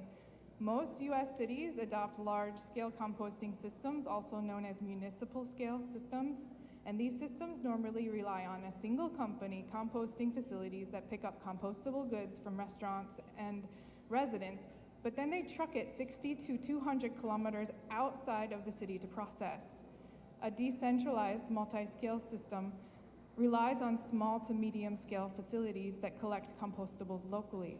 These facilities are spread throughout a city's districts and neighborhoods so that they stay local, allowing the compost facility to grow locally, hire locally, collect locally, and redistribute fully processed compost to local homes and gardens. Just like we have learned from the Mother Earth Foundation's efforts in the Philippines, systems like these extremely reduce carbon emissions as trucks are not traveling as far and sometimes not at all. Next slide. This slide gives you a little background on where Detroit's waste goes right now. This is a very common example of what cities that have incinerators are dealing with, because our incinerators take all of our waste, so we do not have the opportunity to increase recycling. We do not have the opportunity to increase composting because it needs all of that waste for its fuel. On the left is where Detroit's waste is going today, and on the right is what waste is remaining and not being diverted into zero waste systems. As you can see, we have a lot of work to do. Detroit sends all waste bound for disposal, 91.6% of its waste, to landfills now that the incinerator is closed. A total of 5% of the municipal solid waste is diverted for recycling, only 5%. Compost diversion accounts for only 3.5%, and the majority of which is yard waste. And Detroit provides seasonal yard waste pickup, but there is no citywide food waste collection program. The diversion rate for compost for the city of Detroit has the potential to reach 80% diversion of food waste from the landfills by 2030, which would reduce landfill methane emissions by 71%, and overall greenhouse gas emissions by 102% through regenerative farming practices that sequester carbon using compost from food waste. You can find this data in Gaia's recent reports, the Tale of 5 Cities, Plastic Barriers to Zero Waste, and the Zero Waste to Zero Emissions, How Reducing Waste is a Climate Game Changer. Next slide. As we currently track these efforts, you can see in these graphs that we have a lot of work to do to meet our 2030 goals set out by Detroit's Office of Sustainability's Action Agenda. Next slide. This is the Great Lakes. This is 21% of the world's surface freshwater. I live right in Detroit, as you can see right there on the map. Another issue we face in our region is that our state of Michigan is one of the cheapest states in the United States for dumping waste per ton. So other states around us and Canada send us their trash, including hazardous waste. Our state has invested more in dumping and burning waste than it has in zero waste efforts. While we face serious conditions of climate change, I'd love to see composting prioritized throughout the entire Great Lakes region, as this region provides 21% of the world's surface freshwater and is second to California in its diverse food production and agriculture. Good composting infrastructure increases healthy soil that retain water in flooding events that cause agriculture runoff and harm our waterways.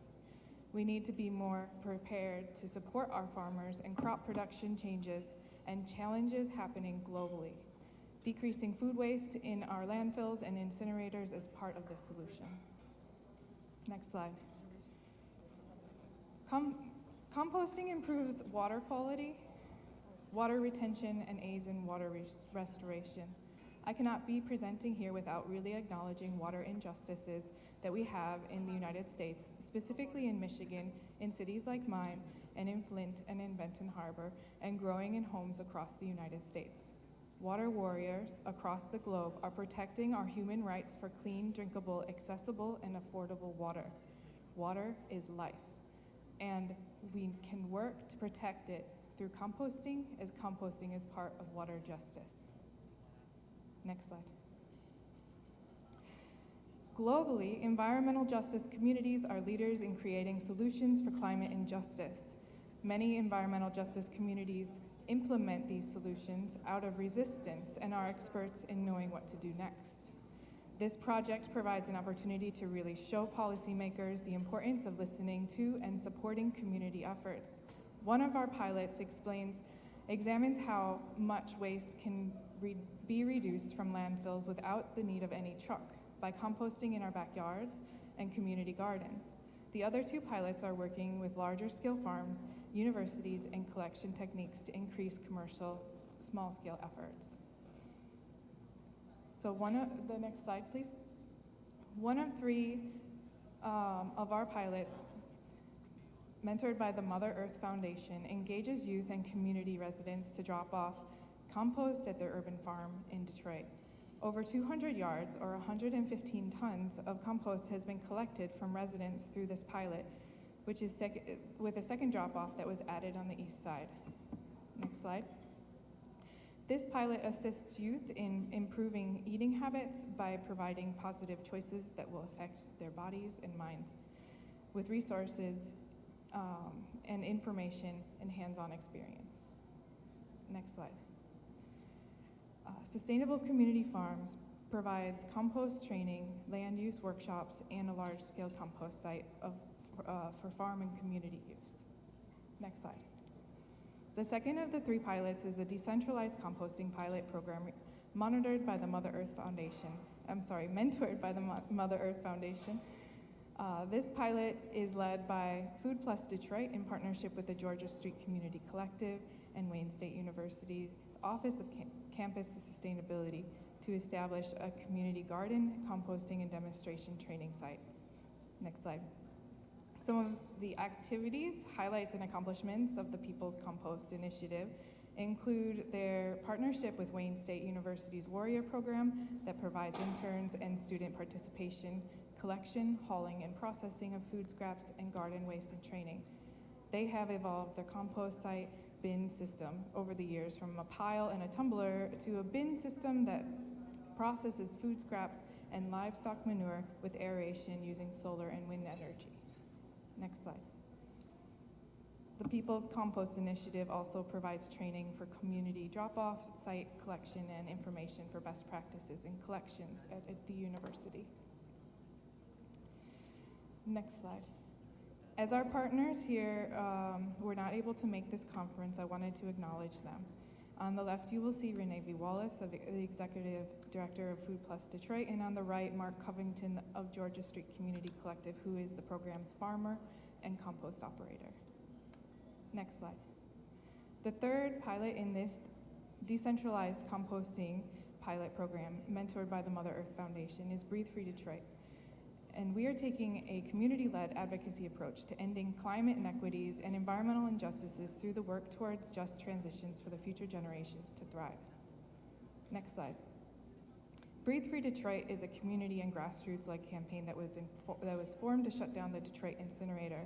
After 33 years of community activism from many organizations along the way, on March 27th of 2019, the incinerator shut down for good. Thank you. Many community members living near this incinerator fought to shut it down because of the health effects seen across our community that still exists today. Our community members are co-creators and co-facilitators of Breathe Free Detroit's pilot, which is designed for backyard composting and small-scale community garden compost unit management. It's the smallest scale of the other pilots. Many of these participants have played a significant role in fighting to shut down the incinerator and worked to starve the beast by increasing recycling rates and composting efforts within our community way before the incinerator was shut down. We've been practicing zero waste as an act of resistance years before the incinerator closed, and will continue to do so to lead in this residential pilot. Next slide. Our schools, your backyard, a community garden, farms, and even your municipality can use compost as an act of resistance to climate change. We believe it will take a multi-scale, decentralized approach to receive the environmental support needed to make these changes. Each scale is important and should be supported through funding, infrastructure, and supportive policies. Everyone should be composting as a radical act to protect the planet and to practice zero waste. Next slide. Many thanks to the many years of Zoom with the Mother Earth Foundation for guiding our city into the best practices of waste reduction through the compost and real materials recovery facility management examples. Thank you.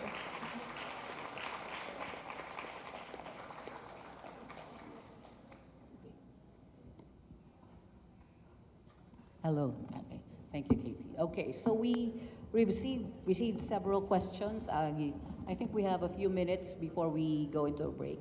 So the first question is for you, Niven. Are there any plans or interest to introduce zero waste certification or standards in other places outside of the EU?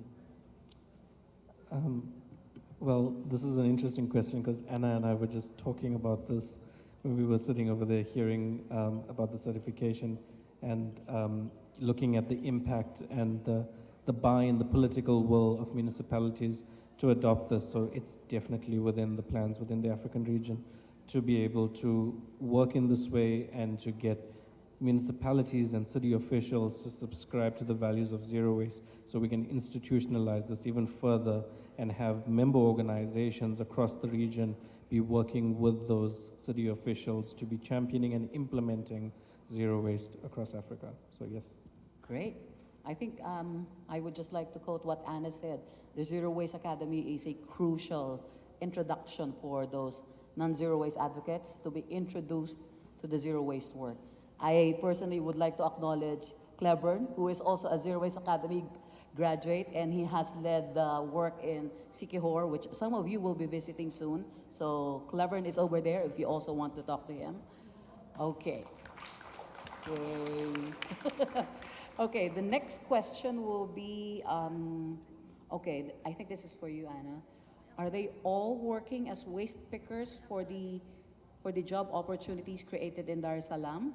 And is the wages competitive enough to work in an official waste sector? What's the primary source of income? So basically, yeah, so not all the waste cooperative members are waste speakers. We also have women from the community, and we also have youth that were not working as waste speakers before. We are talking about people, so in Tanzania, a lot of people don't actually have a reliable source of income. So what happens is that people leave the house in the morning, look for some work that they can do, they earn enough money to go through that day, and they repeat that every day. We actually have the waste cooperative members are people that were in that situation, so they didn't have a source of income, or they were waste pickers moving around and picking waste. We are talking about people, so for example, for our first waste cooperative that was registered, it has 25 members, and those 25 members, they didn't have, for example, a birth certificate or any kind of ID, so they didn't actually exist officially. And every single one of them, the 25 now, have bank accounts on their names. So are the wages competitive enough? Yes, they are enough to give them a livelihood. They can still improve. The sources of income come from the recyclables that we sell, from the composting as well that they sell, and the maggots, and also from the fees that the households pay for the system, which are small fees for each one of the households, but as a whole, it ends up adding and making an income for everyone that is working the system. So they are, I would say, in a better position that they used to be, and also in a more reliable position that they used to be, and we can definitely still improve. Great. So please keep your questions coming. These could also, okay. Okay, so for KT, is there a standard impact measurement tools that we can use? For example, conversion of waste collected to carbon methane emission? Yes, there is, and in the Zero Waste to Zero Emissions report, I think they have a standard. They have a standard carbon emissions and greenhouse gas emissions that can be linked and mathematically made equivalent. So I would go there first. Great. Would you like to add? Okay. Yeah, and the calculator that the report is based on is actually a calculator that we developed in Europe. So clearly it's possible to use it also outside of Europe, even though it does have its limitations, because it's based on the way we collect data in Europe and based on European data sets that may or may not be comparable to what we have on the outside. But we are willing to discuss the use of the calculator. It's designed to create impact, but recognizing that currently it may have some limitations as well. Thank you so much. So let me just point out again, when Katie mentioned that in 2019 they were able to have that incinerator closed, it's really an important issue to be raised here, because many communities from many different countries, I mean, this is the United States, but still the issue of incineration is a big one. The Philippines has also struggled for waste incinerators to be closed. Now they are being disguised as false solutions. So if you need more information about those things, please approach us. Our ever-loving Mother Earth Foundation ladies are here as well, and Gaia as well. So those who have any other questions, what else? I mean, I'm just really excited to be moderating this one because I'm a sucker for zero waste models. I mean, we've all worked on zero waste. I have worked for more than 10 years, and it still excites me to have more stories. The way Sherma brought out the stories from the waste pickers, I hope we can document more of those, especially the anti-incineration work as well. Those stories are important because We need stories. I think all of us loves to hear stories. Those things inspire us. They make us move. So please, I don't know if it will be shown again where you can download it. So please download it.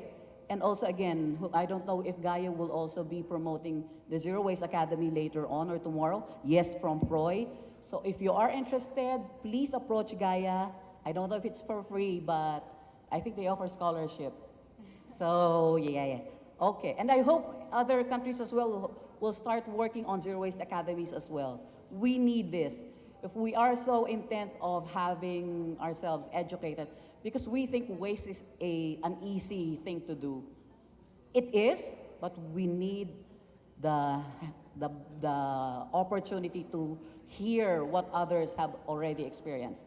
So wait, let me see if there are other questions for Anna. Okay, for Anna.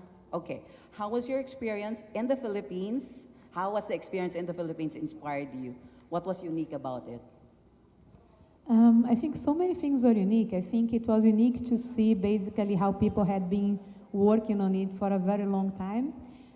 There was one particular thing that I will not forget is when we were actually doing the academy and we went to do the collection at the household level in one of the neighborhoods. And we were in a neighborhood that had very narrow roads. So even like the small waste car that we were carrying couldn't pass. So we were passing ourselves. And I had just become a mom when I came. So I came with my daughter. She was 9 months old. So I had her as well on me. And we were moving through the very, very narrow roads to be able to collect the waste. And then a tiny little boy that he was probably like 1.5-year-old, he came with his dirty diaper and said, "Oh, here is my diaper for your collection," and gave us the diaper. And so that entire setting made me realize that, again, when people are given a good choice, they take it. And if people in the Philippines could do the segregation and you could have engaged with people, it was very inspiring also to see the people who were collecting the waste and how they were engaging with the households, how they were educating people on a daily basis, how committed they were. And if people here could do it, why would people in Tanzania not be able to do the same? And so when I went back, it was okay, we need to start implementing this and we need to change a little bit, tailor to the country. But at the end of the day, we are talking about people, and people are moved by similar principles, wherever it is. And so it was very inspiring, it was very engaging, and I think that was the initial point for all the work that came after and continues up to now. Yay. Okay, we are nearing our end. So last question is for Kaisa. So from an academia staff at the university, do you have plan to build zero waste certification for universities? It would be great as a showcase of zero waste. Good question. Towards the end of last year, we started to work on businesses, and we created a zero waste certification also for businesses, because we realized that if we want to create a proper change, we need to engage with different parts of the society. So businesses came as a kind of easy one where our members are already working. But already I have a wish list of other sectors. Now we work with hotels, restaurants, and events. And I get a growing queue of, can we also do certification for this, that, and the other? And educational institutions are on the list. I don't know, I don't have a timeline when it's going to happen, but the need has been recognized. Great. So if you're surprised why there are non-Asians here, the next panel will be showcasing that. So thank you so much for being here. We know that you're all tired, but great panel. Thank you so much.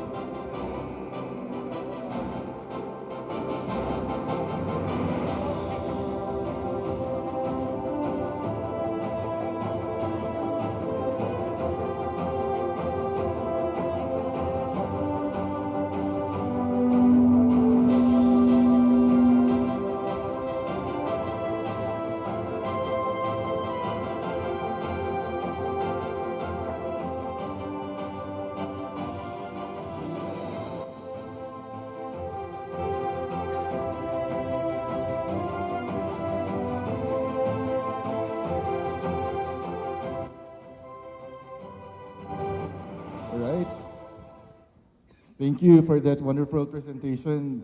Well, Faye was saying about interesting stories about waste pickers, and I suddenly remember this is just a true story in our country, the Philippines. I can't help but remember it where they're talking about waste pickers. Somewhere in Tondo, Manila, there's a place called Baseco, and they went there for a research. And there's a village there, a small village there, that rose from garbage. So here in the country, people have problem about dwellings, and this place, composed of trash, it became land and became dwellings for people.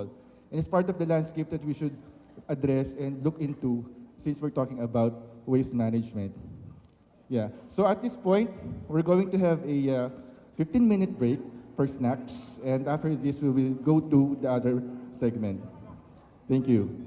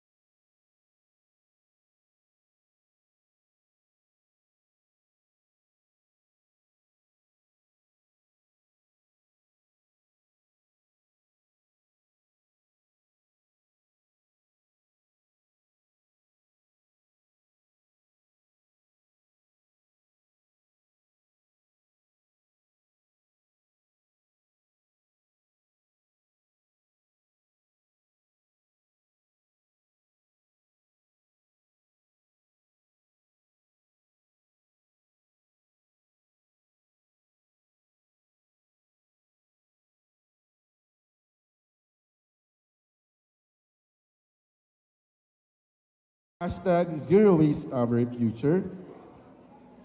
And for those who have yet to claim their certificates for this Zero Waste Cities Network and Methane Pledge, they're already available at the registration area. All right. So we're about to start, and our next panel, our next topic is about zero waste cities in Asia. It will be presented by Ms. Ambili Aditya.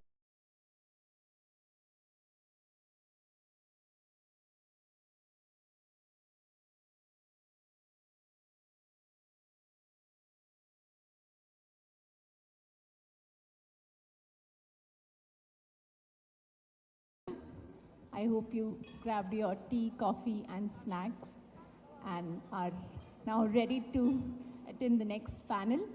So from other regions, now we come to Asia and demonstrate you the zero waste city work in Asia. So Gaia Asia Pacific Zero Waste City program started way back in 2015, and it advocates for mainstream adoption of zero waste systems in cities and municipalities and supports successful zero waste plans and programs implemented by our members.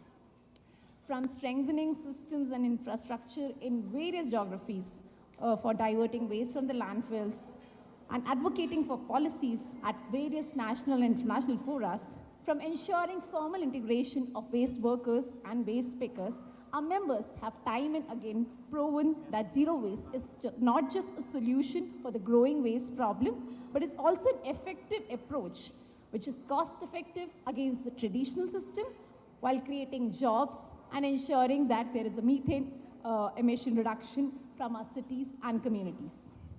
I'll stop here as I'll invite my distinguished panelists to present the zero waste work in their respective countries.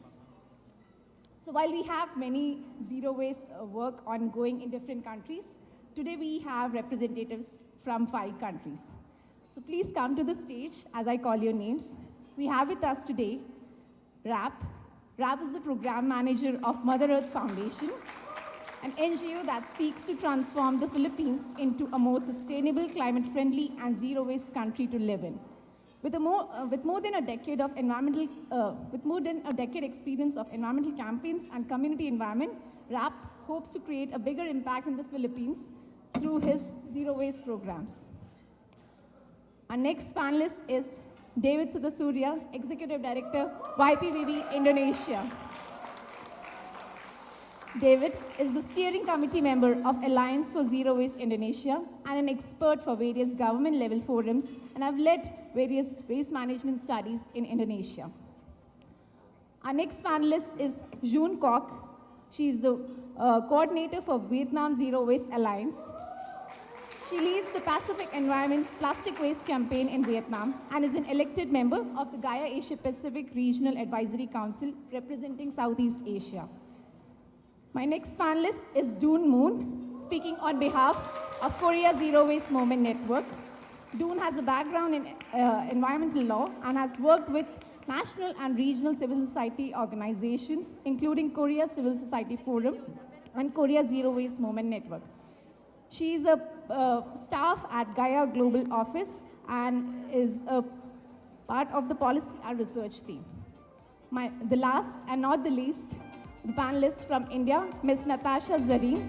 She is the co-founder and managing director of Center for Applied Research and People's Engagement, CARPE. Her organization has demonstrated zero waste solutions in partnership with local government bodies in India, Argentina, and Bali, as well as advised the government of India on EPR and ocean plastic pollution prevention. So we will start with our host country, the Philippines. Rap, over to you. Thanks, Sambudy. Magandang hapon and good afternoon, everyone. Are you enjoying your snacks? Yeah, it looks like it. So again, thank you to Gaia for the opportunity and for all the members who's attending this international conference.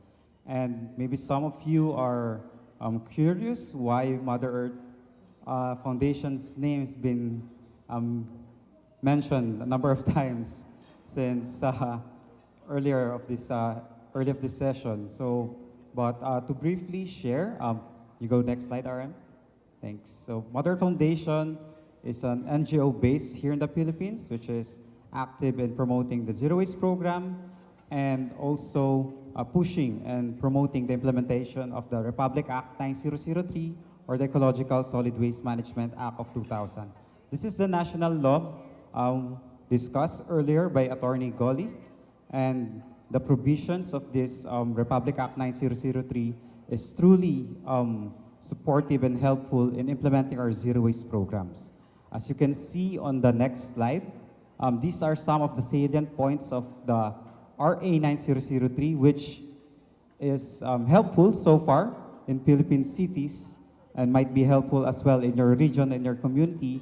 One of the salient points is that the centralization of waste management, meaning giving accountability and empowering different sectors, not just the local government, not just the central office, but most importantly, the different sectors at the grassroots levels, even the local organizations around the community. So next, at source segregation, it really engaged different stakeholders. So it doesn't rely simply on the central collection, but then again, engaging more people, engaging more group to promote and support and practice the zero waste program. MRF, or Materials Recovery Facility, in some areas it's called MRF. Materials Recovery Facility is required under the law here in the Philippines in every villages or barangay.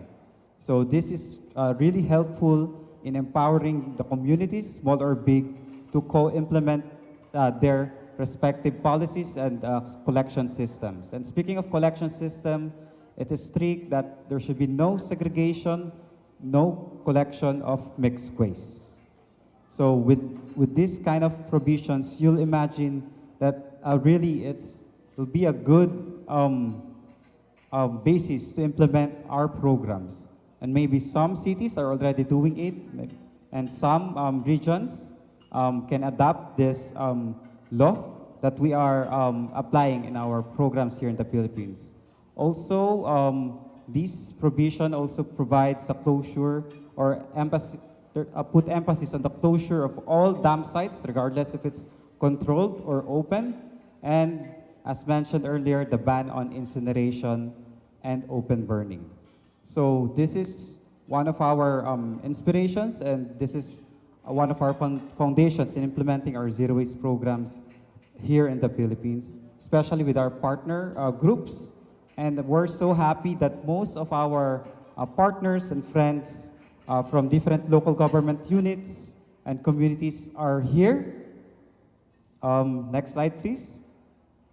And before that, aside from the national law on waste management, after decades of working with community leaders, community members, and of course, from the insights and knowledge of local officials, especially the waste workers and different sectors, we've managed to co-develop and co-create a 10-step in establishing a zero waste management program.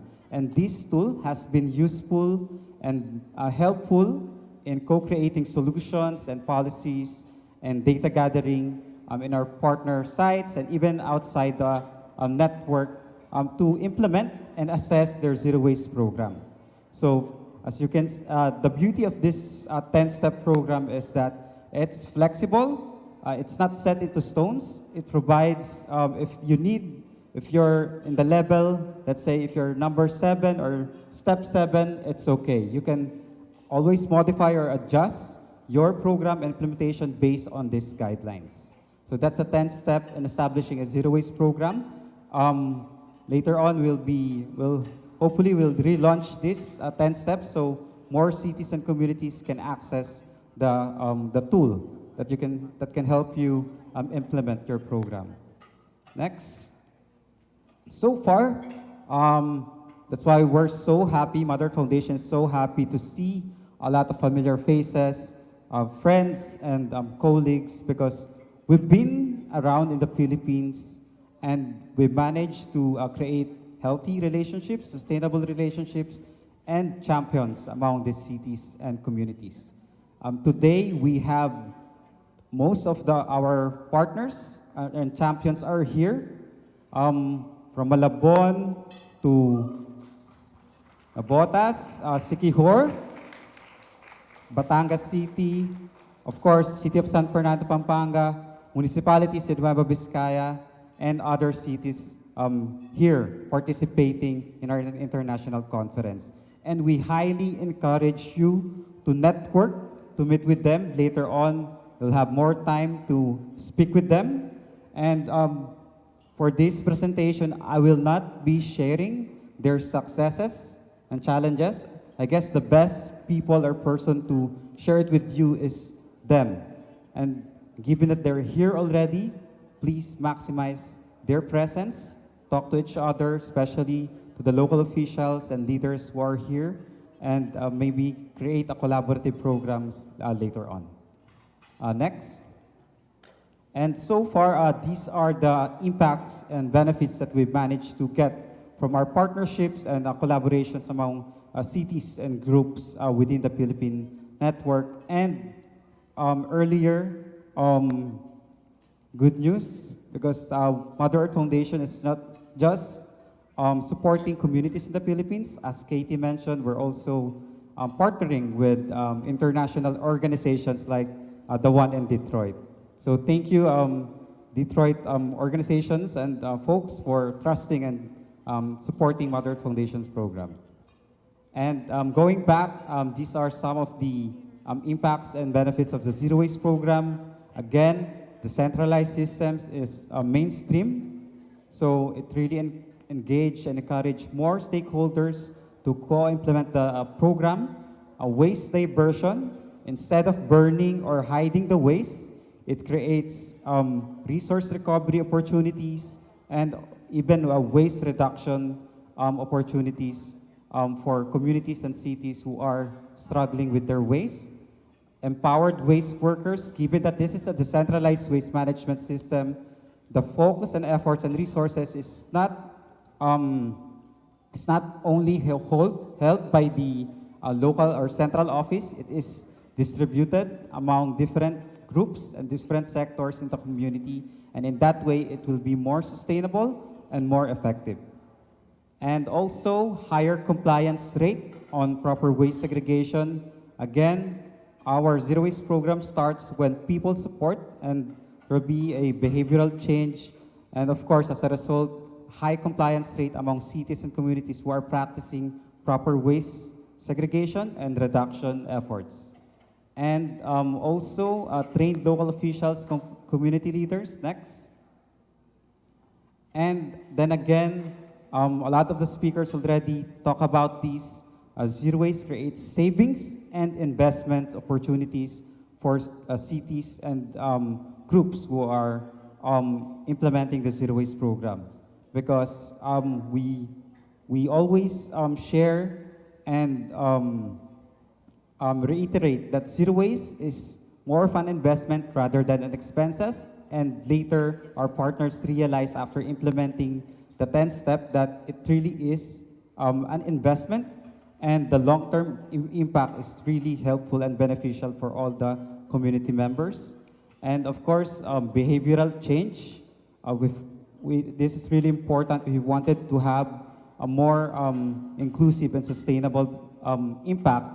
And lastly, enabling policies. The Zero Waste program creates and enables and invites more enabling policies, green policies, to sustain the work and effort, and of course conserve resources later on in our sites or in our implementation partners. So hopefully these are some of the impacts of the Zero Waste program, and there are a lot of other impacts. And then again, we highly encourage everyone to network and speak with our participants here. We're all experts on the field of Zero Waste, especially most of our partners and champions on Zero Waste program are here in our international conference. So with that, happy International Zero Waste Month, and looking forward to engaging you more later on in our events and activities.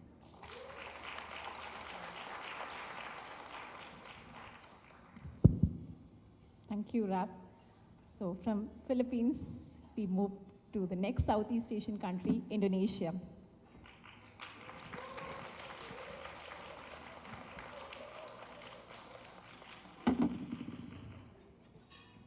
Okay, thank you very much. Good afternoon. I am David from Indonesia. Today I want to share stories from my country, and especially in the next slide I will show that actually I very honored today to represent my beautiful alliance, Indonesian Zero Waste Alliance, or we call AZWI, and I representing my fellow waste management or zero waste leaders in Indonesia. Please stand up, my friends. We are an alliance from 10 organizations in Indonesia, and today will try to tell some of our achievements together and not account that other organizations also try to contribute to make our world better, towards zero waste, like our partner NGO that also present in this conference, and other organizations. At the next slide, you can see that we start our zero waste cities program in Indonesia with what most of you already know, that we try to respond the pressing issue in developing countries where the collection rate is very low. But we at the same time want to, maybe I open my mic. We at the same time try to promote sustainability and zero waste by promoting segregated collection. So you can see this is we learn everything from Mother Earth Foundation. Thank you, Mother Earth Foundation. And at the next slide, you can see our progress. That the last time I present our program at Zero Waste Cities Conference in Penang, where we achieved, you can see, yeah, in about 14,000 population. But now, through the help of our partners and the work of our leaders in Zero Waste Alliance, that we achieve more than 200,000 population as a model, and this is a model that technically and scientifically proven to be adopted by government. So we already do all of our effort, and now we want government to adopt it and to scaling up. And you can see at the 2022, we divide our achievement into three colors. The blue colors is where most of the achievements still in our flagship cities. And we already expand to some of the non-flagship cities, the new cities, and I will show you the map later, where is the location, but you can meet with some of our partners here that create a model in Bali and also in East Java. And also the yellow color, this is the most important things where government already start to allocate their own budget to set up the models. Maybe we cannot say it model anymore because it's already a system that implemented by government. It's still relatively small, but it's a good start. At the next slide, you can see that the segregated collection is the first start, the entry point for us, where we're responding the most pressing challenges. But we're going wide and we're going deep to solving the systemic and fundamental problem of our waste problems or plastic problems toward our vision to achieve zero waste. We try to scale up our models to improve the adoption by government by implementing Zero Waste Academy. A lot of people here also joining Zero Waste Academy that organized by Gaia, and we also do Zero Waste Academy for Indonesian participants.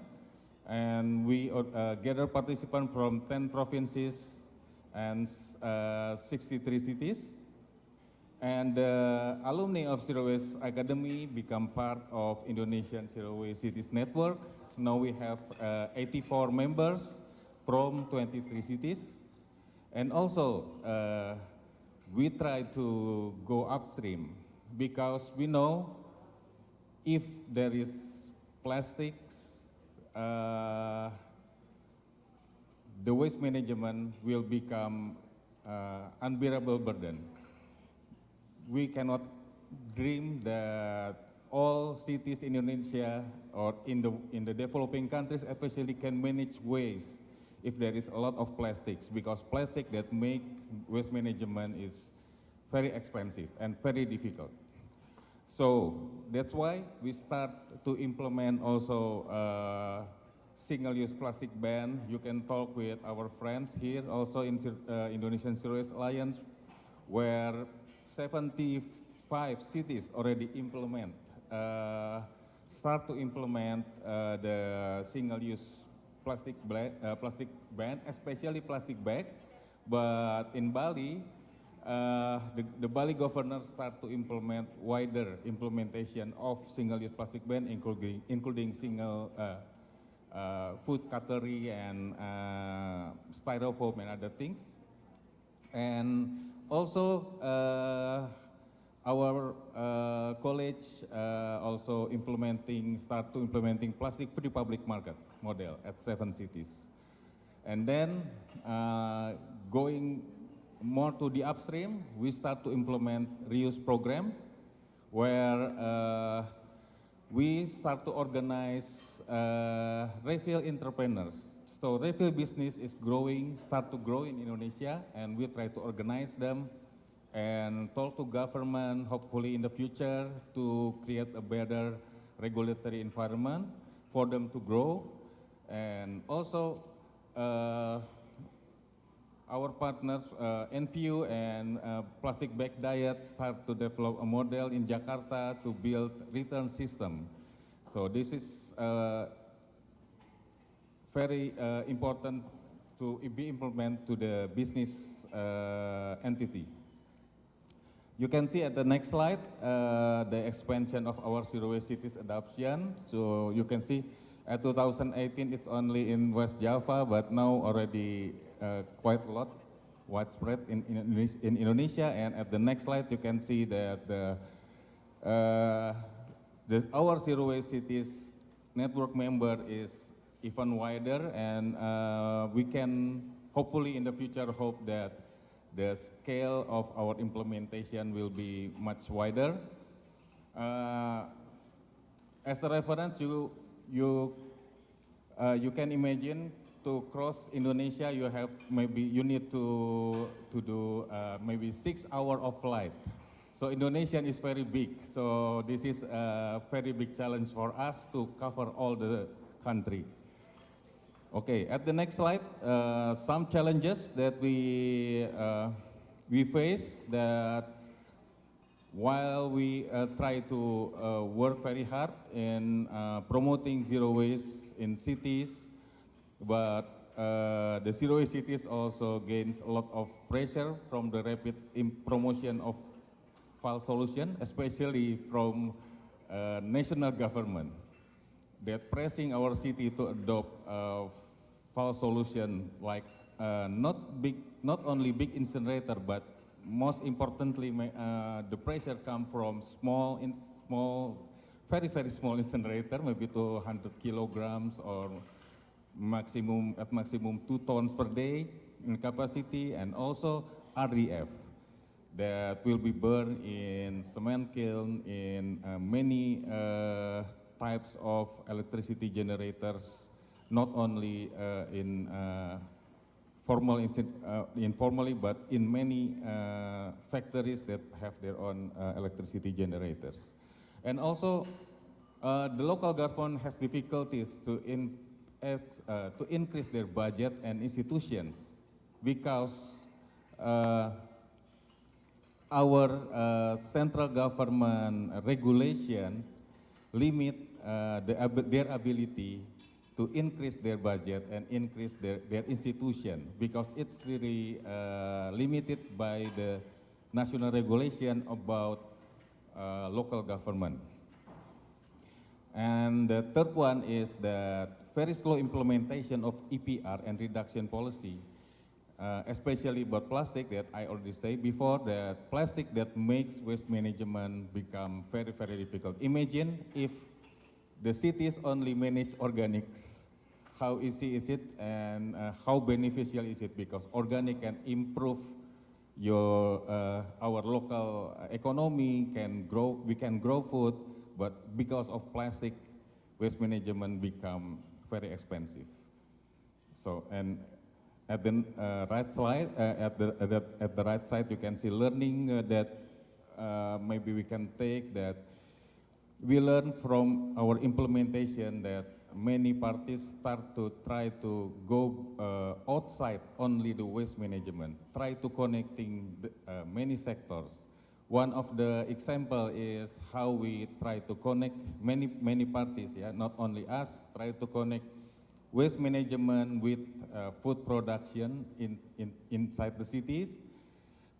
So we can talk not only waste management, but talk about health, talk about food security, talk about improving economy for local people, for example. And also, there is a need for city officials to raise their voices to national government, because they have a lot of pressure and limitation from national government. So local government need to organize, need to be more organized to raise their voices, to talk with local government, to demand local government to support, to give more supporting condition, enabling condition to be able for local government to grow and to innovate. So, and at the last slide, moving forward, we are now preparing our strategic plan. So this is part of our strategic plan. We want to foster the national policy change in financial and institution of waste management, and where the regulation of local government is very important. So it's very in our national context, but maybe also relate to some of other countries. And also important intervention need to be happen in environmental regulation, because the loophole in environmental regulation has been used by promoter of false technology to promote their technology. They can make their technology look very easy and cheap, because there is the standard of environment protection is very low. And the third one is reduction and reuse. We want to invest more in reduction and reuse, so the burden of plastic for the cities will be much lower, hopefully in the future, and the life of our fellow city official will be much better, much easier in the future. And the second one is further policy ecosystem to accelerate the reduction and reuse of packaging and products, where we know it mainly the authority of central government also, and we want to push more for more progressive regulation, national regulation. And the third one is we want to foster innovation and policy change on reduction and composting of organic waste. Like we see in this conference that methane have become a very big issue, and we want to contribute and also take this as an opportunity to grow our models and to expand the adoption of zero waste cities. So that's all for me. Terima kasih. Thank you so much.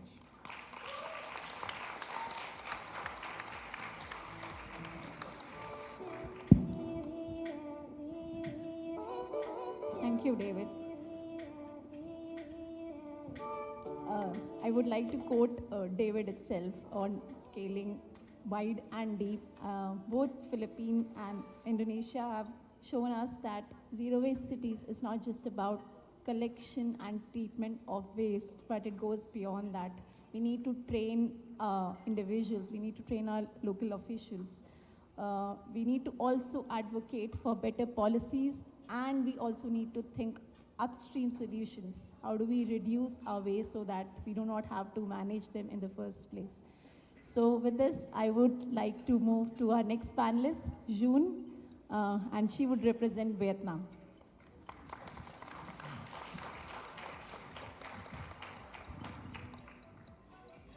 Good afternoon, everyone. So, I'm Xuân. I'm from Vietnam and I'm coordinator of Vietnam Zero Waste Alliance. So, do you know Vietnam Zero Waste Alliance? Yeah, it's a new emerging alliance. Yes, I will. I will share with you what we have done.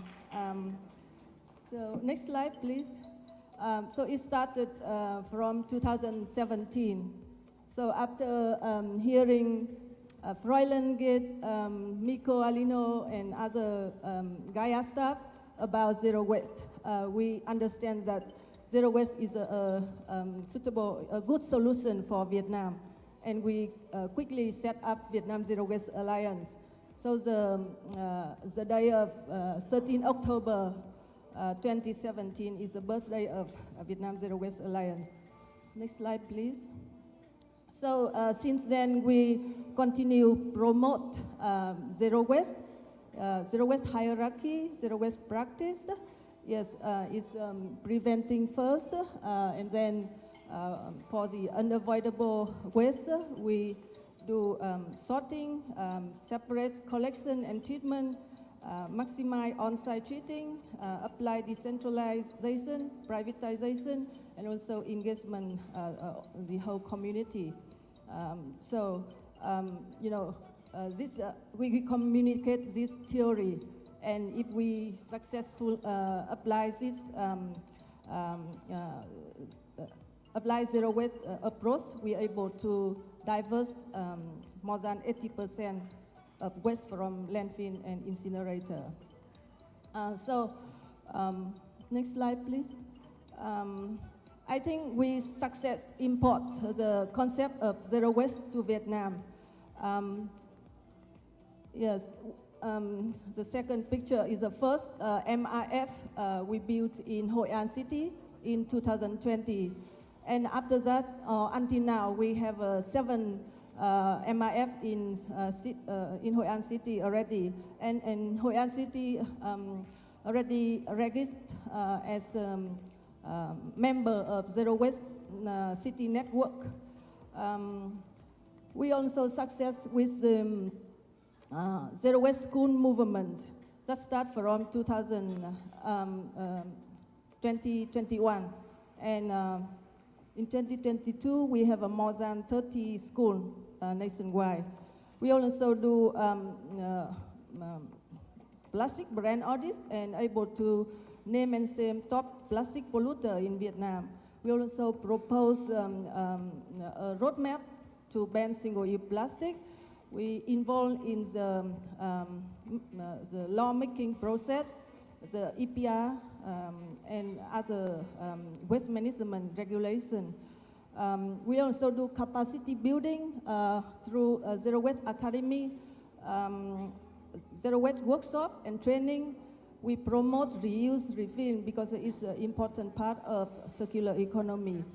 We also collaborated with Gaia to have a media fellowship, and now our journalists, we have a group of journalists, environmental journalists who help us to communicate zero waste to the audience. Next slide, please. So the most successful for us, I think because of being an alliance, we try to inspire our member to apply zero waste, and I think we succeed. With Zero Waste School, we just inspire Miss Nga from Center for Adaptive Capacity Building. So we inspire her in 2021.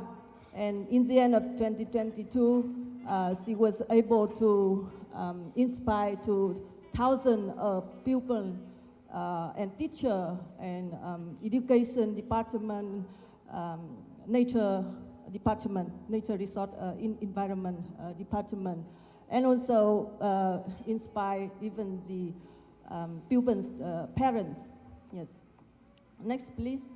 And similar with us inspire some people of the school. That man, we come to talk to him, introduce him with the 10 step of zero waste, and after 1 month, he is able to organize many zero waste activity in his school. Next, please. Yes, similar with that the two women. Yeah, we just inspire one, and they have to inspire the other. And the last photo is from the second Zero Waste School Festival 2022. Next, please. The movement go very well, but we have a lot of challenge. The first one is low awareness of the people. You can see that they, some people pour, put the waste into the sea.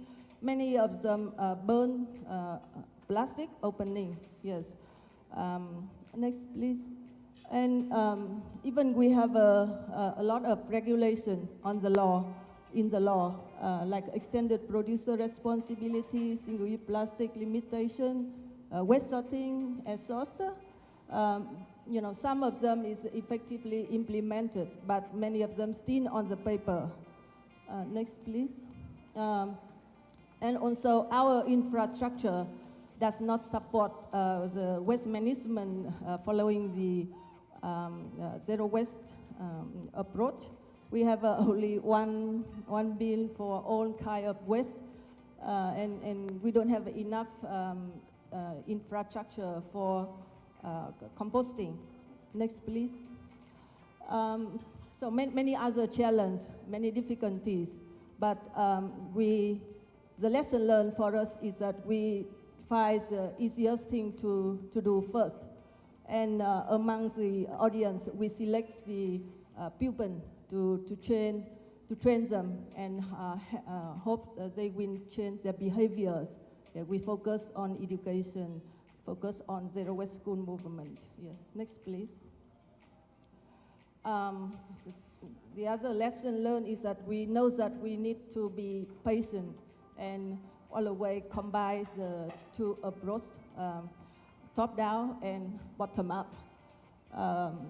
We will continue to pilot different zero waste model, yeah, replicating, expanding, and also use a successful pilot model to do policy advocacy, yeah, because we understand that without policy, pilot model still will be pilot model. Yeah, if we want it quickly apply citywide or nationwide, we need a policy from the government. Next, please. So we still have a lot of problems. One of them is plastic pollution, and to solve this, we need the involvement of government, producer, and consumer. Yes, next, please. We do many things, but one of thing I want to say here is that we promote reuse, and we collect the old clothes in the city and send to the mountainous areas. Yes. Next, please. This is my toolkit for zero waste. Okay. Next one. Yes, we understand that zero waste is a journey, and we should apply it day by day. Yeah, we will succeed. Thank you very much.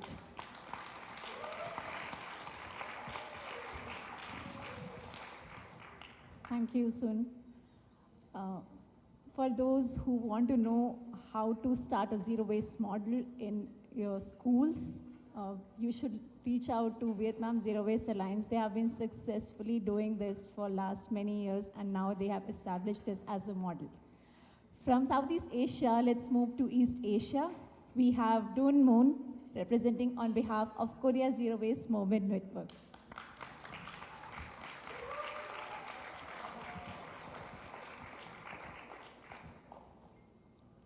everyone. First of all, let me share how happy and excited I am to be here. It's like being in the zero waste heaven, surrounded by many change makers across the globe. So today I'm gonna kind of represent Korea Zero Waste Movement Network because they didn't make it here today. But I'm really honored to show you some of their amazing work they're doing on the ground to advance zero waste in Korea. So first of all, next slide, please. Let me introduce the organization, our Gaia's only member in Korea. So they started their work in 1997 with 31 members. And now they have more than 180 members. And they're working across the nation, doing a lot of amazing work on policy advocacy, education, research, you name it. And one of their biggest achievements was that they saved about $3 billion in governmental spending by reducing SUPs and paper, packaging, and other disposable items. So they work really closely with the governmental officials to make such changes happen. So next slide, please. My presentation is in 3 parts: challenges first, and 6 best practices, and the way forward. Next slide, please. So just quick facts about Korea's waste situation. So I wanted to point out the fact that Korea has high material footprint, the 9th biggest among OECD countries. That means Korean people consume a lot of materials compared to other countries. And of course, with economic and political growth, each individual is consuming more materials, and that generates more waste. And 40% of waste is coming from packaging, 25% from food waste. And if you compare the food waste generation amount to USA or Germany, Korea's individual food waste generation is higher than those countries. And also e-waste generation is also high. I think there are too many new cell phones coming on the market, and people are locked into this culture where you're pressured to change cell phones so often. So challenges in Korea include, next slide please, the limited land space. So we are literally running out of space to put waste in the land. So we have very small land with a lot of population, a lot of people living here. And with political and economic development, more consumption, more waste generation. And also another challenge is that there's gonna be severe and strong opposition to any waste management facilities. So it's a good thing in a way, because that means no incinerators can be built easily. So for example, a food waste material, food waste treatment facility, it takes more than 10 years to get a consensus and 3 years for a material recovery facility. And for landfills, it's forever, and also for incinerators, it's near impossible.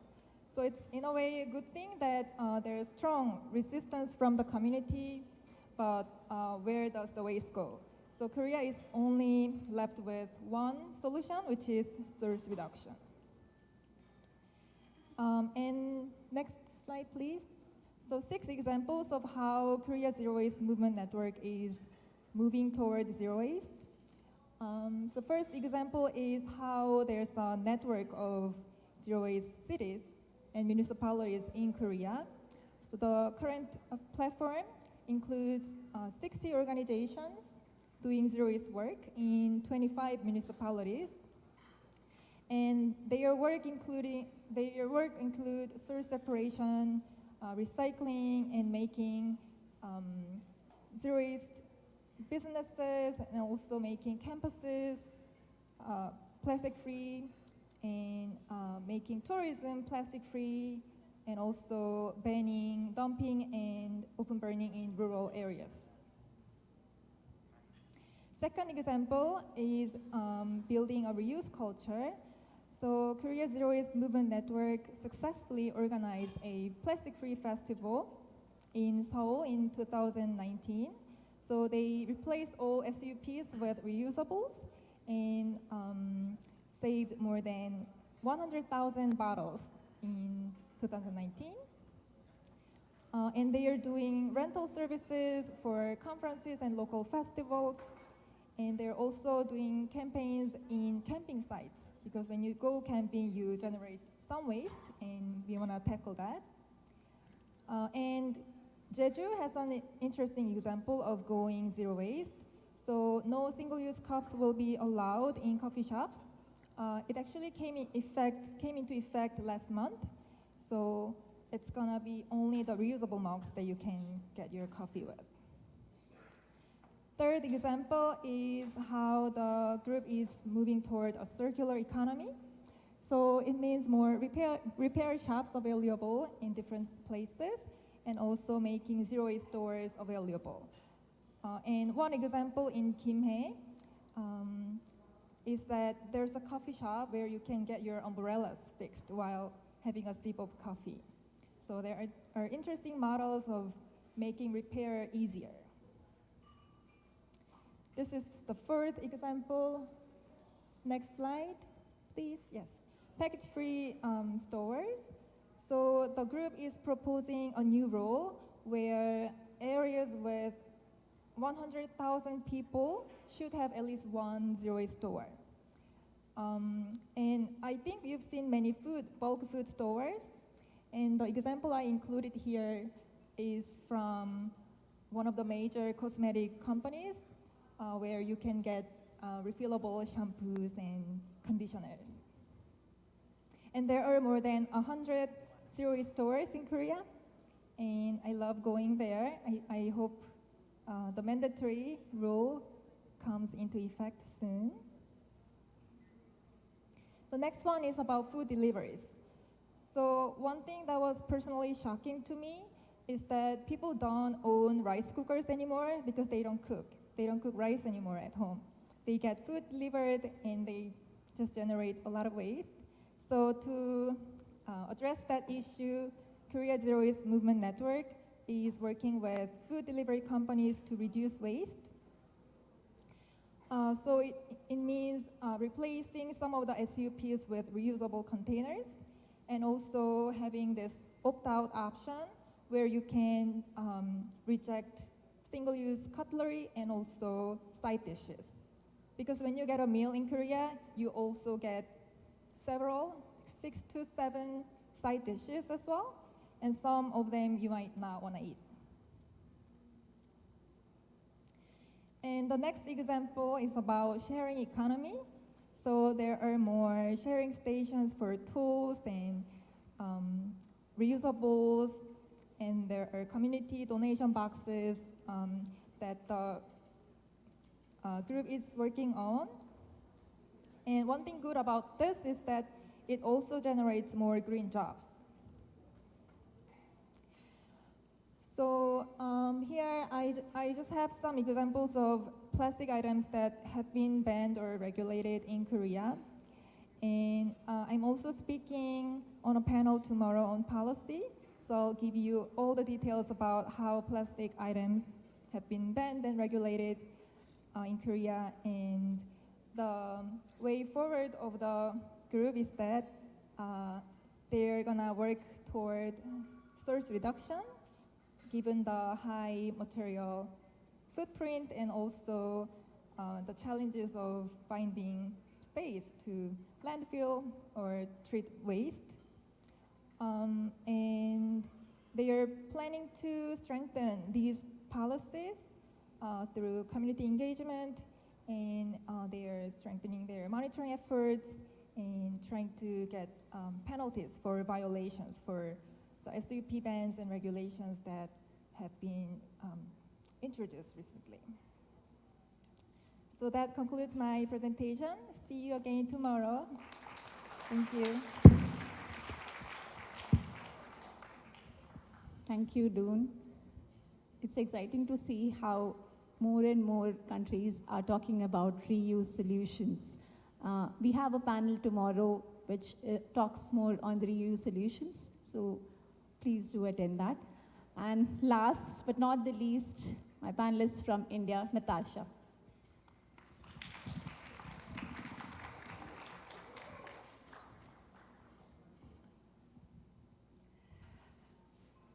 Very good evening to the organizers, Gaia, to the members on the dais, to the servers and helpers here at the venue, and everyone gathered here. I had the good fortune of coming to Manila 5 years ago to be part of the Zero Waste Academy, and I'm really grateful that I'm here today as a speaker. So thank you, Gaia, and Mother Earth Foundation and everyone for having me here. I absolutely love coming to Manila. I'm going to today speak about zero waste management in India, the journey, and give some examples of how the city and the region that we're from, how we've managed to work in this space and what we do and how we deliver our waste management services. And I'll also discuss the challenges that we face. I'll keep it quick and short. I understand it's almost towards the end of the day. So next slide, please.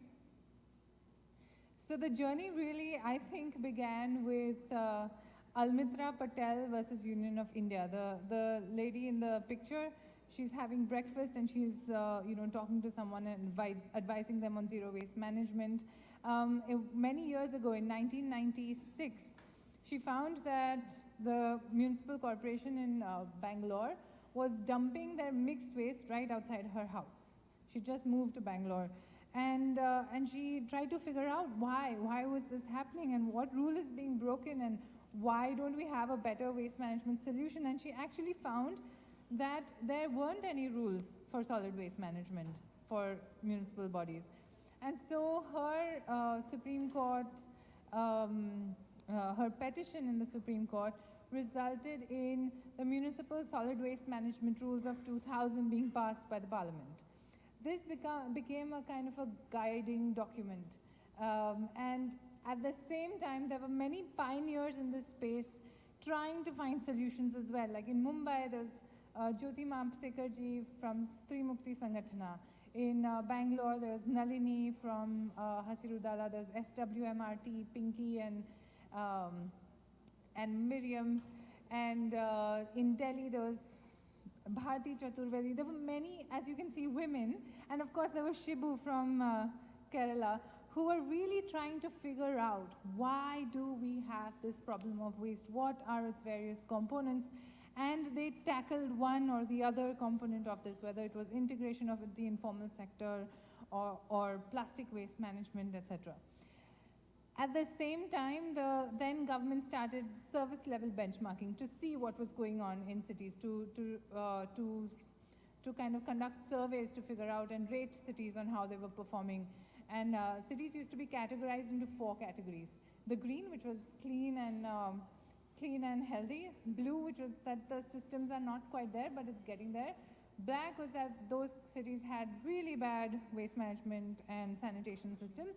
And red were described in brief as on the verge of an environmental and health emergency.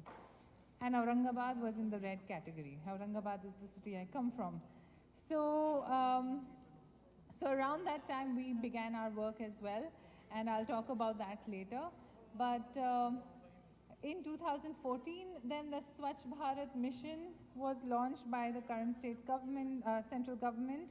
And that has enabled the largest sanitation survey in the world, encompassing 4,435 urban local bodies and rural self-government bodies.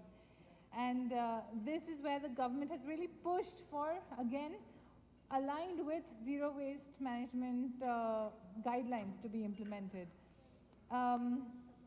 Then you had, in 2016, the MSW rules of, and plastic waste management rules and e-waste management. So basically, long story short, I won't go into all the details. We have legislation, we have policy.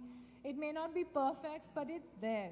It's there, and it's kind of trying to guide the entire country into the zero waste management space. And I'll be coming back to this. Let's go to the next slide, please. So in 2013, when we started, we wanted to figure out in our city, why was it on the verge of an environmental and health emergency? Wasn't a problem of lack of funds, of lack of technology? What was it? Why did we have waste coming out on the streets? Why was it being burnt? And we studied what was going on in our city, looked at best practices in other places, all those examples that I told you about, and then asked our municipal commissioner for 15 minutes of his time. And he said, all right, I'll give you 15 minutes. Tell me what you found. And what we found was that there was a lack of data, and mainly there was a lack of systems. Our city was spending the largest part of its budget on waste management, yet we didn't have effective waste management. So we presented to him all our findings. We told him, we think that this is how we need to go. This is what the legislation says. And that 15-minute meeting went on for 2 hours. And he said, yeah, okay, I agree. Zero waste makes complete sense, and that's what we should have. But how is this presentation or this report of yours going to change anything? Even if every person in my city, in my department read this report over, it's not going to change a thing on ground. So can you work on the ground and implement how this will work, all your recommendations? And so that's how we started really working on the ground. First in a neighborhood of 500 households, then in a ward, then in a township, then in the entire city, and then in multiple other smaller cities. And next slide, please. We've developed what's known as the BOTRAM process of municipal solid waste management systems transformation. We really need to focus on systems, and systems are governed by people. And so rather than trying to get the latest technology to solve the waste management challenge, we worked on how we could intervene with the municipal system to transform it, to change it, enable it to manage waste effectively. So I won't go into the details of it. It's an acronym. B stands for baseline assessments, then there's onboarding and orientation, there's training and route mapping, there's resource recovery mechanisms where also the informal sector is integrated, there's the awareness campaign and citizen engagement, and then there's the monitoring and maintenance. And it really, if you need to go into a city and transform it in 6 months or 1 year, we're trying to change the way all the people in the municipal body and all the residents managed waste. For 30 years, they've been doing something a certain way, and now in 6 months, we're trying to change it. So there has to be a process, a timeline. And that's what we worked out and what we've understood how it works. And we've implemented it in multiple small cities and towns in India, and mid-sized also, like 1.5 million. As well as we trained McKinsey.org's Rethinking Recycling program in Buenos Aires in this process, and also in Bali. Let's go to the next slide. So we also run material recovery facilities. I won't go into the details of this. Next slide. Yes, and we have an app. So technology, I think, is a great enabler. It's a great support system. So we came up with what the system needs to be. It needs to be on ground, and then we used technology to make it, to standardize it, to make it more effective, to use that to analyze data and make it more real time, available in real time. So that's the BOTRAM app. Again, I won't go into the details of it, but I'm happy to share details offline. Next slide, please. This is like, I just had these pictures. In a village, we also are working in the rural space now. So in a village, there was mixed waste that was being dumped, and within 4 days, we could get residents to segregate their waste, collect it in that same vehicle. Even though it was not a vehicle meant for segregated waste collection, we could really just, quickly retrofit it. And next slide, please. And then we capture the data. How many households are segregating their waste at source? How many are coming to the vehicle and segregated once the waste management staff is telling them that they need it in a segregated manner, and how many are actually bringing mixed waste. So we're capturing this data. Next slide, please. We also then tackle, so first we set up the system and we tackle the waste that's being generated every day.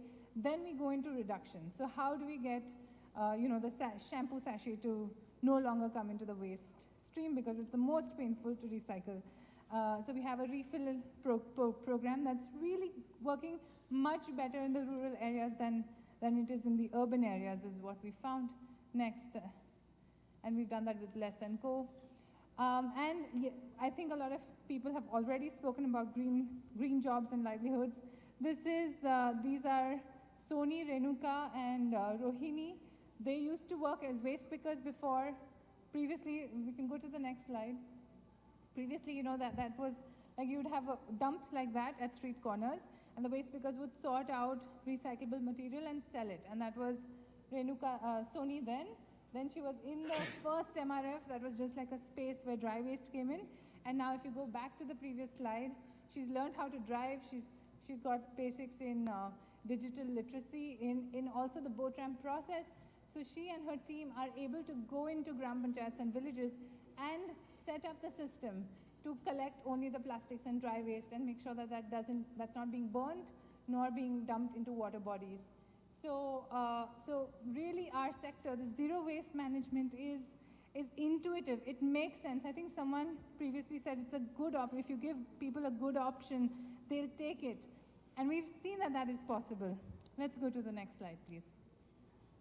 I won't go into the details of this next slide. And zero waste, where you have, what we found is some gram panchayats have resources dedicated for waste management. They'll have a vehicle, they'll have one sanitation staff, but a lot of gram panchayats don't. That doesn't mean we give up on zero waste and it only works where resources are dedicated.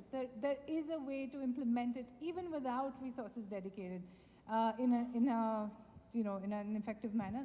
That's the next slide. And so we have systems for that, but again, I won't go into the details of it because I know I have 7 minutes to finish this. And yes, we're also tackling, very closely aligned with solid waste management and zero waste in our cities, towns. It's also waste in our water bodies. And we've been working on river, nala, and lake restoration.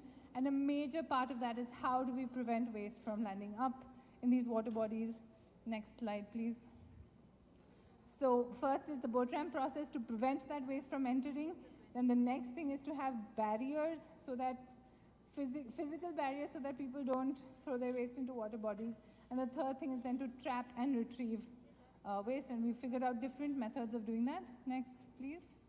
These are just some images showing the kind of transformation that can happen if we simply put something that's intuitive and that's systemic into the system. And we work very closely with the government.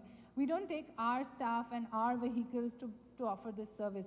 It is the government's own municipal staff, the own municipal vehicles that are organized to be able to offer a good, reliable, regular collection service, segregated waste, and training staff and all of that. Next, please. Next. So we've worked multiple gram panchayats. I won't go into the details of this. So maybe it's time to congratulate ourselves, right? We have legislation, we have some wonderful pilots, it's worked. It's been 10 to 15 years that these models have been shown to work and have actually managed hundreds of tons of waste effectively and generated thousands of jobs, of clean jobs. But not so soon. I don't think we can really congratulate ourselves. Next. Because most of our cities still have mixed waste, still have large dumping sites, still have our sanitation staff working in very unhygienic and unsafe conditions. And so even with all this legislation, even with the what needs to be done and the how it needs to be done, still we struggle. So what do I think? How can we as organizations, as individuals, as a collective that wants zero waste to really be in practice everywhere, from the smallest of villages to the largest of cities in India and the world? So So I think what we need to do is we need to demonstrate it at scale. We are all struggling to scale. I think, I don't know, zero waste, we're scaling from maybe a few villages to a few towns to maybe a few big cities, but we're not able to scale like how the companies are able to show that they've sold their incinerators across districts, across states. So scaling, we really need to work on that. And we know how it can scale. It's just that we don't have the wherewithal or the support system or the funding or even the attention that is needed to actually scale this model. So I would really invite us to all sit together and work on how we scale and how we build scalable models. And I know that our models are scalable. Again, zero waste, rather than remaining a concept, needs to become a service. There need to be service providers, because like that municipal commissioner all those years ago, he said, yeah, sure, great idea, but how is it going to work on the ground and who is going to make it happen? We need to be there, ready to deliver those services when they're needed. And I think that there's a lack of service providers currently in the market who are able to provide this service at scale. So if we can focus on building those service providers, that would be great. A focus needs to be on systems. Zero waste really doesn't need to be this special thing that, a group of motivated individuals want. It really needs to now be mainstreamed. It has been shown to work. I think one of the previous speakers mentioned how effective it is, how it saves money, how it saves time, how the sanitation staff themselves prefer it. So what is it that's holding us back and not making this the mainstream yet? I think we really need to work on that and maybe publicize, get information out there. And I think someone very wisely said we need millions of people practicing zero waste in an imperfect manner rather than just a few doing it perfectly. I'm a believer in that, because once we have that, then we can keep working on improving and moving towards perfection. So, yeah, I would like to end with the fact that I think zero waste is very possible. It's very much something that we can implement if we work together, and I think we should go for it now. So, thank you for your time.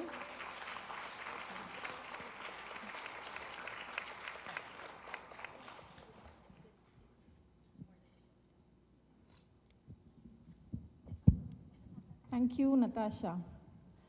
It's great to hear that we need to build systems. We need to strengthen the existing systems so that we can partner with our city governments and not start everything from the scratch.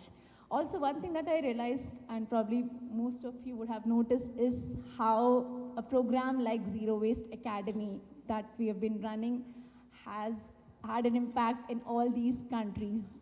So tomorrow we have a session on Zero Waste Academy. Please do not miss that. Since we are running a little late, I'll just stick to maybe 2 questions. First question, Rap, this is for you. Okay, so is Mother Earth Foundation also pushing for banning of single-use plastic, and what's the status now? Yes, so then again, as I mentioned, zero waste work is not just a collection system, it's also policy work. And this is one of our priority programs right now to push for greener policies such as prohibition and regulation of single-use plastics. This is part of our strategies. And also this is connected to our waste assessment and brand audit to really see what are the problematic wastes being produced or generated within a certain community or city. And with the WABA tool, this will help us craft appropriate policies that are grounded and connected to the realities of the community and specifically their problems with plastic waste. And yes, there are a lot of efforts as well with other communities and cities, and with the Zero Waste Cities Network. Right now, I think it would be easier to convince other local government units, because with you as champions of plastic regulations and other zero waste ordinances, I think this would be more engaging and easier to onboard more people, more leaders, and more champions to co-implement such ordinances and policies. Thank you. Maybe the next question to David. What's the role of Alliance in growing a zero waste movement? Yeah, we built Alliance. So the differences between Alliance and network. Alliance means we really ally our effort to be more closer and pull up our expertise so we can be stronger, especially when we are building a new innovation that are multidisciplinary. In Indonesian Zero Waste Alliance, we have members that work on the ground, but also members that like Indonesian Center of Environmental Law. We have Nexus that work on toxic issues. With Alliance, we can combine our pool of expertise and doing something together, integrate it into one project, multidisciplinary project. And also, we can combine our stakeholders and organize them. And this is very important when we want to do stronger advocacy to change policy. And this is especially important for the next phase of our effort in Alliance, because we want to do a lot to change our national government policy. Thank you. Maybe last question, each of you can contribute. So we have cities and city officials who have joined us for the two-day conference here. What recommendation you would have for them to promote adoption and sustainability of zero waste work in communities, cities, and countries? Maybe we'll start with Natasha and go.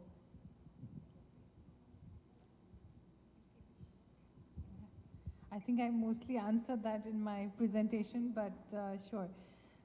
I think really the city officials need to look at their municipal systems and see how effectively they're documented, how effectively their staff is trained, and whether it is really something that's going to work on its own, and how much money. Can you imagine we send a car and a driver for our waste every day, multiple times? We think 10 times before taking a taxi or, driving off somewhere for something.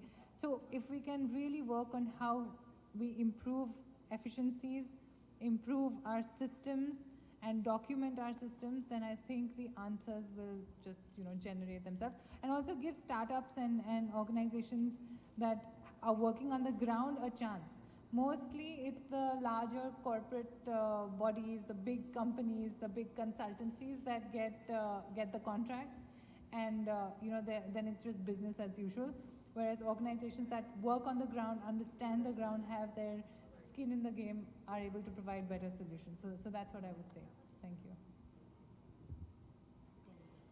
My one-line recommendation for all municipalities would be avoid false solutions, because that significantly undermines all our efforts for zero waste. So for example, in Seoul, I'm really proud of all the work that Korea Zero Waste Movement Network is doing, but I'm not proud of the fact that there are 4 massive incinerators in Seoul, and there are hundreds of incinerators in Korea. And according to our research, in the report Zero Waste for Zero Emissions, we did research on Seoul, and it turns out by avoiding incineration, we can cut down the carbon emissions by 885%. So this was too high to include in the average, but this was this dramatic. So avoid false solutions. For me, I think that many municipalities, they already familiar with the linear economy and linear waste management. So please change.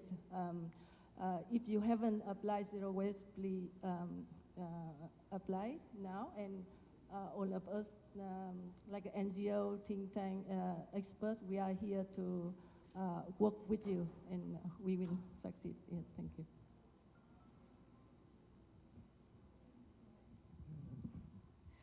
Thank you. So I think you all would agree that this session was very inspiring, and we can all safely say that Asia is not a site of pollution, but a mine. It's not a site of pollution, but a mine of solution. So with this, I would like to end this session. I would like to thank all my panelists, Rap, David, Sun, Toon, and Natasha. Thank you so much. Round of applause. Thank you.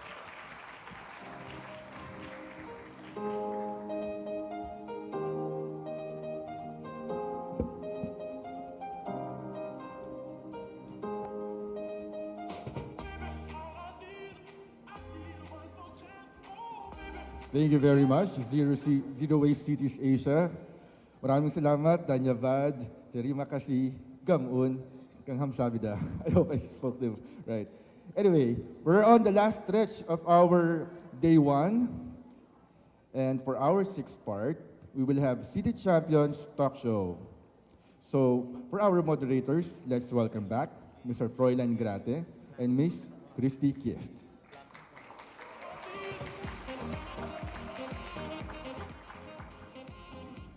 Thank you. So as our host said, we're almost at the end of the day, but we won't let the day end without hearing from the champions, from the city officials themselves. So I'd like to invite the following to join Christy and myself here for a short conversation.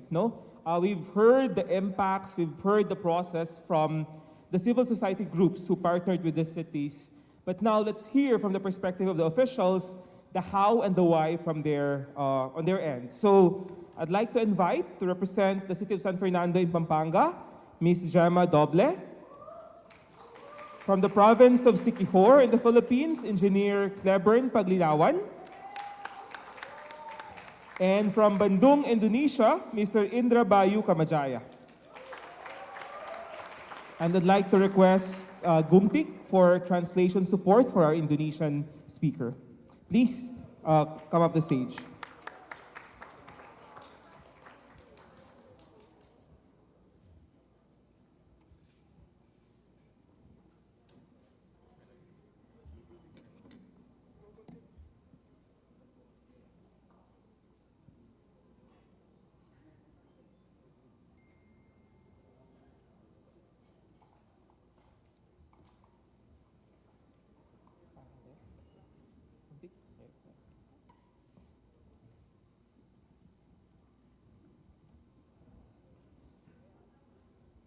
Okay, so this will be a conversation. We'll have a series of questions, and Christy and myself would be adding a few in between, and we promise to end before 5 so that you can all go home.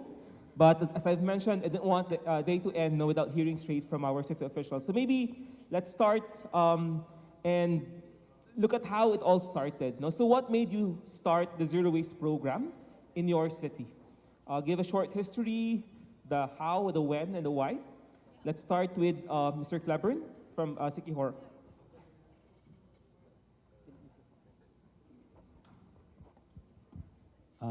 Thank you, Sir Froy. Good afternoon to everyone. By the way, I would like to acknowledge the presence of our Vice Governor there, Honorable Mailing Quezon, and his father, the Mayor also of Siquijor, Mayor Richard Quezon. We started our zero waste journey last 2018 after I joined the Zero Waste Academy that was held in Dumaguete City. And it is a 1-hour travel by boat to Siquijor Island. And even though we were not the supposed participants of that Zero Waste Academy, but I insisted and requested Mother Earth to accept a single representative from the province of Siquijor, and I was, thanks to them, that they accepted me in Dumaguete City. So I was able to attend, and I learned a lot. And after 2 months or 3 months, we passed our no single-use plastic ordinance in October of 2018. Thank you. Ms. Chema. Our zero waste journey started last 2012 on the third term of previous Mayor Oscar Rodriguez. Mother Earth Foundation helped us to go on household level survey for the waste characterization and to build a database. And then from then on, we started the policy on segregation of waste, segregation at source. And then on last 2014, our former councilor and committee chair of the environment, now our vice mayor, sponsored an ordinance, plastic-free ordinance, on which it was restricted that the primary packaging to avoid the use of the plastic. And plastic labo is used in the market for packaging of the frozen, of the, other than that, all packaging should be either eco bag or paper packaging. But we have a problem at present, like in SM Pampanga, wherein there are 2 municipalities occupying that mall. 1/4 of the mall is in the jurisdiction of City of San Fernando, and almost 3/4 is in the Mexico. So when you buy on the side of the Mexico, you will notice that their packaging is plastic, but on the side of the San Fernando, it's paper. We decided to lobby and to coordinate with Mexico to implement. They also have the plastic-free ordinance to implement that, so that the implementation, there will never be a conflict in the implementation of the ordinance. And until now, we're getting stricter, and our plan is to really reduce and push for reduction on the final disposal and minimize the use of the plastic. I'm so happy to know that the ERP has passed, so that will strengthen our ordinance because it will be start on the producer. Our problem at present, there are so many manufacturing producing plastic, so it will be hard for us to really implement the no plastic policy. Just to highlight, because I think one of the common problems that we hear from city officials is that one good mayor would implement a good project, and then an election comes, and then the entire thing disappears. No? But what we've seen in San Fernando is that they're now on their third mayor, because the program has been running for more than 10 years now, and yet it's getting stronger. No? So you can build systems where a good program doesn't have to be disrupted by the change in leadership.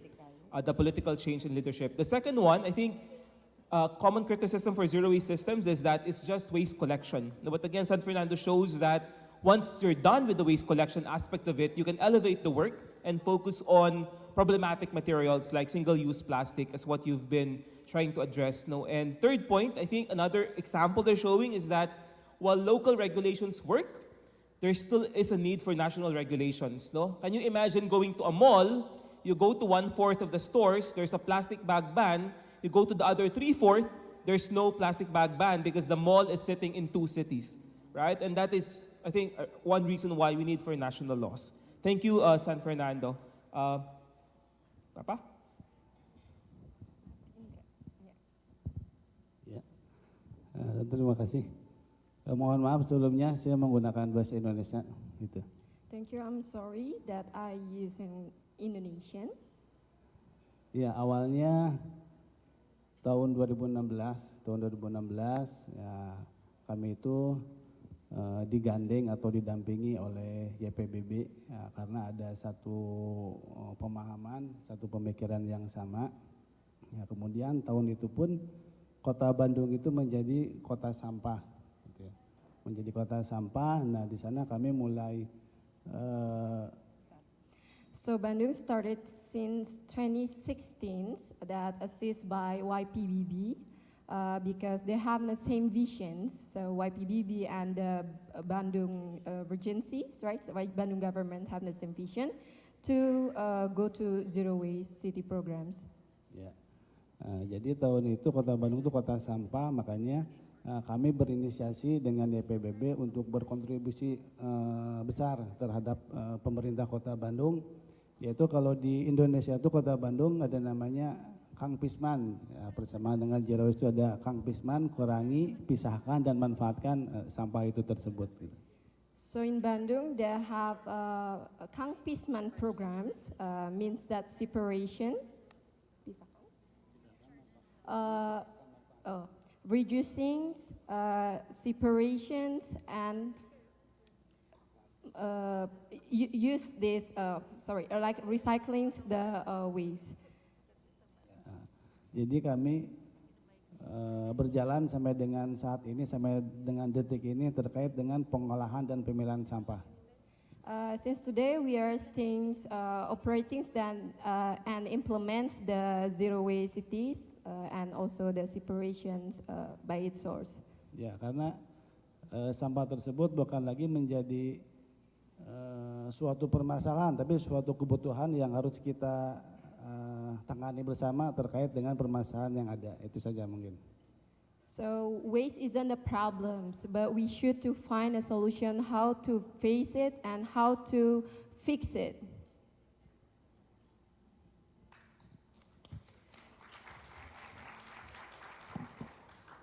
It's great to hear how you all got started, and I hear you talk about plastics. I'm wondering, can you tell us a little bit about what some of your biggest challenges have been as you've been trying to walk this path?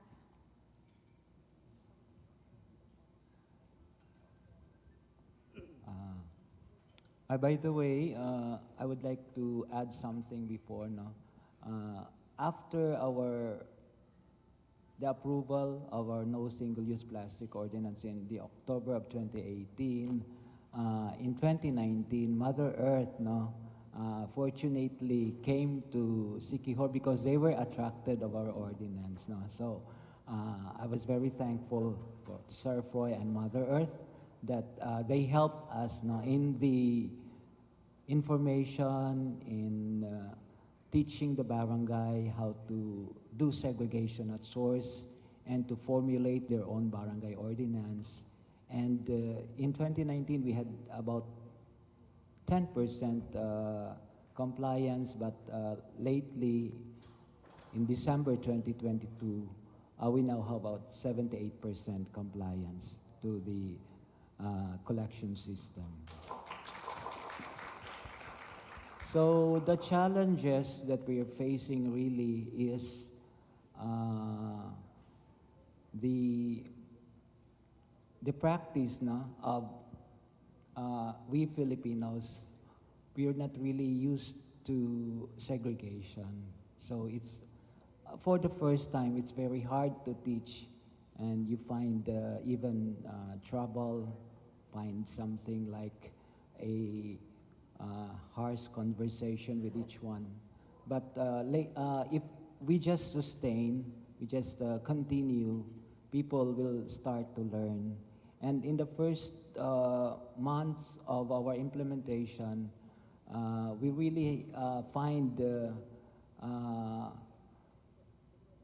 confrontation even with mayors, even with police, even with government officials, even with the teachers, they don't know and they don't want to learn because they will say that, oh, we already know that. So they will pretend that they know because they don't want to follow. So it's very hard, but if we just continue, we just sustain, in the long run, no, they will understand. So right now in Siquijor, we have that about 70%, so we need 30% more. So we need to continue our advocacy and the Zero Waste program. The biggest challenge in our city is the implementing the penalty, enforcement of the ordinance up to the grassroots level or up to individual. They will say that they do not know the ordinance, but we will always say that there's information dissemination. So what we did is we strengthened our information dissemination in tri-media, print, and we go to barangay, and when we caught someone violating the plastic ordinance, we immediately inform them through IEC. That is our first penalty. And then the second offense, they have to pay the 1,000.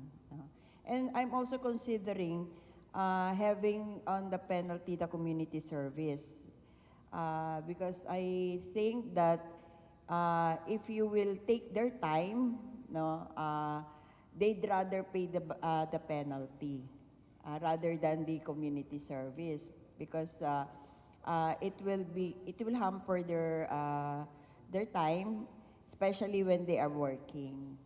I'm proud to say that until now, we enforce the law on such that every budgeting, our treasurer will always say, "Oh, you increase the..." No, I will not increase the fines and penalty because it meant that we are not working, we are not enforcing the law. So as of this moment, our IEC is strong, and I'm proud to say that our waste diversion at present is 87.68%, which surpassed the target on our 10-year solid waste management plan, which is our target is 87% up to next year, 2024. Because we will renew our 10-year solid waste management plan.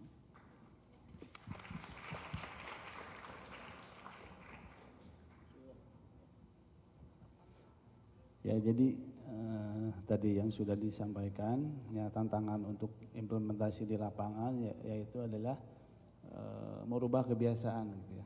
Merubah kebiasaan yang dimana yang tadinya kita tidak harus memilah atau mengolah sampah, sekarang harus memilah dan mengolah sampah. So the biggest challenge in Bandung itself is the difficulty of the changes the behavioral change. So from the mixing waste and then how to change the habit to separate the waste. Ya, jadi selain itu bagi kami, saya pribadi, tidak ada tantangan yang sangat luar biasa. Yang penting kami sebagai pemerintah di paling bawah bisa dan mau untuk melakukan itu. For me, there is no any challenge than the behavioral change because in the governments that in the low level, like from village itself, we just need to do it again and over again because we cannot change the habit easily. So we just need to start and do it again and again. Terima kasih, Bapak. So before we go to the next question, just to clarify, I'm not sure everyone heard that Ms. Gemma, did you say that your waste diversion right now is 87%? 87.68%. 87.68% waste diversion. Okay? And Christy, correct me if I'm wrong, but I think that's the highest in the world that we know of so far. Right? So, thank you. So, question for everyone again. Sir Cleburne, you've mentioned that sometimes there were issues, you have to fight with mayors, with police. Given what you're seeing right now in terms of the changes in Siquijor, in the island, would you say that all those challenges, all those difficulties was worth it, given the benefits that you see right now with your zero waste program? Yes, it was very worthy because as we can see, Siquijor has been acclaimed as the first zero waste province in the country, and we're very proud of that, and we're very happy. But as I have said to ma'am, it's still a long way to go. Hindi pa kami perfect. We're not perfect yet, no? So we need to do some innovation. So right now we are amending our no single-use plastic ordinance, and I passed the draft already to the Sangguniang Panlalawigan. So we decided, the Provincial Solid Waste Management Council decided to ban selling of beverages like soft drinks and mineral water below 350 ml and below. So, because right now, single-use plastic sandbags is, you can now find very seldom in our streets, in our beaches. But what we can see are these tiny PET bottles, like the Coke Zacto, the C2, the mineral water. So they are now the ones spoiling our island. So we decided to amend our ordinance. Even though I'm no longer a board member, because the first ordinance was authored by me as a board member, an ex-officio board member as the president of the Philippine Councilors League, and now I am the provincial tourism officer, but I always carry the environment. So I tell them that I am the tourism and the environment officer. So I still am the one drafting the amendment, and then I just go pass it to the Sangguniang Panlalawigan board member, chairman on the environment. So it's with them na. So I hope this month or early February it will be approved. So the banning of the entry or the selling of those small PET bottles. And also we also have decided also to ban the entry of sandbags and the roll bags. Because previously, what was really prohibited was also the selling of disposable plastic containers, cutleries. That was the previous ordinance. And now we added the banning of these sandbags, roll bags, and the small PET bottles. And we will be including the provision of the EPR, because EPR law was approved in 2022. So we will now be compelling producers to be responsible with the waste that they have produced. Thank you.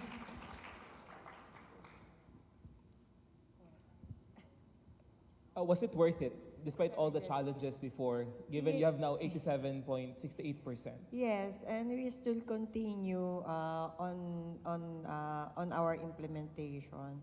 And so far, we're lucky that our program has been institutionalized. So it is not affected by the electoral or political. So the program goes on, and as upon assumption of my in the position, I've just returned there. I was also the acting Senro last 2008, and then I returned in this position last July.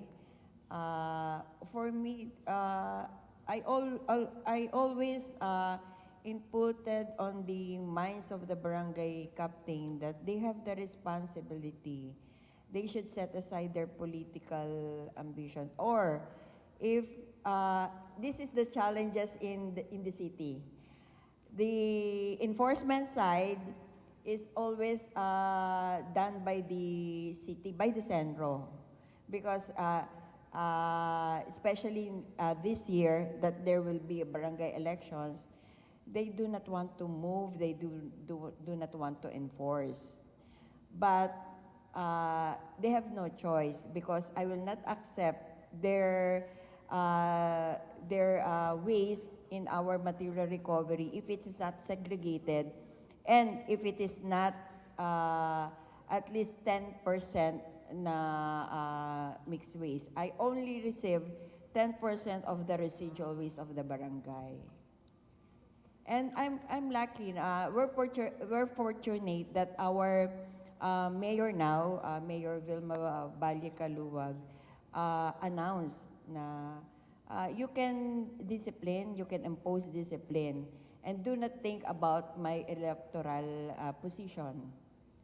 I will take care of that. And that is her instruction with me.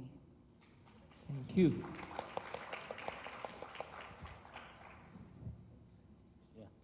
Ya, jadi setelah kami melakukan zero waste ataupun pengolahan dan pemilihan sampah, itu sangat signifikan perubahannya, baik di lapangan ataupun terkait dengan pemerintahnya itu sendiri gitu. After implementing the zero waste cities programs, there are great impact in the communities and also in the government's level. Jadi banyak keuntungan yang didapat baik oleh si emang sampah. Mereka dengan adanya pemilihan sampah ini, mereka jadi sangat mudah untuk mengambil sampah dari rumah tangga, karena mereka sudah memilah sampah dari rumah tangga. So in Bandung, there was a waste bank, so it's easier for the waste bank speaker to collect the waste, the separation waste, and they can sell the valuable waste. Ya, dan wilayah kami dengan adanya kegiatan itu menjadi nyaman, menjadi indah dilihat gitu. And our place, our village, more cleanness and yes, beautiful to see. That's it. Thank you. Christy, would you want to add the last question? Thank you, Papa. Yeah, I asked about what was most challenging, but now I'd like to ask, what are you most proud of in terms of the changes that you've seen?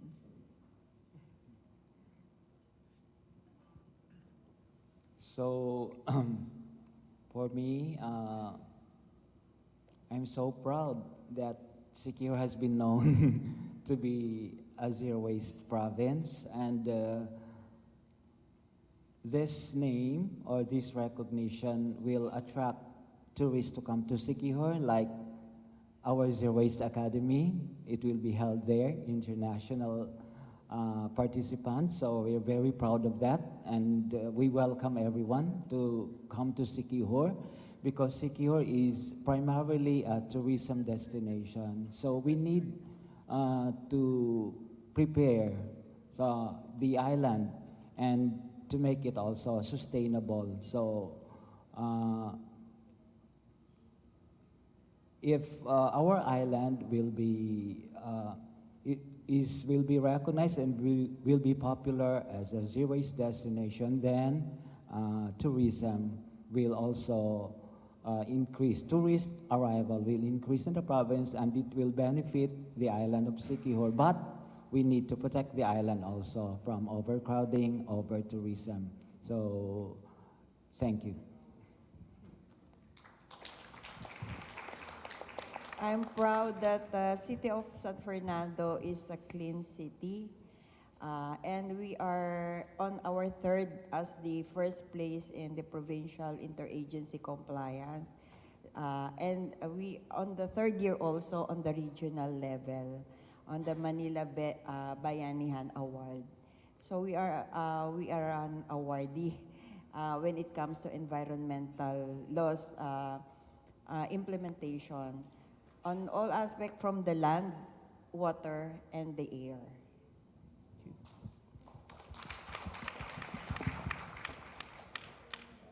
Ya, kami sangat bangga sekali dengan adanya zero waste ini. Jadi presentasi kami sebelum dan sesudah melakukan pemilahan dan pengolahan sampah itu ada di angka 50,9% sampai dengan detik ini. We proud that we implementing the zero waste before and after implementing. Until now, we achieved 50.9%. There was a habitual changes in the communities.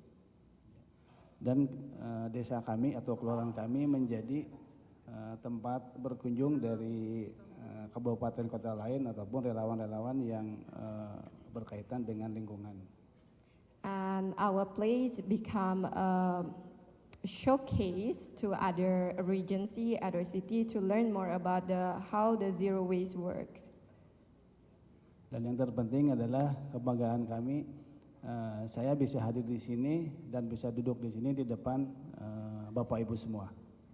And the biggest proud is I can sit here and see you, all of you, and so much proud that I can invited to give this speech. Terima kasih, Bapak.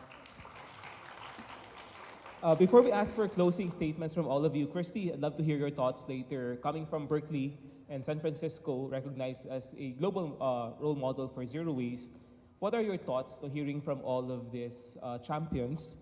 But before you answer, I'd like to just reflect on some of the things that our panelists mentioned. Just to highlight a few, I think it was interesting how Engineer Kleber mentioned the use of the tools that we have, like waste audits or waste assessment and brand audits to inform policy. We've identified problematic products and we use those data to draft appropriate policies, and that results into better outcomes for our policies. You've also mentioned that you're not perfect. And I think that's the beauty with zero waste, because zero waste is both a vision and a journey that we want to work on together. And as the case of San Fernando would tell us, after 10 years from 10 to 13% when Mother Earth started there, they're now at 87.68%, which would want to highlight the 0.68 because the target for next year is 87, and this year they are at 87.68, right? So they exceeded the target.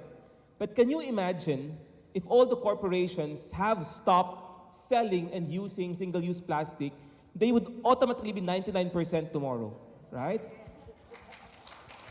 There's only so much cities can do, and that is the power of the Zero Waste Cities Network, because we can learn from each other, we can work together, but we can use our voices to say that we are doing our part, but that's not enough because the others have to do their part as well. So hopefully that could be our collective action.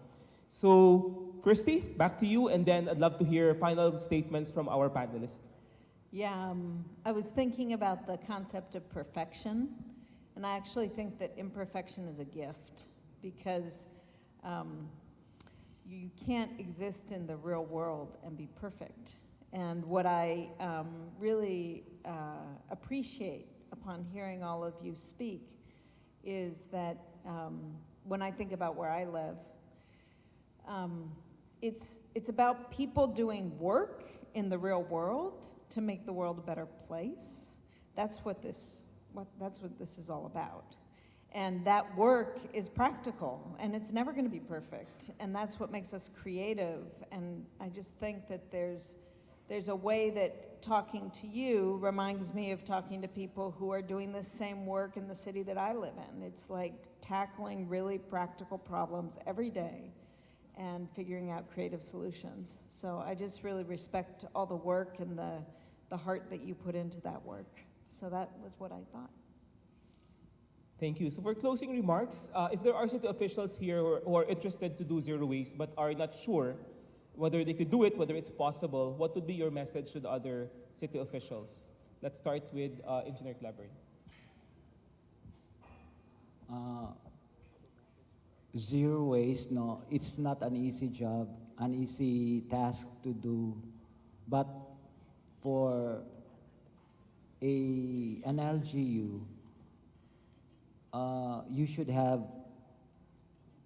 a champion that would really push for the implementation or the legislation, because if no one will take care of it like a focal person,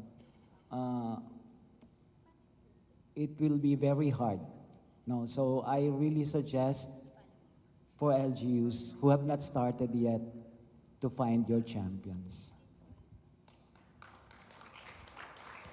I can say with my other municipality in Pampanga. Actually, I'm starting it na, with our association, the Association of the Environmental. If we did it, they can do it.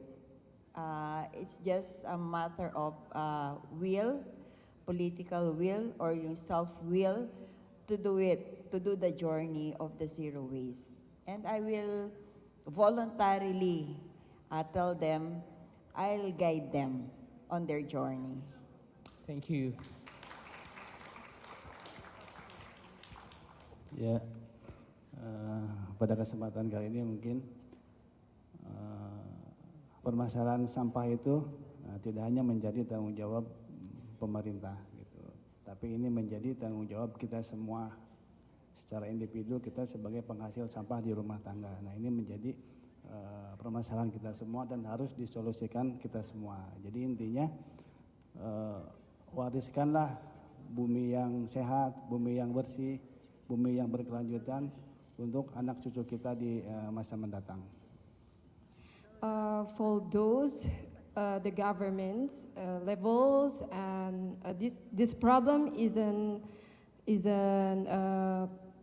this problem is everyone's responsibility.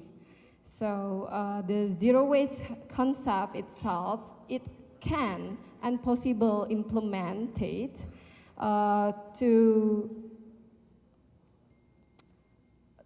find the great solution for the next generation. So if you want, you can do it too, because it's not about we talking the only future, but we should to take a step right now. Thank you. So tomorrow we have another session of conversations with other city champions, city officials.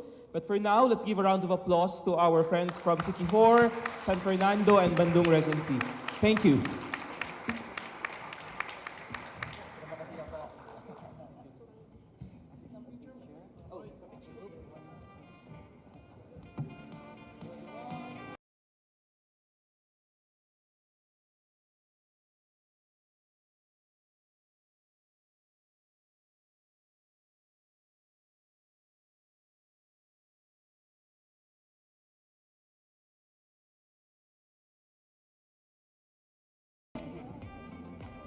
All right, thank you very much, and congratulations to our city champions.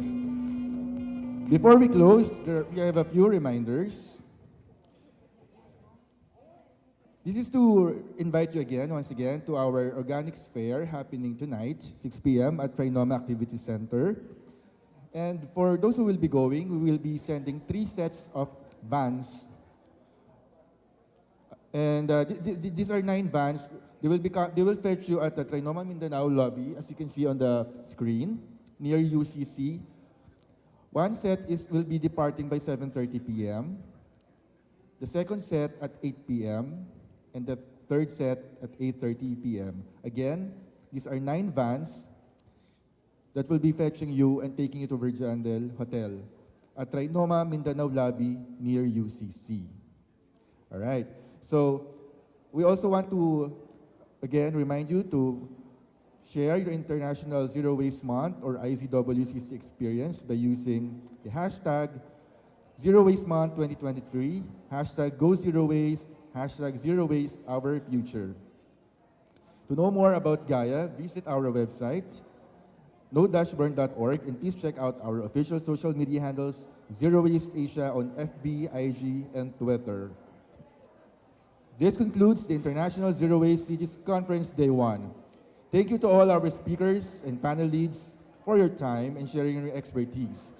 We learned a lot from you, and we believe our participants and viewers share the same sentiment. Applause for our panel leads and speakers. To our attendees, thank you for being with us today. To our viewers, thank you for tuning in. On behalf of the Gaia Asia Pacific team, thank you and see you all tomorrow. Magandang gabi.